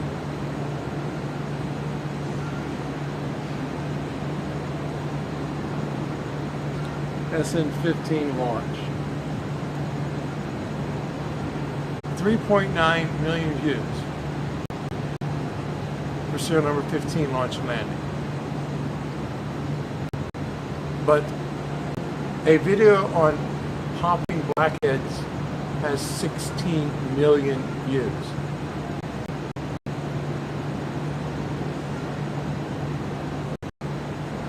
Okay, I'm actually seeing venting myself.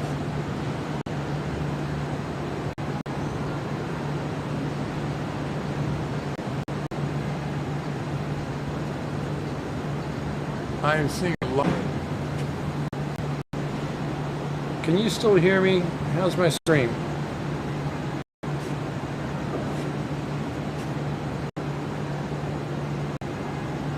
Am I having network issues again?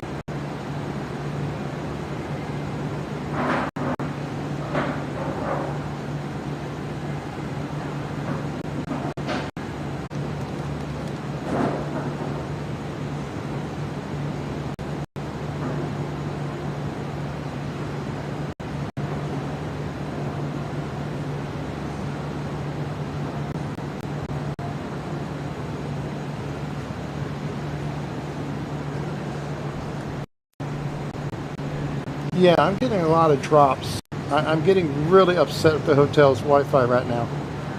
This is unacceptable.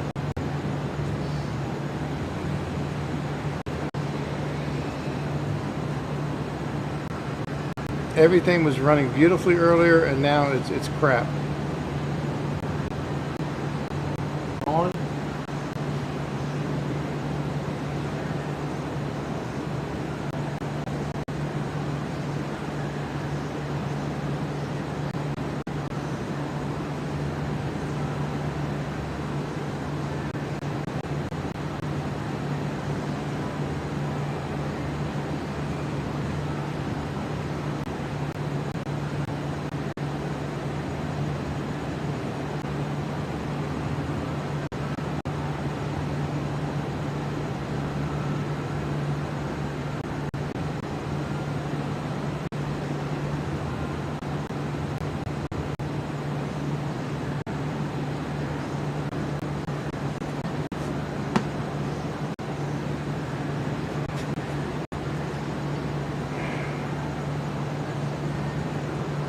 This is really making me mad.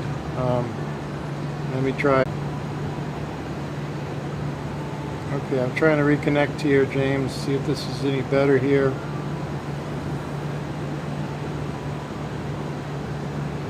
It may have not been the hotel. It may have been the app for some reason on this device had an update.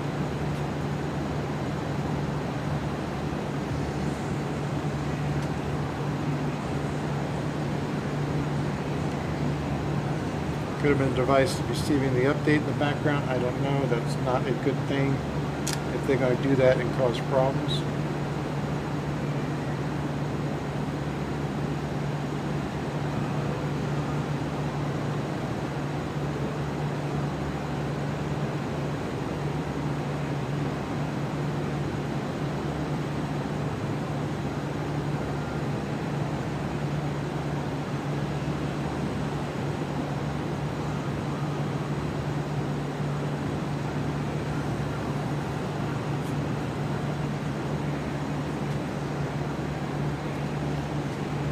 Well, that's good. I'm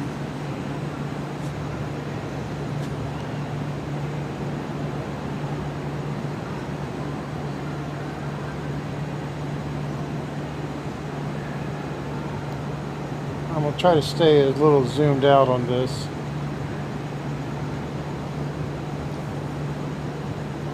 I am trying to, record video on the camera as well, on both cameras.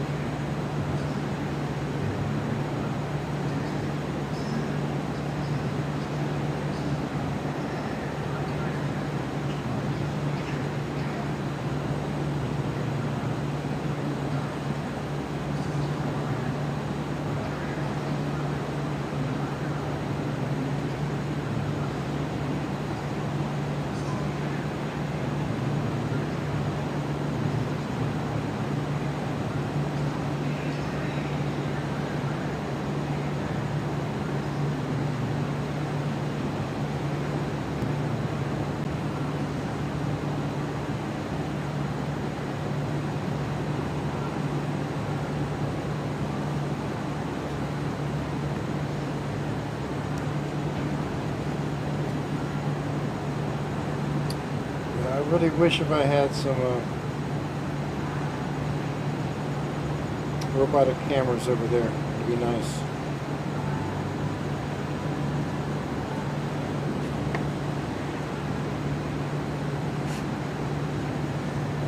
And also, if you go over there, there are so many people pick property to. They may be having issues with that down the road.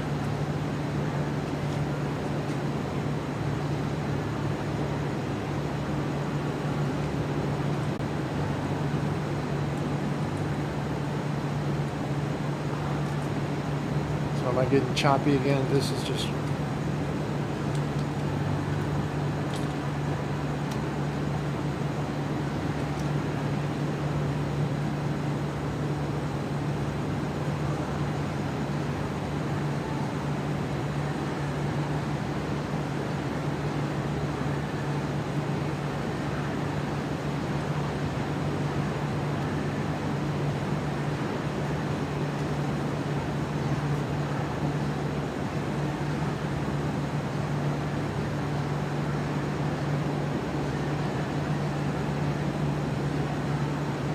Yeah, it is very aggravating to me with the dropouts.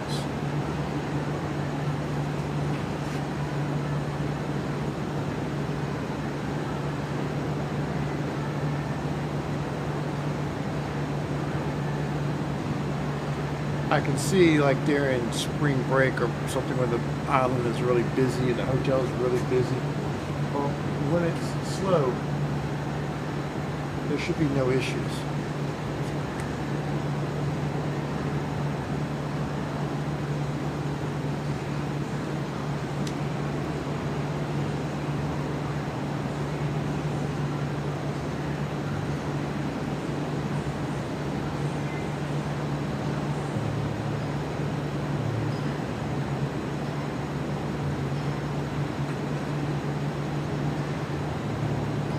We do only have 45 minutes left in the test window.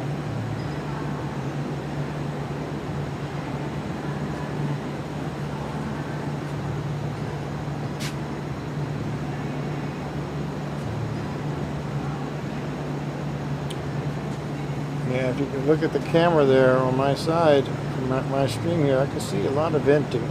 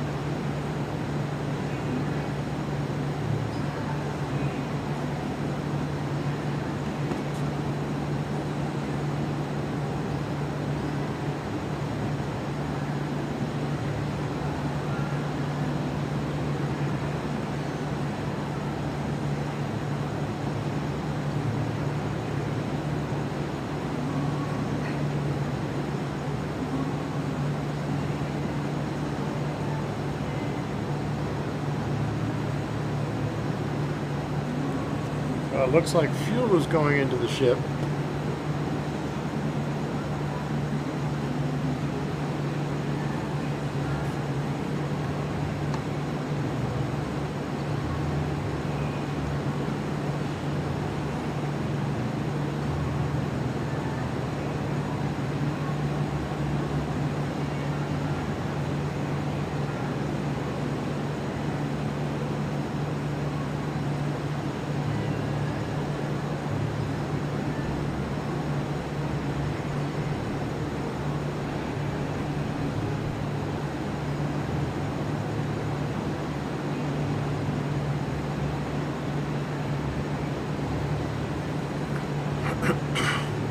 Looks like the network's gotten a little stabler now,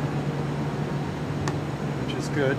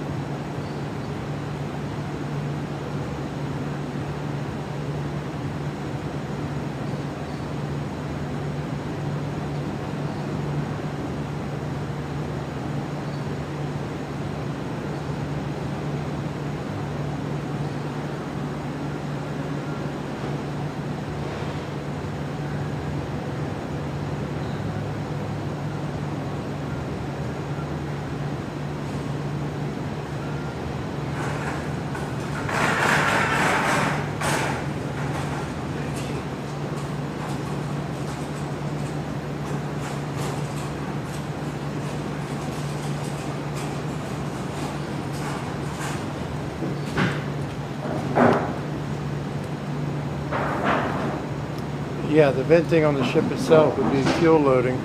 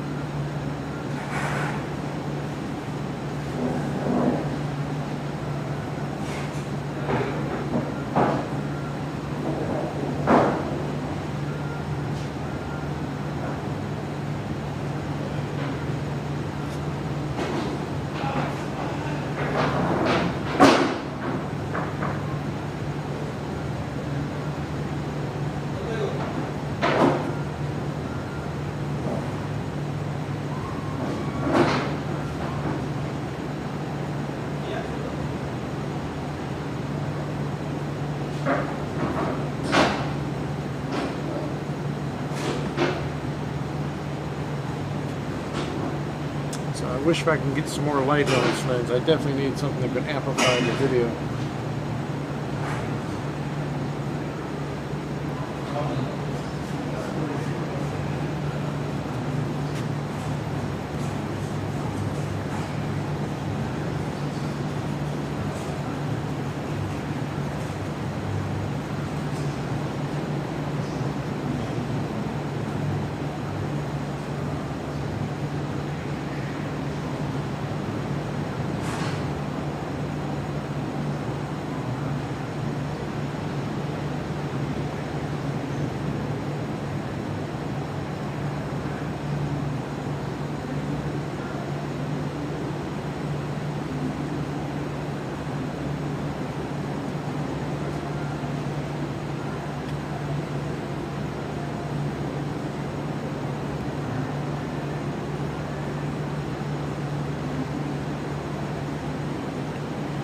I don't know if they just want to do one engine.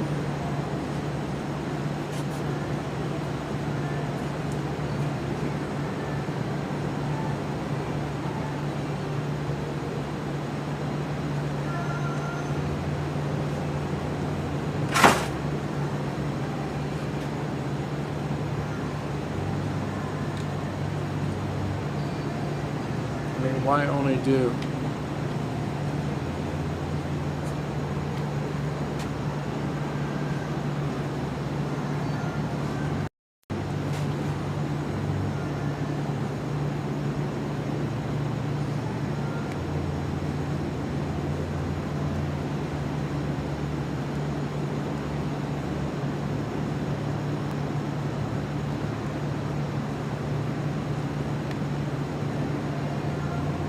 No. Stop it.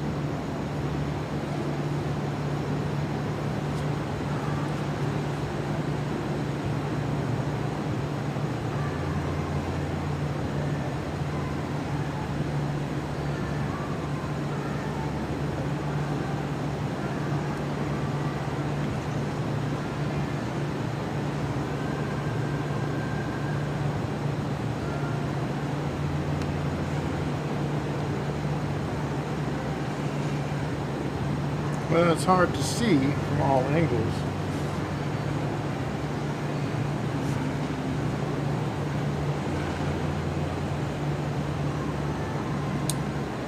see venting on the side.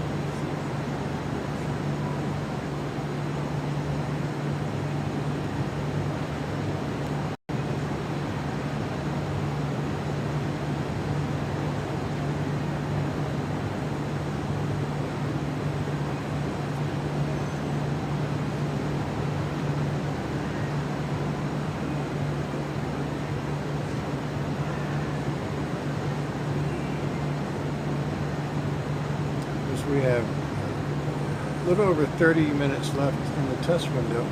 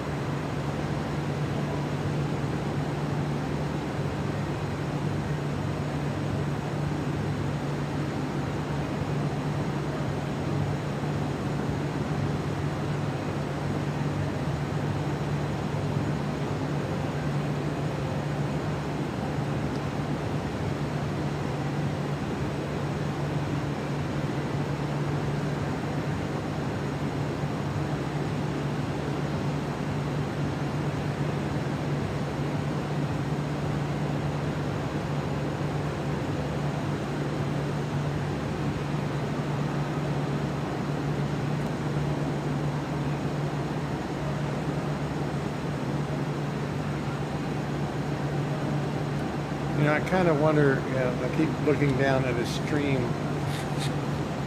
to see what's going on. But, you know, I'm actually live here. I will actually see it before the streams.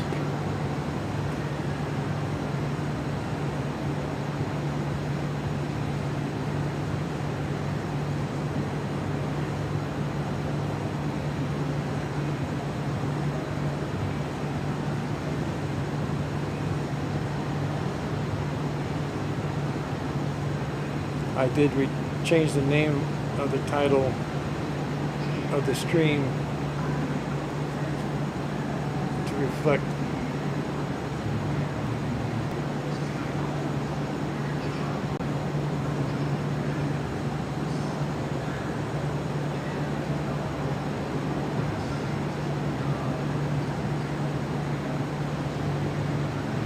and I had a lot more drop packets there. This is really aggravating.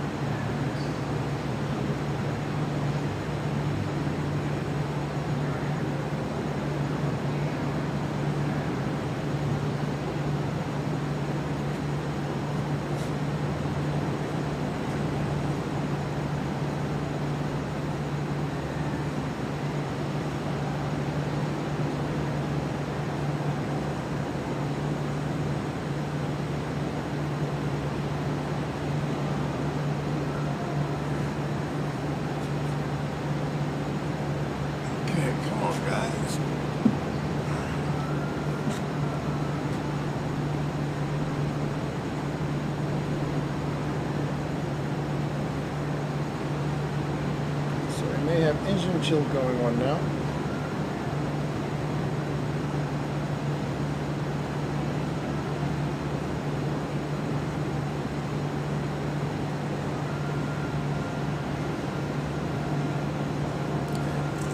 usually 12 minutes is when it starts after the engine chill, but that could have changed. So if engine chill is started at 11:30, then at 11:40 to 43 is when the static fire should happen. But like I said, they may have changed. They may not chill the engines as long as they used to.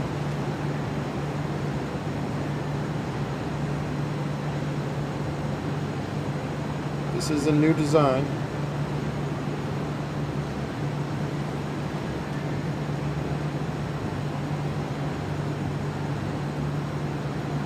Yeah. For the siren, that's a 10-minute warning.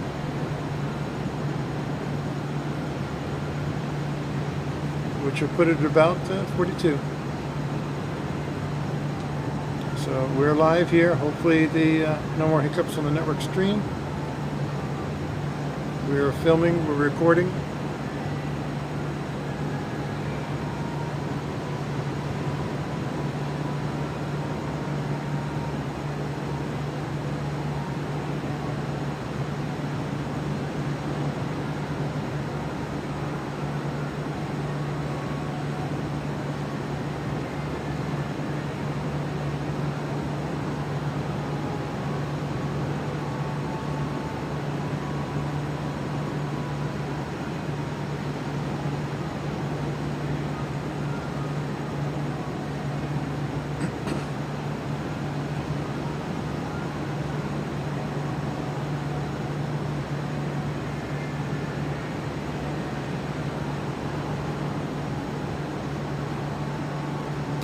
Seeing the header tank?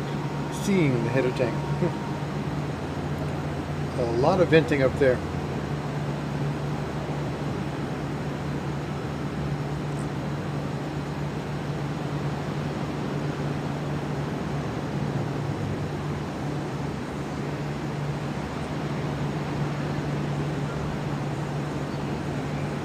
That really doesn't look too good.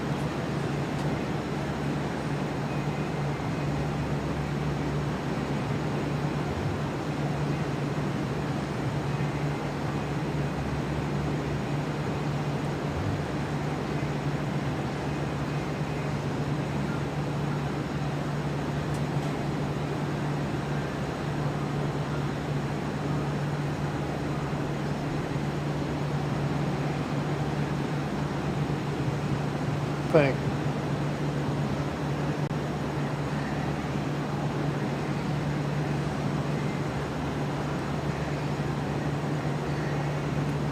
Looks like I had some drop packets again. Sorry about that. This is not good at all.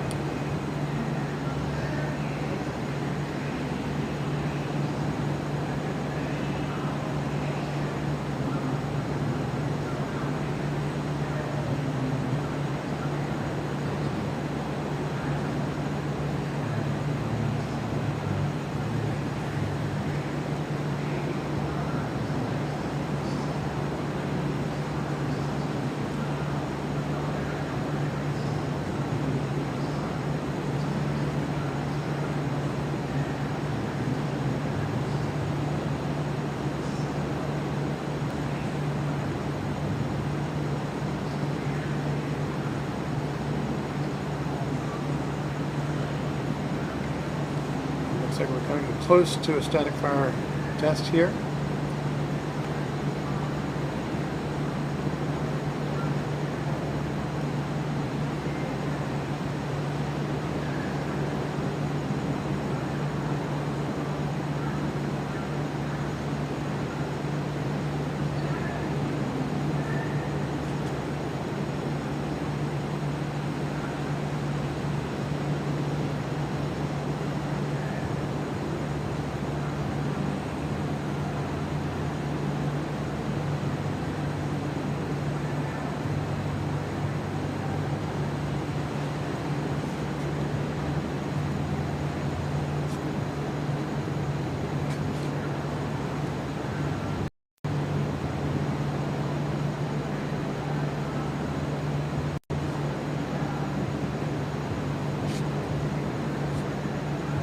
We're getting close.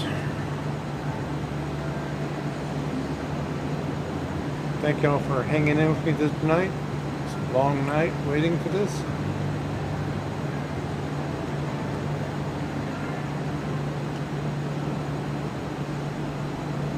Oh, there we go, there we go. Oh, nice little flame.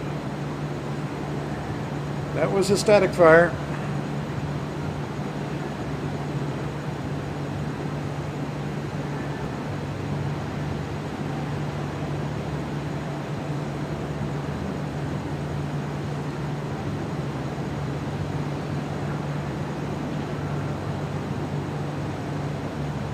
Waiting to see if I hear anything.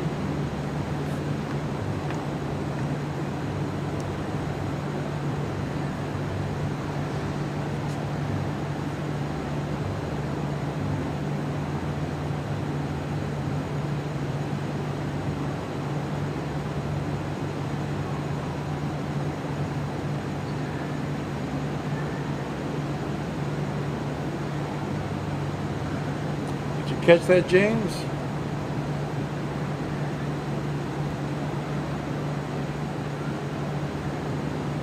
That actually looked pretty good.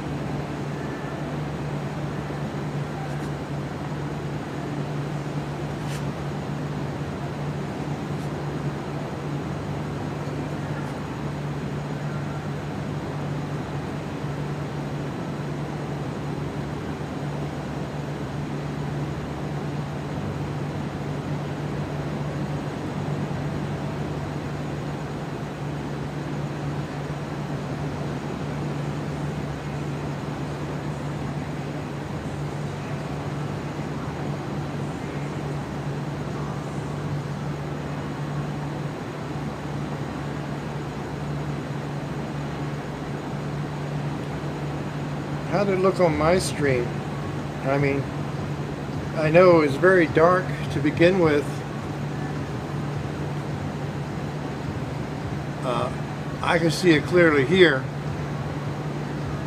Did the stream look good and clear?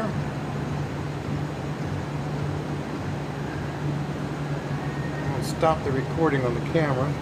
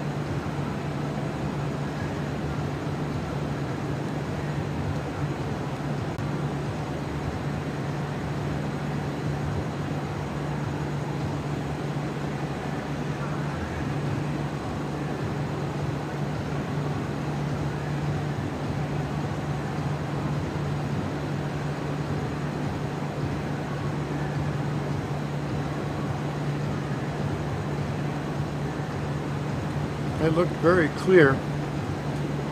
Let me see if I can show y'all what the other camera picked up as well. I don't know if this will work or not. Let me try it here.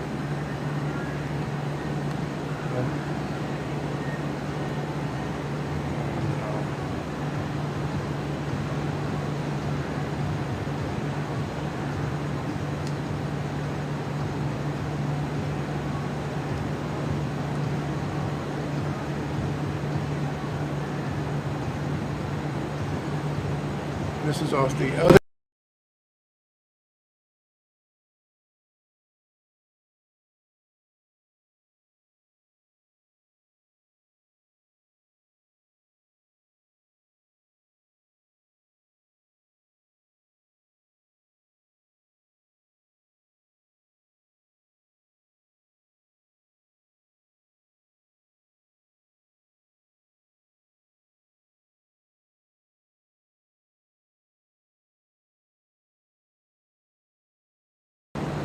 This is what the other camera caught of the static fire.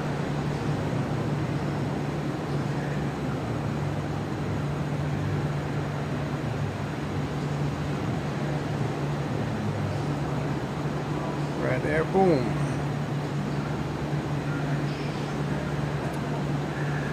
And the way the flames were kind of dispersed like that, not solid, I think that was a vacuum Raptor test.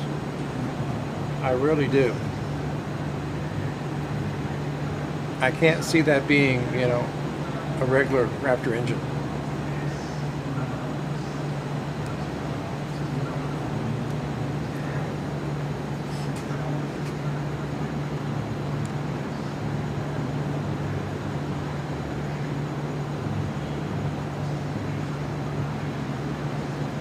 But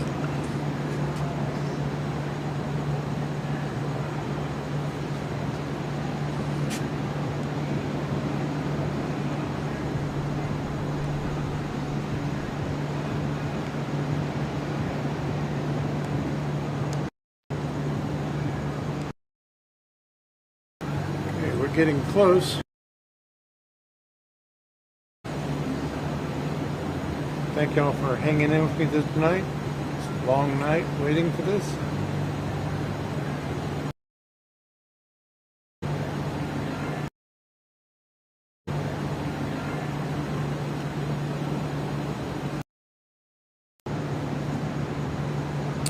I'll have to look at the card later on that camera and to make sure I caught it on the card itself too. But either way, I still at least have it on the live stream. I am going to pack up and call it a night. I need to also check on the other computer and see how that live stream looks. I'll keep streaming right now while I do that. I can do that from the laptop.